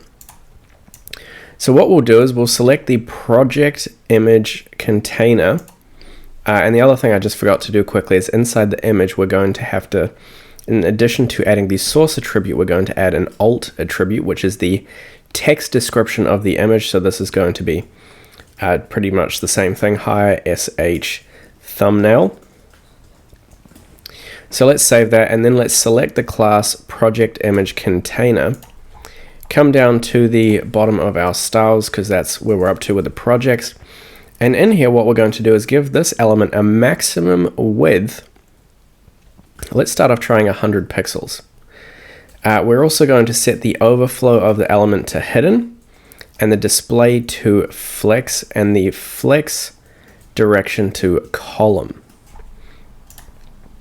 So that's our 100 pixel image. Now that's pretty small. I think that's actually too small. So what we're going to do is increase it to 240 pixels. How does that look? That looks about right. I'd say that's pretty good. Maybe a little bit bigger than hers. We could drop it down to a 200 perhaps. Now the other thing I'm going to do in here to make sure that our images are consistent is I'm going to give it an aspect ratio. So if we specify a height or a width, then what it does is it basically infers the other based on the aspect ratio. And I want a 16:9 aspect ratio, which should make it perfectly rectangular. Now what that's going to do is cut off part of our image. So we're going to need to substyle the image. So we're going to select the image container, which is the div, select the image within, and we're going to give it some styles. The styles we're going to give it is an object fit. Now this determines how the image fits within the container, and we're going to say cover, which basically says we just want the image to cover every part of the container. You might have to scale it, that's all good, that's how we want it. We're also going to give it a width of 100% and a height of 100% of the parent element. And the last thing I'm going to do is actually adjust this display flex to a grid display. And the reason we're going to do that is because if you recall, the grid display has the easiest way to center children elements. We can just say place items in the center. That's going to center the image. So if I go ahead and save that, our image is perfectly centered, and it should also have a 16:9 aspect ratio and be basically that video orientation. Now the next thing that's happening here is that we have the project card, and that currently has no styles. Now if we come up to the experience card, we're going to find out that it's the display of the grid and it's all that good stuff right there, and that's actually how we want it. So what we're going to do, just like with the project content section, we're going to paste in the project card to ensure that it has the exact same styles as the experience card. Now the one issue with both the experience card and the project card sharing these styles is that they both have the same gap. Whereas I actually want them to have a slightly different gap. I want this to be closer, but then for the image I want it to be further away. And the way that we're going to separate that is I'm going to take the gap out of here. I'm going to give the experience card the gap of 0.5 rem because that's where it's meant to be. And I'm going to give the project card a gap of 1 rem. So they're both going to have the same grid display, the same column display, or the same column template, but they'll each have a different gap. So now the image is more spread out, but this little title right here sits pretty close to the actual title of the experience card. So that's looking pretty good here. The last thing that's an issue is that the image actually comes last. Now what we can do when we have a grid layout is we can actually set the order of different elements. Now there's obviously a default order where currently the image is placed ahead of the content, so that's where it sits on the page. But we can basically override that order when we have a grid display as the parent, which we do. And in this case, we can just set the order of the project image container to 2. And that's going to force it to come second when we only have 2 elements. It's going to be the second order. And this is going to basically be adjusted to the first order. So that's going to have it sitting below. And I think just like that, we are on the money. That's looking pretty cool. The other thing I'm going to do is currently I don't think it has a very nice border. So what we're going to do is we're going to give this a slight border radius of 1 rem. Let's see what 1 rem looks like. That's probably too big, so let's bump that down to a 0.5. That's just going to round the edges of our little card right here. And I think that is pretty nice for our image. So the next thing we're going to do with that done is if we look at the header right here, that's pretty good to be fair. So it's just the text and the icon. So what I'm going to do is come back to the text and the icon. Let's have a look. So if we scroll down, we've got the icon and the text. That's a view full resume. Let's do the icon and the text. So in here we have an anchor tag currently. I'm going to slam a paragraph in there, and I'm also going to have the icon. Now the paragraph, we're just going to copy what they have currently done and say 650 or 635 stars. And we are going to give this an href. That's going to be to your GitHub profile if you're doing stars in this case. You can obviously decide on the metric that's most relevant to you and obviously paste in a link to that. We're going to give it a target of _blank so that it's opened up in a new screen. And we're going to go ahead and come over to Font Awesome Icons once again. And we're going to look up the icons and we're going to look up the star. So now if we come into the star and look for the free icons, we can select this one right here, copy that, and just paste it before the paragraph. Now the last thing we're going to do for this little anchor tag is style it up a little bit, and we're going to give it a class. If we look at how it's meant to behave, when it hovers it just goes the green, and we already have a class available for that. And that, if we come back to our styles.css, is just the I think it's the highlight text, isn't it? It's the anchor text, that's what we're looking for. We want the anchor text style, so we can just give it the class of anchor text. That's going to make it a little bit brighter. Now, in addition to giving it the anchor text style, we can see that currently it's acting like a container with a default column orientation. And so I'm just going to give it a secondary class, and this is going to be called project stat link. They are space separated, so this is a second class. We can copy that and come over to our project image. It's inside the container, it's above the image, so we're going to place it at the bottom. That feels appropriate. Select that class, and I'm just going to give it a display of flex so that it turns into a flexible container. As you know, the default orientation for a flex container is the row. Within that row, we're going to align the items centrally, but I might actually start off not doing that. I'm going to comment this out for a second, but I will add in a gap of 0.5 rem. So now if I do that and save that, we can see that hasn't been adjusted, and that's because I haven't also saved my HTML document. Now you see currently it's turned it into the row orientation, but the star sits above this 365. They're not vertically centered across the row, and that's where the align items is an important style. That's why when we set this equal to center, now when we save that, they're both centered with one another. The last thing I'm going to do is obviously just bump down that font size because it's way too big. So let's just boost that down. The project stat link, we can include it in here. We're going to give it a font size of 0.8 rem. So that should knock that down a little bit. And I think that looks super clean. That looks really nice. Obviously that's going to link us to another website. You'll add that link in wherever is appropriate. So that's one project card. Obviously we've only done the mobile layout, but we will get to all these layout adjustments very soon. Now at this point I'm going to duplicate this card. So we're going to copy the div, that's the project card. Keep coming down, it's got all these different tags. And I think is it this one? It is not this one, it's the one up. So we're following that line, just making sure we get that card. I'm going to duplicate it so we have two of them. And now we have two project cards. Obviously they sit way too close to one another. So we're going to have to come into our styles.css. Where do we have the projects container? Project contents right here. Display flex direction gap of 4 rem. Now for some reason it feels like that is not working for us. Projects contents, project content. That's the difference. So the class up here, there was a little spelling error.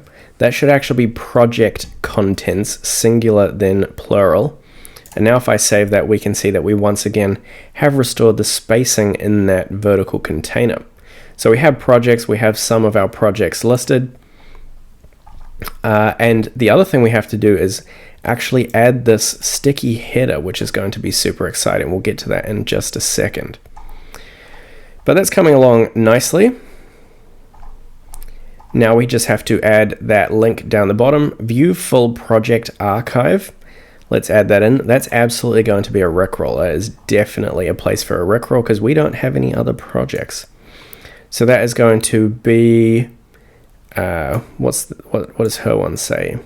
View full project archive. View, so let's type that in. Full project archive. And when we have these arrows, what you can actually do is use a special key code.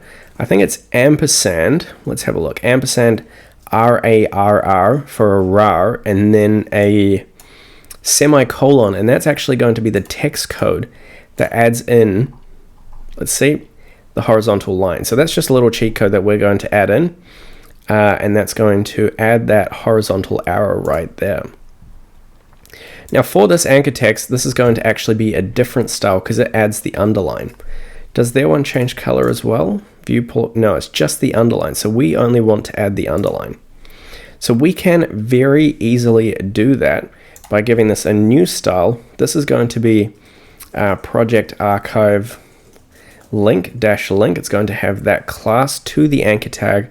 We can then go and select it.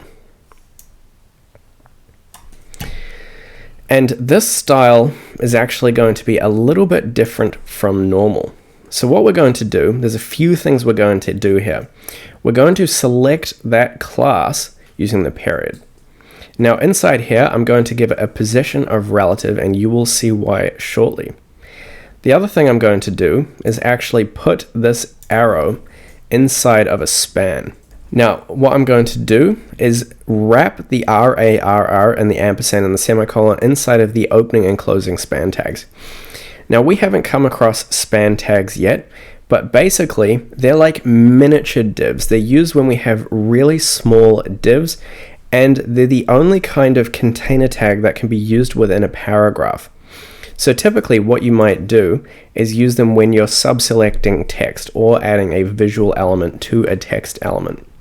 In this case, we're subselecting a portion of the paragraph, and I'm just going to give this a class of right-arrow. So we'll save that. This paragraph now has a span. If we come back, it doesn't really look, oh, that's the wrong one. It doesn't really look very different. Obviously, that's just now a functional anchor tag. That's absolutely fine. So what we're going to do is first select the project archive link. We've got a few things we need to do here. The first is we need to set the color to inherit. We want to inherit the color of the rest of our document, and I think we actually want it to be the highlight text color. So let's use the var, and we're going to select the color dash highlight. That's going to make it slightly brighter. So that's the first thing we're going to do, make it the correct color. The second thing we're going to do is we are going to come up to where we have the anchor text. That's absolutely fine. We're going to copy the text decoration and the transition duration. So with that, we can come down. We're going to paste them both in here. That's the text decoration of none, that removes the underline, and the transition duration is set to 200 milliseconds. So now if we scroll down, the underline is gone. Now the next thing we're going to do is we're going to modify the span. So here we're going to select the project archive link and the span within that, and we're going to give it a transition duration of 200 milliseconds. Now what we're also going to do is we're going to select the project archive link, and we're also going to target the hover state. When the hover state is activated, we're going to select the span, and we're going to give it a padding on the left hand side of 0.25 rem. Now with padding, typically we only select the padding and we specify either for the entire unit or horizontally or vertically, or horizontally and vertically, but we can also specify it for just one side. And so what this code right here is going to do is it's going to basically, when we have activated the project archive link hover state, so when we hover over that whole sentence, it's going to target the span, and it's going to basically add some space to the left hand side, and because we made that happen at a slow speed, it's going to bump it across to the right. So you can see here now when I hover, it's jumping to the right hand side. Now I'm actually going to make that a 0.5 rem so it's a bit more noticeable, and now when I hover over this element, it's really jumping to the side. The next thing we have to add is the underline. Now this is also going to be some clever code. What we're going to do is we're going to add a pseudo element. This is basically a fake element that doesn't get coded into the HTML, but it gets added by the CSS. And so what we can do is target the project archive link, and this time we're going to use the double colon. Now there's two types of pseudo elements you can add. One's called the before element and one's called the after element. So at most you can only add two of these effects to a singular element. but you pick them based on whether or not the special element that you're going to add is underneath or on top of or before or after the contents. So we're going to be adding something that comes afterwards, and it's specifically what we're going to add. If we click on hers, you see how that underline doesn't show up instantly? Well, that means that it's not the true underline property which we've been using before. It's a special extra element. It's basically a visual element that's been added inside of the CSS afterwards, which is what we're going to add now. So we can do that, as I said, by selecting the after element, or basically creating it, and we have to give it a few styles. So when we add these extra little elements, they're just, once again, visual elements that you don't necessarily want to code into the HTML, but you want to add at a later stage to the CSS. They're normally tied to a different element, so in this case, the after element is going to be visually tied to the project archive link. The first thing you do is you give it a property called content. Now in this case, because it's just a visual underline, it's just a line, it has no content, so we set that equal to an empty string. Technically, you could add text to these elements. We're not going to do that, but it's essential that you specify that it doesn't have any contents, otherwise it won't show up. The next thing we're going to do is fiddle with its position. Now, if you remember earlier, I said that the position, the default is the relative positioning, where everything is in a relative order. So far, we've looked at giving things a fixed position for that background underlay color, and we said fix it to basically the extent of the viewport. Now there's a few different positions. We're going to deal with a sticky one shortly. That's going to be for the header, but for now we're going to go for an absolute position. Now the absolute position means that it basically scrolls with the screen. The fixed one stays fixed there constantly. Absolute is similar, except it just fixes itself to a particular element instead of the entire screen. Now the element that it basically links itself to is the nearest parent that has a position of relative. So I've given the direct parent, this basically becomes a child to the project archive link. I've given that a position of relative, so this is basically going to sit where I tell it to in context of this archive link. Now, as for where I want it to sit, we're going to specify the left, right, bottom, and top values, and basically just tell it to fix itself or pin itself to this absolute location.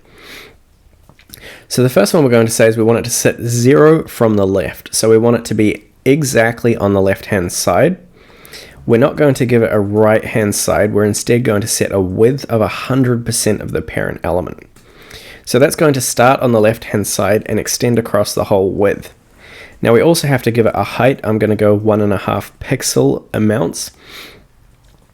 And then what we have to do is specify the bottom is going to be 0. So it's going to sit at the very bottom of the element. Now the last thing we're going to do is give it a background, which is going to be the variable color accent. Now if I go ahead and save that, we can see that it's added this full underline that's the width of the entire element. And that's because currently this element does in fact span the entire width. So we can fix this by coming up to the project archive link, and we can say margin to the right hand side of auto. So if you recall, what that does is the margin determines the spacing on the outside of a container. We have the project link, and we want to say the space or the margin on the right hand side automatically determines itself. So it's basically going to take out as much spacing as it can so that the width is only the necessary width of the element. That means that the width of the container is only to the extent of the underline. So now you can see that the underline actually adjusts with the width of the parent element. It's a bit different to Brittany's, but I like it. And now what we can do with this underline, that I'm actually going to bump up to a 2 pixels. So it's a little bit fatter. Let's see how hers works. Hers only shows up when we actually hover over it.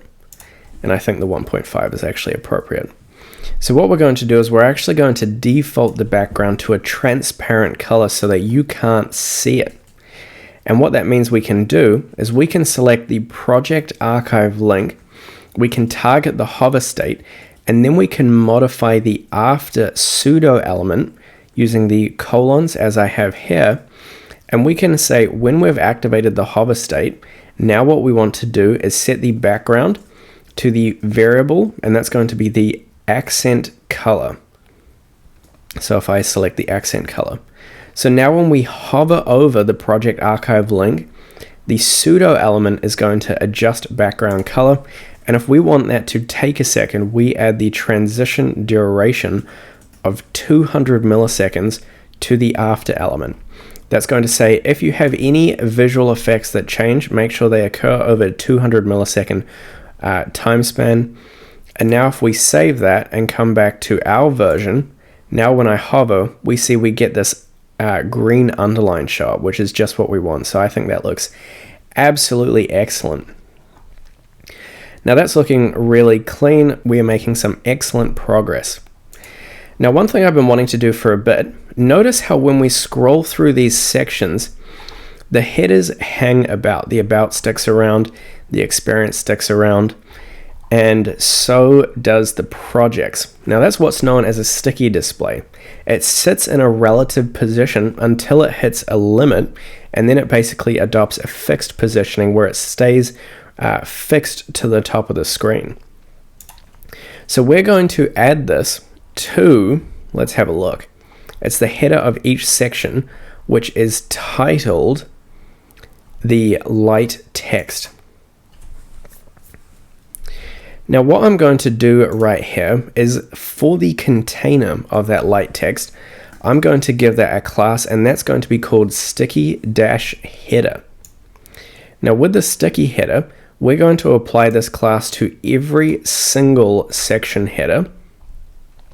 So I'm going to come up where we have this div, it contains the experience.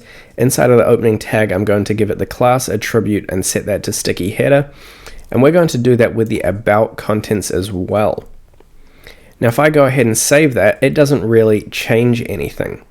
But what we can do is if we come into the styles.css, we can now come up to the top container section right here under the anchor text. Do we have about? It should actually go right up here. And we can now select the sticky header class, and we can give it a position of sticky. Remember, the relative is the default. We can make it so that it's sticky, and we can set the top equal to 0. We can set the width equal to 100%. We can set the left equal to 0. And what that's going to do is it's going to say stick to the top and set the width to the maximum width. I actually think we might be able to get rid of the width and the left. Let's try it without them first. So it's going to sit at the relative positioning until we hit the top, and then it's just going to stay there. So now when I scroll, you can see that experience is sticking just as we would want it to until I go past the section, and then project sticks around. Now inside of Brittany's one, she has this translucent background. That's actually going to be really easy to add, and we're going to once again use a pseudo effect for that. Now the reason we're going to use a pseudo effect is because it's really easy to basically just add it as an extra element that we don't really have to fiddle with, and we can just position it in the context of the element. So what we're going to do is this is actually going to be a before element. So we're going to target the sticky header, and we're going to create a before pseudo element. Now, as I said earlier, we have to give it the content of nothing because it's just an empty, it's just a color background. Now, the reason I'm using a separate element is because it allows me to make it slightly translucent.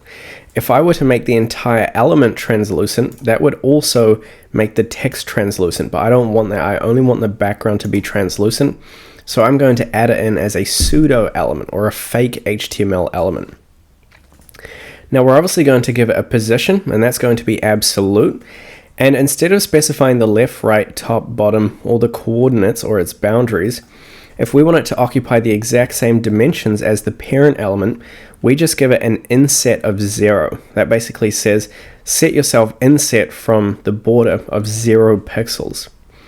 What that means I can do is I can give it a background, and this is going to be the hex code 101A31. Now currently when I save this, it's going to have the effect of, you can see it up here, we have the little element, it's sticking to the top.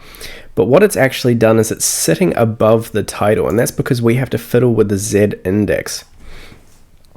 So for the sticky header, I'm going to target the sticky header and the H2 within it, and I'm going to give it the Z index, which, if you recall, modifies basically the order of things going into the direction of the page, or the Z index, and I'm going to set it to 2. And we also have to ensure that the H2 element, which is the actual text, has a position of relative to ensure that that Z index works, and that's going to pull it to the front.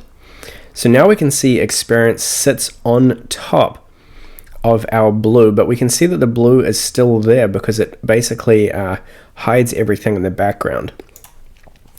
Now, this is where it gets cool. What I can do is I can add a padding to this element, and it's going to be 1 rem vertically and 0 horizontally. So now if I come back to our element, we can see that you can just make out the extent of that little overlay. It kind of stops about there. We've got some space around experience. It's looking pretty clean, and it sticks to the top. And that means, last but not least, what I can do is I can come to the pseudo element, and I can give it an opacity of 0.7. Now when I go over stuff, we can see it in the background. That's probably a bit too translucent. I'm going to give it a 0.8, and I think that's pretty good. So now when we scroll over, we basically have our little bar covering up what goes in the top side until we get to the bottom of that section, and then the next one sticks itself on. So that's looking super cool. So now that we have our excellent headers complete, I would say the next thing we want to work on is probably just this tiny little footer down the bottom. I'm personally not going to stress about the writing section, and inside of our footer, what we're going to have is, if we come into our index.html, if we go over to Brittany's one, she just has some text down the bottom that shows a bit about the tech stack that she developed with. Hey look, she even confirms it's the Inter typeface, just like we have. So what we're going to do is come into our code and go down to the footer. Now, our footer is going to look a little bit different. We're going to have some cool stuff in here. The first thing we're going to do is we're going to have some text. And this is just going to, let's see what hers says. I'm just going to copy this paragraph, so you can copy it directly from the GitHub repo. If you haven't already, be sure to star it. That would be super appreciated. And we're going to modify this text. So this is going to say, coded in Visual Studio Code by yours truly. And we'll say built with HTML and CSS and deployed with Netlify. Netlify is the service that we're going to deploy the website on shortly. All text is set in the Inter typeface because we used Inter as well. Now, obviously there's a few things in here that we're going to do because hers have little links. If you notice these little links here that we can hover over. So we're going to add them into this paragraph by wherever we have something, such as Visual Studio Code, we're going to wrap that inside of an anchor tag. So the anchor tag sits within the paragraph. We have the opening and closing anchor tags, and then we can give this an href property. And we can also give it the target equals underscore blank attribute so that it opens up in a new tab. And this could actually just link us to VS Code. So if we find the link for VS Code right there, we can copy that and paste it in. And the last thing we'll need to do is give this a class, and I think it's text highlight or something like that. Let's see if that works. So if we come back, that almost worked. We have a purple link, so our class name is incorrect. We can very easily resolve that by coming up to wherever we defined the link. Anchor text, I think that's what it is. So the link is called anchor text. I always forget. Anchor-text. So if we go ahead and save that inside of our project, here we can see it's a little bit lighter and we can hover over it. So I think that is looking pretty nifty. What we're also going to do is we're going to use a break tag. Now the break tag is a self-closing tag specifically used within paragraphs, and it's the BR key, and then it's self-closing. And all that does, we're going to add another one between all of the paragraphs, and that's just going to push them onto new lines, just like this. And then what we can do is I'm going to copy this anchor tag, and whenever we have something interesting, for example Netlify, I'm going to replace the word Netlify with that link, and then I'm going to change the text inside, and this is just going to say Netlify, and the website for Netlify is https://www.netlify.com, so that's pretty easy. And then the last one, we can use the enter typeface, and what I'm actually going to do here is copy the link that she has. So if I open this up in a new tab, here we can see all about the enter typeface, so I'm going to copy that link, and then, well actually first I'm going to duplicate the anchor tag, replace this enter word with that whole link, change the text back to enter within the anchor tag, and then copy the website URL and paste that in there. And now if we come back to our document, we can see that we have the 3 links working. That looks super cool. And what I'm going to do on the other side is I'm going to create a button. Now ours is going to be slightly different from hers. And inside this button, I'm going to have an icon. And this icon is going to be the up direction. So let's look for the little up arrow. I think this one is probably pretty good. We'll go for the arrow up. We're going to copy that icon and paste it inside of the button. Now this is going to have a class called scroll-to-top, like so.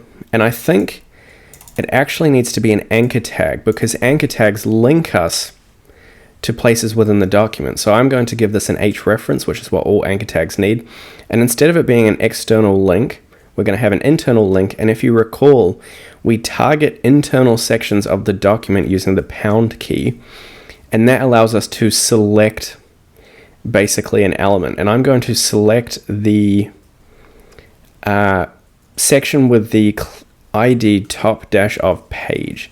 So this is going to be an ID that we're going to need to assign to something at the top of the page, which I think is just going to be the body. So here we're going to give the body the ID of top of page, and that creates the anchor link. When we click this button, it should scroll us all the way back to the top of the document and link us to that section. So let's try it now.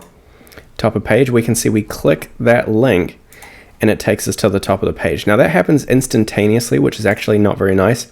We kind of want to scroll back through the entire website, and we can do that by coming into our styles.css and selecting the HTML. Now the HTML is the largest parent tag. It wraps everything. There's the HTML tag. We can select it directly, and we can target the scroll behavior style and just set it to smooth. And that's going to ensure that whenever we have automated scrolling within our document, that it's completely smooth. So now when I click it, you can see it smoothly scrolls us back up through our document. So that is excellent.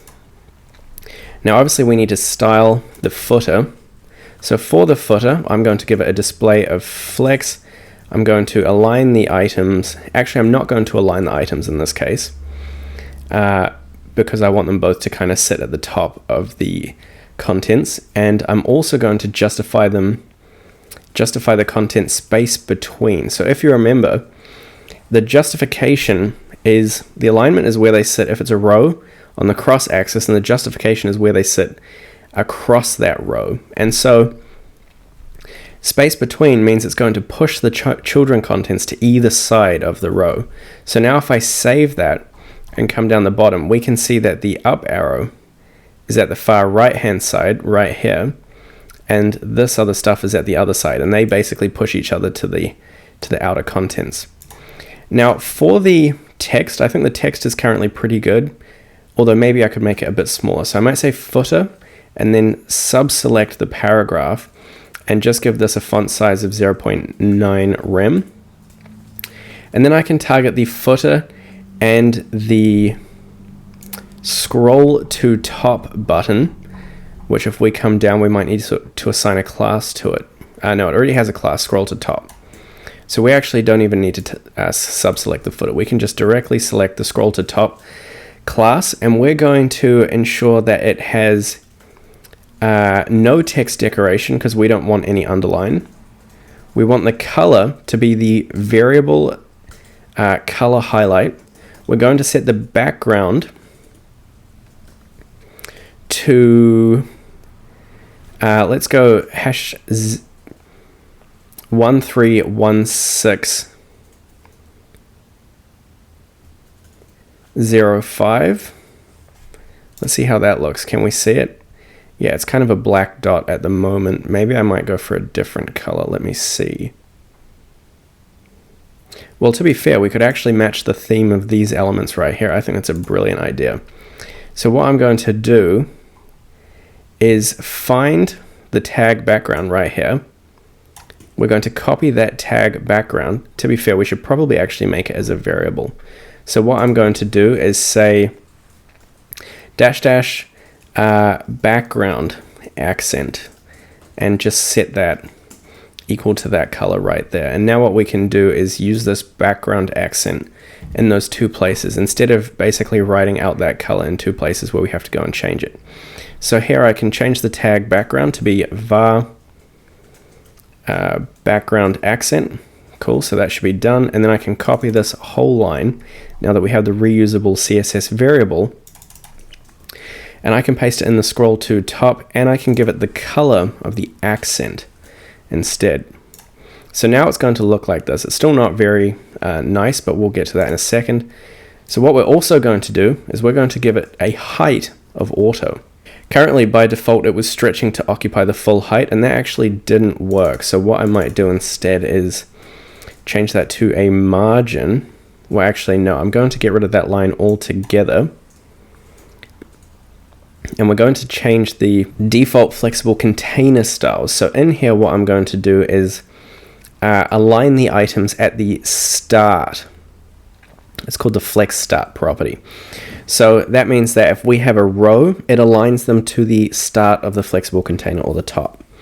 So if I save that, we can see that it now cuts off that bottom. It was stretching across the entire element. Now it just occupies the top, which is how I want it. And then in here, I'm going to give it a padding of 0 vertically, but 1 rem horizontally. Actually, I think 0.5 rem horizontally. We're going to give it an aspect ratio of 1:1. So that means that the width is going to be the determining field, and the height is going to match the width. So that's going to make it a nice square. We can see that's pretty square. Since it contains an icon and we want to center the icon, we're going to give it a display of grid, and we're going to place the items in the center. And that's just going to center all of the children contents. Remember, it's the easiest way to center a singular child element. So now the icon is perfectly in the middle. And then the last thing I'm going to do is give it a border radius of 100%. And I'm going to say overflow of hidden. So that's going to round the edges, and then when the edges overflow, it's going to cut them off.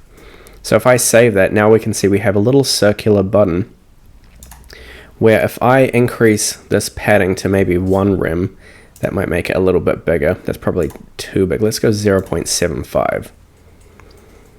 0.75, just like that, a perfect button. And what this is going to do is when we click it, it scrolls us all the way to the top of the document, which is super cool.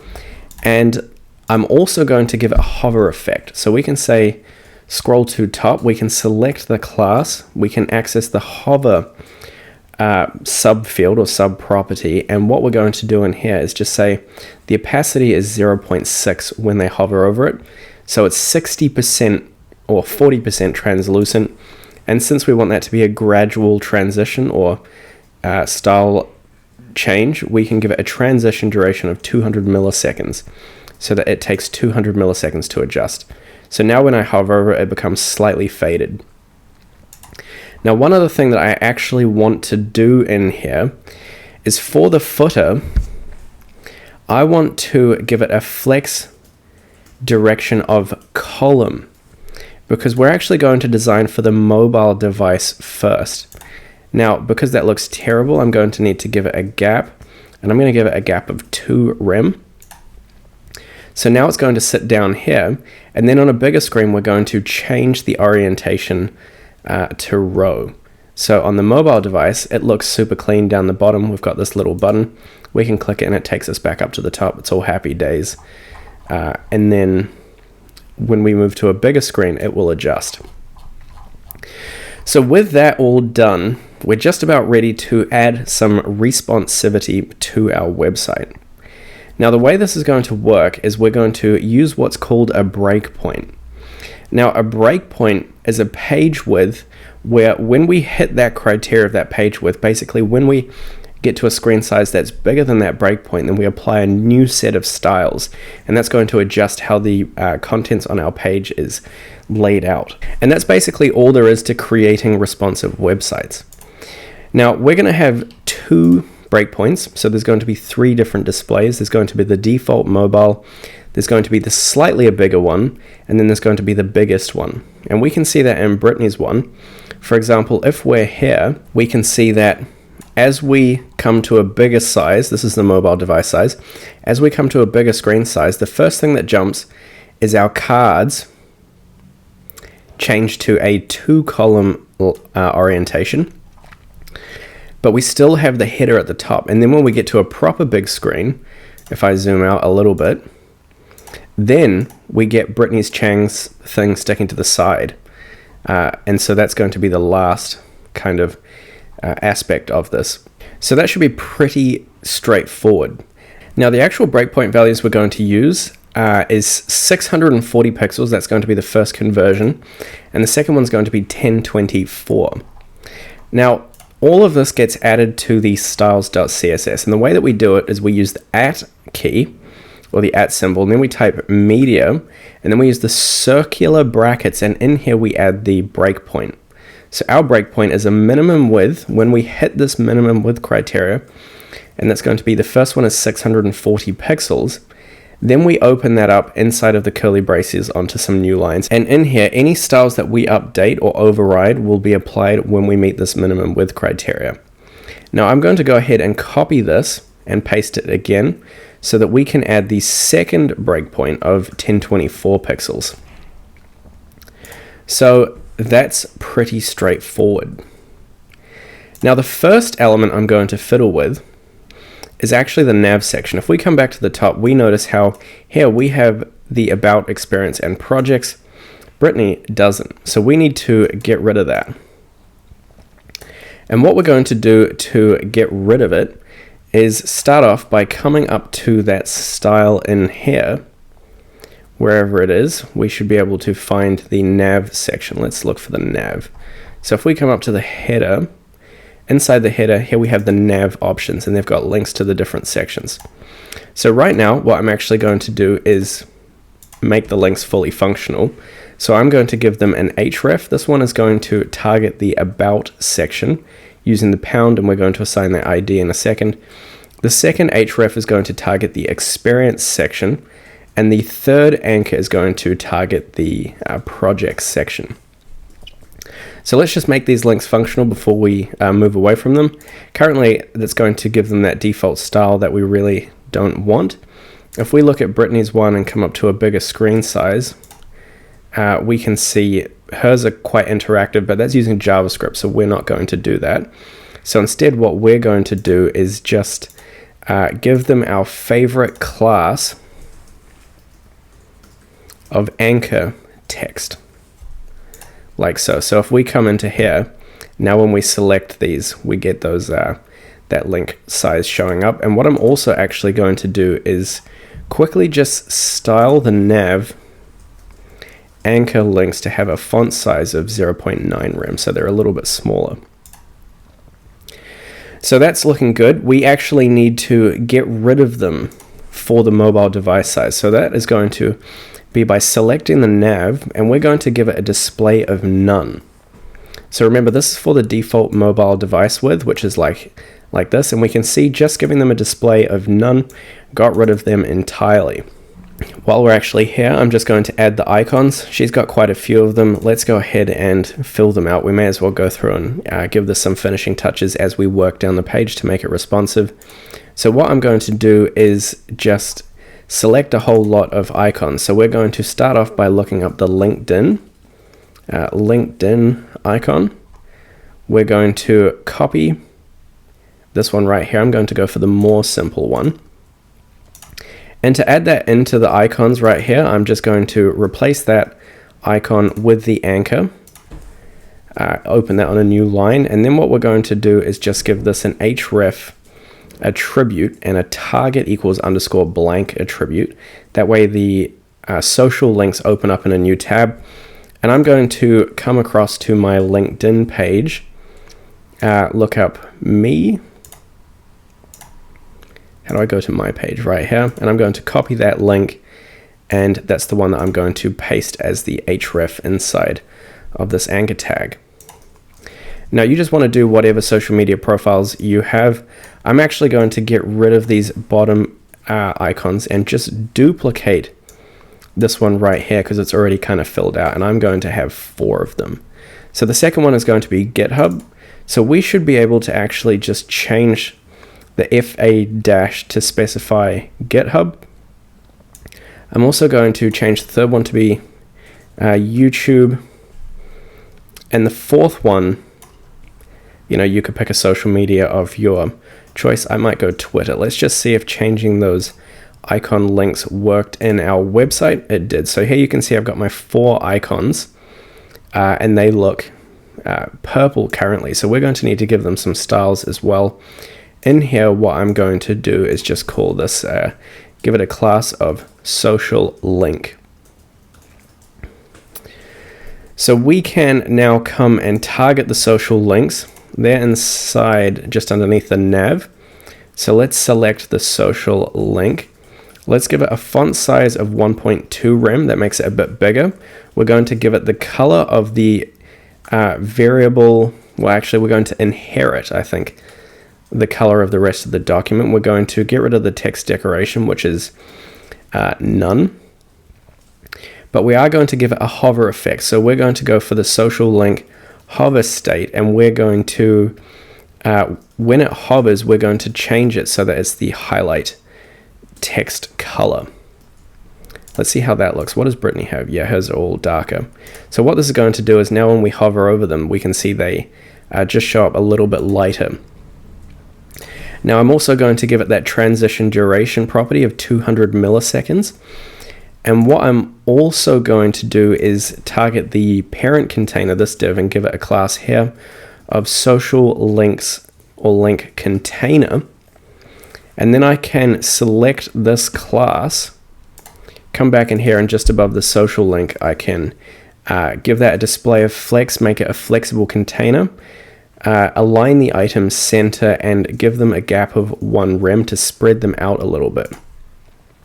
So now they're just a bit more spread out, which I think looks preferable. And currently these links all go to my LinkedIn. However, you would want to make sure that you update the href so that it's at the appropriate link for you. But now that they're working, that's pretty cool. And we got rid of the nav for the smaller screens, but that's off to a good start. So as we scroll down in Brittany's one, the about stays there. The first thing that changes is the experience card. So if we come into ours, let's have a look. If we scroll down, so when we hit that breakpoint, we need to target these cards. So the card name is the experience card, and it will also probably be the project card. So if we come down to our first media query, we're going to target the project card. We're going to use a comma to also target the experience card. And then what we're going to do is change the grid layout. So currently, the grid layout that we have on both of these, if we can find the project card or the experience card right here, we have the grid template columns. Now currently it's a singular column, And what we're going to do is be clever and turn it into a 4-column layout where this is 1 column and this occupies 3 of the columns, because this is approximately 1/4 of the screen width and this is 3/4. So it's going to be 4 columns, but we're going to tell this one to occupy 3 of them. And that's going to allow us to create a nice grid layout. So what I'm going to do is copy this grid template columns line, and I'm going to scroll down to my thing right here, and all I have to do is adjust this repeat number to be 4. That's going to make it 4 columns.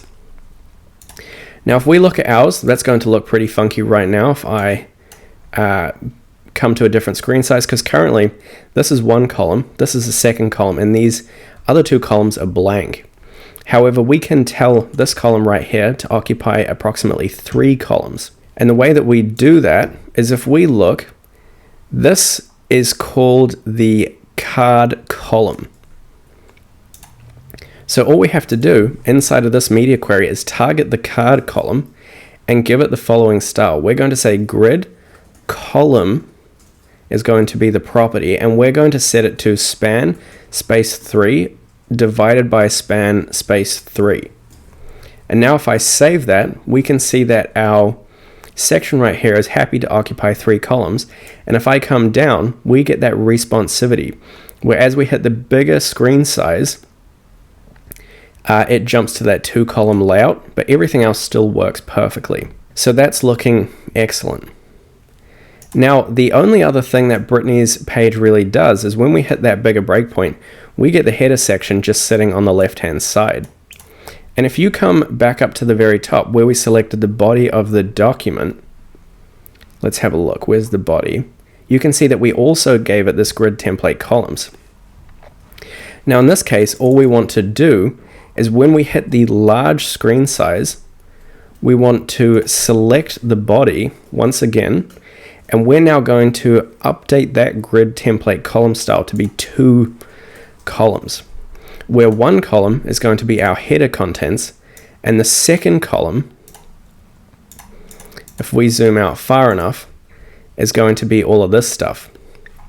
Now currently that looks a little bit funky, but what we're going to do is if we can basically make this section occupy this full space and scroll with our page, then it's going to look much more normal. And the way that we can do that is by adding some more styles to our header, basically inside of here. So I'm going to select the header. Now if we look at the styles we currently have, this is looking pretty good. All this content on the side is pretty much as it is in Brittany's one. Ours obviously has quite a lot more space to it, but overall I'd say the font sizes are not too dissimilar. Her headers actually go away. The header of each of the sections goes away, so we'll look at that in a second. In fact, we could probably add that now. So if we come into our index.html, for the sticky header, what we want to do is copy that class, and inside of that big breakpoint, we actually just want to hide it. So we're going to target the sticky header, and on the screen size, we're going to give it a display of none. So that's going to make it go away. So now if we come back here and go up to that larger device width, we have the effect of removing the header. So now we just, have all the information nicely presented. Now to make this header section stick, what we're going to have to do is give it a position of sticky and a top of 0. And that's going to make it stick to the header, and specifically at the top of the scroll width. So now our header is sticking. It's still not behaving perfectly because as we scroll too far it goes away. And obviously the sizing is a bit wonky. Let me just zoom out of Brittany's. So if we look at Brittany's website, a few other things are different. One, her paddings on either side are different from our own, so we'll need to adjust that. And we can do that pretty easily. The other thing that's different is if we come down to our footer, currently our footer is going to be weird, where we actually want it to occupy this entire space. So let's actually start off by making it so that the footer occupies both of the two columns, because currently it's only going to occupy half of the columns. So here we're going to give the footer in this large screen size the property of grid-column, and we're going to make it span space 2 divided by span space 2. So that's going to make it occupy both spaces. The other thing I'm going to do is change it. So now, before when we gave it the flex direction column, we want to give it the flex direction row. So in here, I'm going to set the flex direction to row. If we save that, now everything sits on either side. And the other thing I'm going to do is give it a maximum width. And that's going to be 1,000 pixels. Now, when we set a max width of an element, you need to also set the margin to 0 vertically and auto horizontally. And what that means is that when we hit that max width criteria, there's going to be extra spacing on either side of this footer container, and we want it to auto space itself horizontally. The last one that I like to set when I set these max width criteria is just set the default width to 100% until we hit that maximum width criteria. And that's just going to basically keep the contents in the middle of the page. Now, the other thing I want to do is inside of our body, you can see how big that gap is in the middle of the two elements. And that's because up the top, when we set the body, we gave it a gap of 6 rem. So we're going to need to adjust the body gap so that now it's only 1 rem. So let's come down to the body. Let's change that gap so it's 1 rem. That way everything is going to be nice and snug, or at least a bit snugger to one another. So now the spacing is looking a bit better. And the other thing we can see if we look at Brittany's one is she's got some big old padding down either side. So we're going to add that in. And so for that new padding value, we're going to, let's try making that a 6 rem. Is that going to push everything in a bit? Now everything sits a bit inwards. So we're starting to really get all of our content kind of centered. Now what I also want to do is for the header and the main section, because they're the two columns, I want to set some maximum width properties on them as well. So I'm going to go for the header and the main. And what I'm going to do is I'm going to give them a max width each of 500 pixels. Now what that's going to do is stop the page getting too wide. Now once again, when we do that, we're going to set the width to 100% until we hit those maximum width criterias.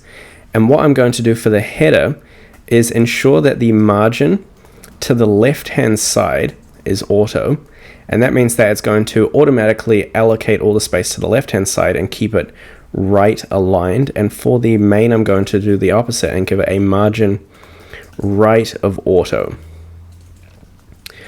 So what this is going to have the effect of looking like is when we start to really get to these big screen sizes, for example, if I zoom out a whole lot here, you can see that it's just going to naturally hold this 2-column layout and not just continue to get wider and wider. For example, if I comment out these styles, we'll see the effect that that has. So now when I comment it out, you can see that the page width just continues to increase and increase. Now 500 might be a little bit too narrow, so perhaps I might just adjust that to be 600. Should be pretty good. And that's going to give me a total width of approximately 1200 pixels, so I might actually make it so that the footer just matches that maximum width. So that's looking pretty cool. Next on our list of things to do, I think, is going to be fixing this sticky header section. For some reason, as soon as we scroll past that element, it decides that it wants to continue scrolling. Now I'm actually not sure why that's happening, so we're going to debug it together. And what I'm going to do is when we target the header, see here we're actually giving the header some styles twice. So I'm going to copy that style and paste it into the margin left, like so. And I'm going to give it a background of green so that I can see what's going on. Here we can see we have the whole green background for that element. Why is that coloring the footer element also? That seems super odd. The next thing I'm going to do is give it a height of fit content. That means that the height is only going to be the height that it, and that just fixed our problem completely. Look at that. So essentially what happened there, I realized that might have been a bit confusing, is it was by default allocating a height of the entire page or the entire 2 columns to this header section, which is actually not what we wanted. What we wanted to happen is for the height to only be what it needed to be, and that way it's going to scroll the entire width. And so I gave it a height property of fit content, which means that the height is only going to be the space that it actually needs. Now inside of this section just here, this is currently really nice. The only thing we need is a little bit of a padding top, because currently we don't want it sitting up to the top of the page when it hits that criteria. And so we can add that as a padding to the top of the header. Now what I'm actually going to do is add that to both the header and the main, and I'm going to give them a padding dash top specifically of 6 rem. Now if I do that, that's going to push them both down too much, but I can actually subtract that from the padding that's changed in the body. So now what I can do is I can give it a padding top here. I can set that specifically to 0. So basically I've subtracted the padding top from the body and I've allocated it to the header and main elements specifically. And that's going to mean it sits in this orientation. However, now when I scroll, this section is going to stay exactly where it should be. So that's working really nicely. We still have that scroll to top section, so that's looking pretty cool as well. And the last thing I'm going to do is adjust some of these font sizes inside of the header, make them a little bit bigger. So let's just ensure that that's a 67% zoom. That's also 67%, so that's perfect. So let's adjust some of these font sizes for the header. So the header obviously has the H1, it's got the H for the paragraphs and the links. Now I made the links be hidden before, that was the nav. What I'm going to do is in this large display style, I'm going to give the nav a display of flex, because currently it's set to none. We're going to override it, so now it's going to have a display flex, and that's going to bring it back onto our page. Now the other thing I'm going to do is give it a flex direction of column. So now on the bigger screen we have a column of all our different little nav icons or nav links, and I'd say that's just about perfect. The other thing we have to do is currently they're not working. So what we need to do is just finish wiring them up. So the way that we wire them up is this takes us to the About section, where we can give the About section an ID equal to About. Has to be unique. Remember, the ID is completely unique. The second section can have the ID attribute of experience, and that's just wiring up these internal links. And then the third section can have the ID of projects. So now when I refresh this page and hit About, it's going to scroll us to the About section, which it already is. When I hit the experience, it takes us to experience, and when I hit projects, it takes me to the projects. So that's perfect. Honestly, that looks wicked. Let me just check. The other thing that's different is currently our images are actually on the wrong side, which is kind of curious, and that's because we adjusted the order. So we now need to fix that. Let me also just see what it looks like in here. So on the smaller screen, the order sits with the image at the bottom. So when we hit that first breakpoint, we need to change the order. So what I'm going to do is look in here for order. Border radius order is 2. So for the project image container, when we hit this medium device width, I'm going to have to select that style and change the order to 1. So now if we come back to our version, that actually hasn't worked. Let's try changing it to 0. We want it to move up the ranks. Now it's on the correct side of the image. So basically what happens is currently the order on the small screen is 0. So it sits, is 2, sorry. So it sits second. As we jump, we actually want the order in the grid to be first. So that's setting it back to being 0, which is what we just did. and that's the effect that it has. So now if I come to this screen, we have our images showing up correctly, and then as we get to a smaller device width, the order jumps down to seconds. So that's cool. Let's have a look at Brittany's once more. Yeah, so we've got those nice little images just there. I might adjust the border radius on that element as well. I just think it's a bit too rounded. So if we come to the project image container, I'm going to give it a 0.25 border radius, so it's just a bit smaller. So that is excellent. I'm getting super distracted. Back to the header font sizes. So if we come to the header, let's target the header H1. We're going to give it a font size of 1.3 rem. So that's way too small. We're going to have to boost that up a little bit. Let's try 2.3 rem.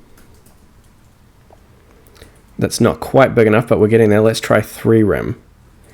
That's what we're talking about. That's nice. Now after that, we're going to have to adjust the H4 that's beneath it. So let's target the header and the H4. We'll give that a font size of 2 rem. How does that look? That's too large. Let's try a 1.4. That's probably slightly more appropriate. We want this text maximum width to be coming into play, which it's not. It's definitely overflowing. So what I'm going to do, I might bump that down to a 1.3 rem. And then next we're going to target the paragraph. I believe it's a paragraph. If we look up at the header, yep, here we have the paragraph. So let's target that. We can select the header paragraph, and we're going to give that a font size. The font size is probably fairly appropriate at the moment. All we want to do actually is give it a maximum width. So we're going to give it a max width of, let's see what 100, that's going to be too small. Let's go 240 pixels. Is that appropriate? That's actually not too bad. I might boost this to a 1.4 and drop this, or actually make that 300. How's that? That's looking pretty slick, if I don't say so myself. Now, we also want this to take up the actual whole viewport right here. So currently before, for this header, I gave it a height of fit content, but I actually want to give it a height of 100% of the view height. Now what that's going to do is if we select this element, we can see right here that the header is occupying that 100% of the view height. Now what I'm going to do inside of the header, specifically, we gave it, if you recall, a padding top. I'm going to also give it a matching padding bottom of 6 rem. 6 rem. That's going to increase the space down the bottom. And now what I can do, Brittany's links all sit down the bottom, if you see here, and that's kind of what we want to replicate in ours. We want to push all these links down the bottom. And this is currently a flexible container. And what we can do is we can tell the nav section to be super greedy with the contents or the space allocation, and that will push the nav links to the bottom. So in here, what we can do is we can give this a flex value, and the flex value just says how greedy should I be with the space that I need. And if we give it a value of 1, then it's going to take as much space as possible and push those links to the bottom. Now I'm also going to give the navs a gap of 0.5 rem. I'm going to boost the font size to 1.1 rem. That should make them a bit bigger. We could probably go to a 1.3, maybe. How's that? Oh, maybe a 1.5. I actually think that's not working at all. So what I'm going to do is copy this font size, and we need to target the nav and then the anchor within the nav. And that should adjust the font size. So now that's much bigger. So let's go back to what it was. Let's go 1.2 rem. No, probably still too big to be fair. Let's just go 1 flat. I think we changed it to 0.9 earlier. So that's looking cool. Did I set that somewhere else? I feel like I might have, but now the last thing we want to do is boost these icon sizes. So what we can do for that, very simply, is we can target the social link container inside of, well, just underneath the header stuff, underneath the nav. We can target the social link container, and we're actually going to select the icon because it's an icon, and we're going to give it a font size of 1.3 rem. Let's save that. Not quite big enough. Let's jump them up to a 2 rem. And now they're much bigger icons, and I'm also going to target the social link container and adjust the gap. I'm going to make the gap 2 rem. That should push them apart a little. That's probably too big. Let's go for a 1.5. Like so. And now we have a home page where we have our social links, and that is starting to look pretty wicked. Down the very bottom here, we've still got this contents, and we have our neat little button that will scroll us all the way back to the top of the document. And honestly, at this point, all we need to do is make the finishing touches. And so now what we're going to do is just finally ensure that it is in fact fully responsive. So this is the largest device width. Everything looks super cool. We've got our little tags, our little stars. If we drop it down, you know, even on that small width, it still looks good, so that's cool. Then if we drop it down, it's going to come onto the kind of tablet screen size. We should really increase these font sizes for the tablet. I think that's the next thing we need to do. Because if we look at Brittany's, you know, hers is looking more space appropriate than ours. So let's see what we have up here. We've adjusted some of these font sizes. Does she have the nav? No, she doesn't have the nav. So it's pretty much going to be the icons. We'll need to adjust the icons. So let's copy those. We'll come up to this other media query that we have right here, and we'll adjust them all in here. The other font sizes we're going to fiddle with is going to be the H1, H4, and the paragraph. So let's select them. And I'm just going to paste them on top of the social link container in here. And I might try making that, we could try the 3 rem also. We could actually see how that looks just as it is. So currently it's up the top here. That sizing is probably actually pretty good. Then we come on to the mobile device width. However, I think we must have set a maximum width on this element. So let's just have a quick look at the header. If we look at the header up the top, you can see we set the max width. So what I'm going to do is I'm going to unset that here, specifically for this section. Currently it's cutting off the edge. So I'm just going to target the header in here, and I'm going to set the max width to unset. That's going to remove any value associated with it, and now it just spans perfectly. And our little paragraph looks nice. So this is pretty good for the tablet device size. That looks, you know, absolutely excellent. We've got our little scroll to top button. And then as we continue to drop down, the images drop underneath, our cards look good, and we have a fully responsive website. And with that done, it is now time for the final adjustments, which is these little icons, just filling out the icon placeholder whenever we see it. And I think that's going to look excellent. So the first icons we have to adjust are these ones just in here. So they're inside of the card. Now if we come back to Brittany's one, her card is this little icon just up here that goes up. So we're going to look for the arrow inside of Font Awesome Icons. And here, she doesn't have any diagonal arrows, but we can actually be clever. So we're going to take the right arrow, we're going to copy that, and now when we come into the index.css, we're going to scroll down to the cards, and well, we could actually search for the icon placeholder. So here's the icon, it's inside of an H3, and what I'm going to do is plaster that in there. Now we're going to give this icon, it's inside of the H3, an additional class. This is going to be, let's think about this. This is going to be link. No, we'll probably use that class. Let's call this anchor icon, because that's kind of what it is. Let's give that class. Now we need to animate some behavior into this. And the way that we're going to do that is we're going to come up to where we have the anchor text and the card header styles. Right here, paste that just underneath.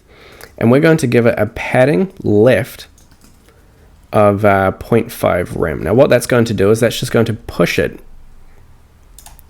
away. So there's our little arrow, and you can see it's got a tiny little padding. And I actually think that the horizontal arrow, just like we have it, looks pretty good. I almost prefer it over her one. So what we're going to do now is just replace all of the arrows with this, or all of the icons with this text right here. So whenever we see the icon, we're going to place in that the icon and just remove it. So let's paste that in there.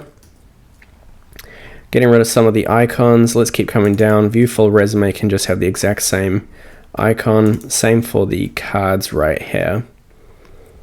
There's another card. And let's see. Is that all of them? View full project archive. That icon is now fixed. That one's fixed. That one's fixed. And just like that, we have updated all of them. And with that done, I'd say our project is looking fairly complete. What I'm going to do now is I'm just going to take some time, you probably won't want to watch this, just to customize all the text so that it is fully relevant to my experience. And then I'd recommend you do the same thing, and then we'll come back and we'll deploy it together.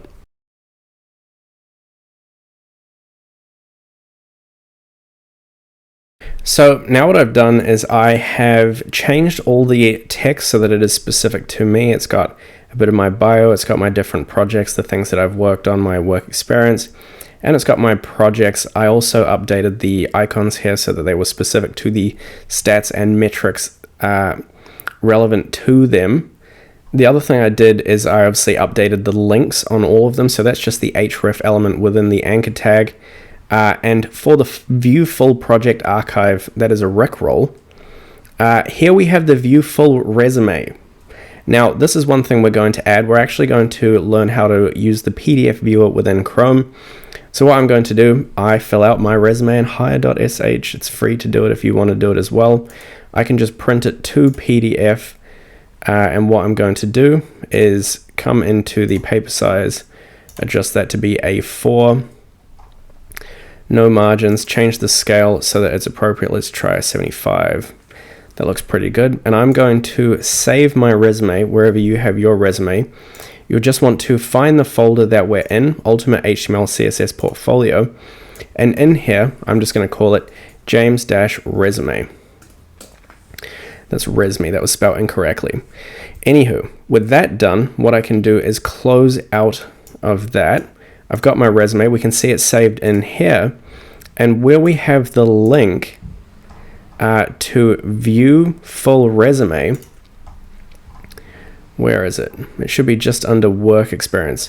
That's the project archive. So if I come up, here's view full resume, we're just going to open up /james-resme.pdf.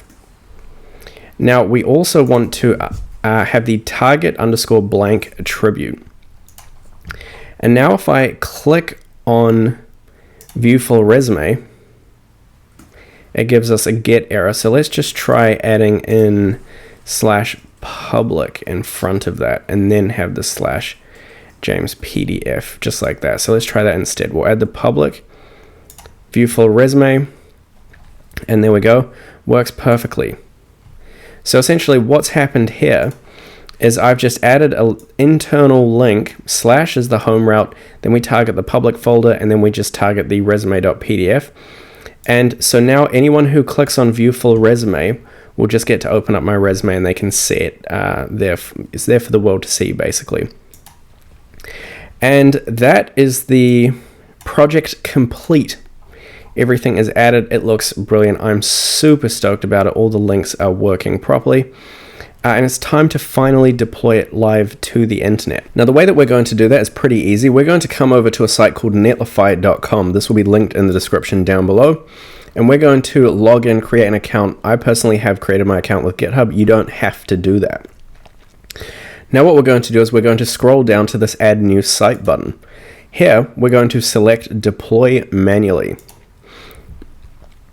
That's going to ask us to upload a folder. We just have to look for our project directory, and when we click on it, then we want to select the upload button. Don't actually select anything inside. You want to have this folder, the external folder, selected, and we can click upload everything to Netlify.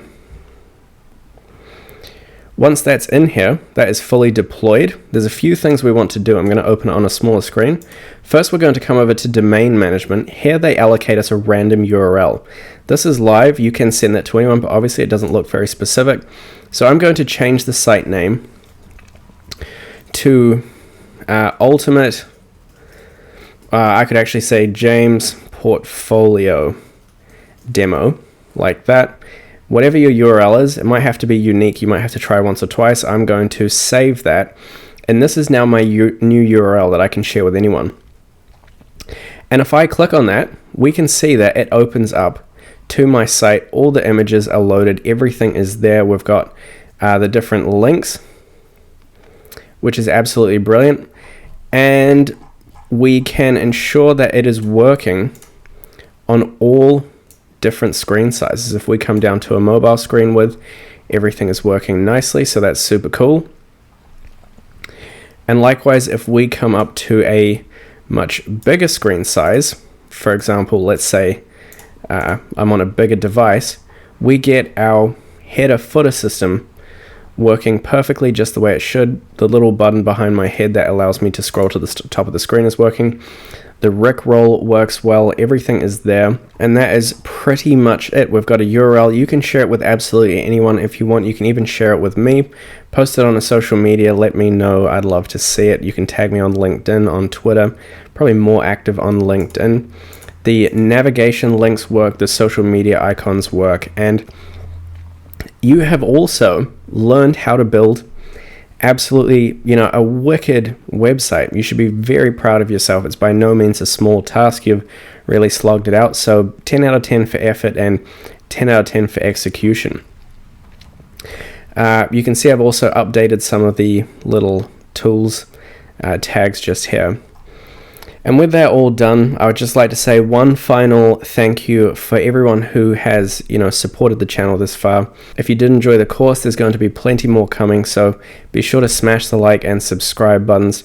If you want to support the channel, join the Discord. It's kind of a cozy little community, and you can do that by becoming a channel member. I'm always there to support anyone who wants to interact with me on a more day-to-day basis, and yeah, it just helps me make better videos. It helps to support the channel, and I appreciate it a lot. Thank you guys so much for watching. I hope you've enjoyed the course, and I will catch you in the next one. Peace. Learning to code? If so, be sure to check out the Learn to Code roadmap or dive straight in with these videos.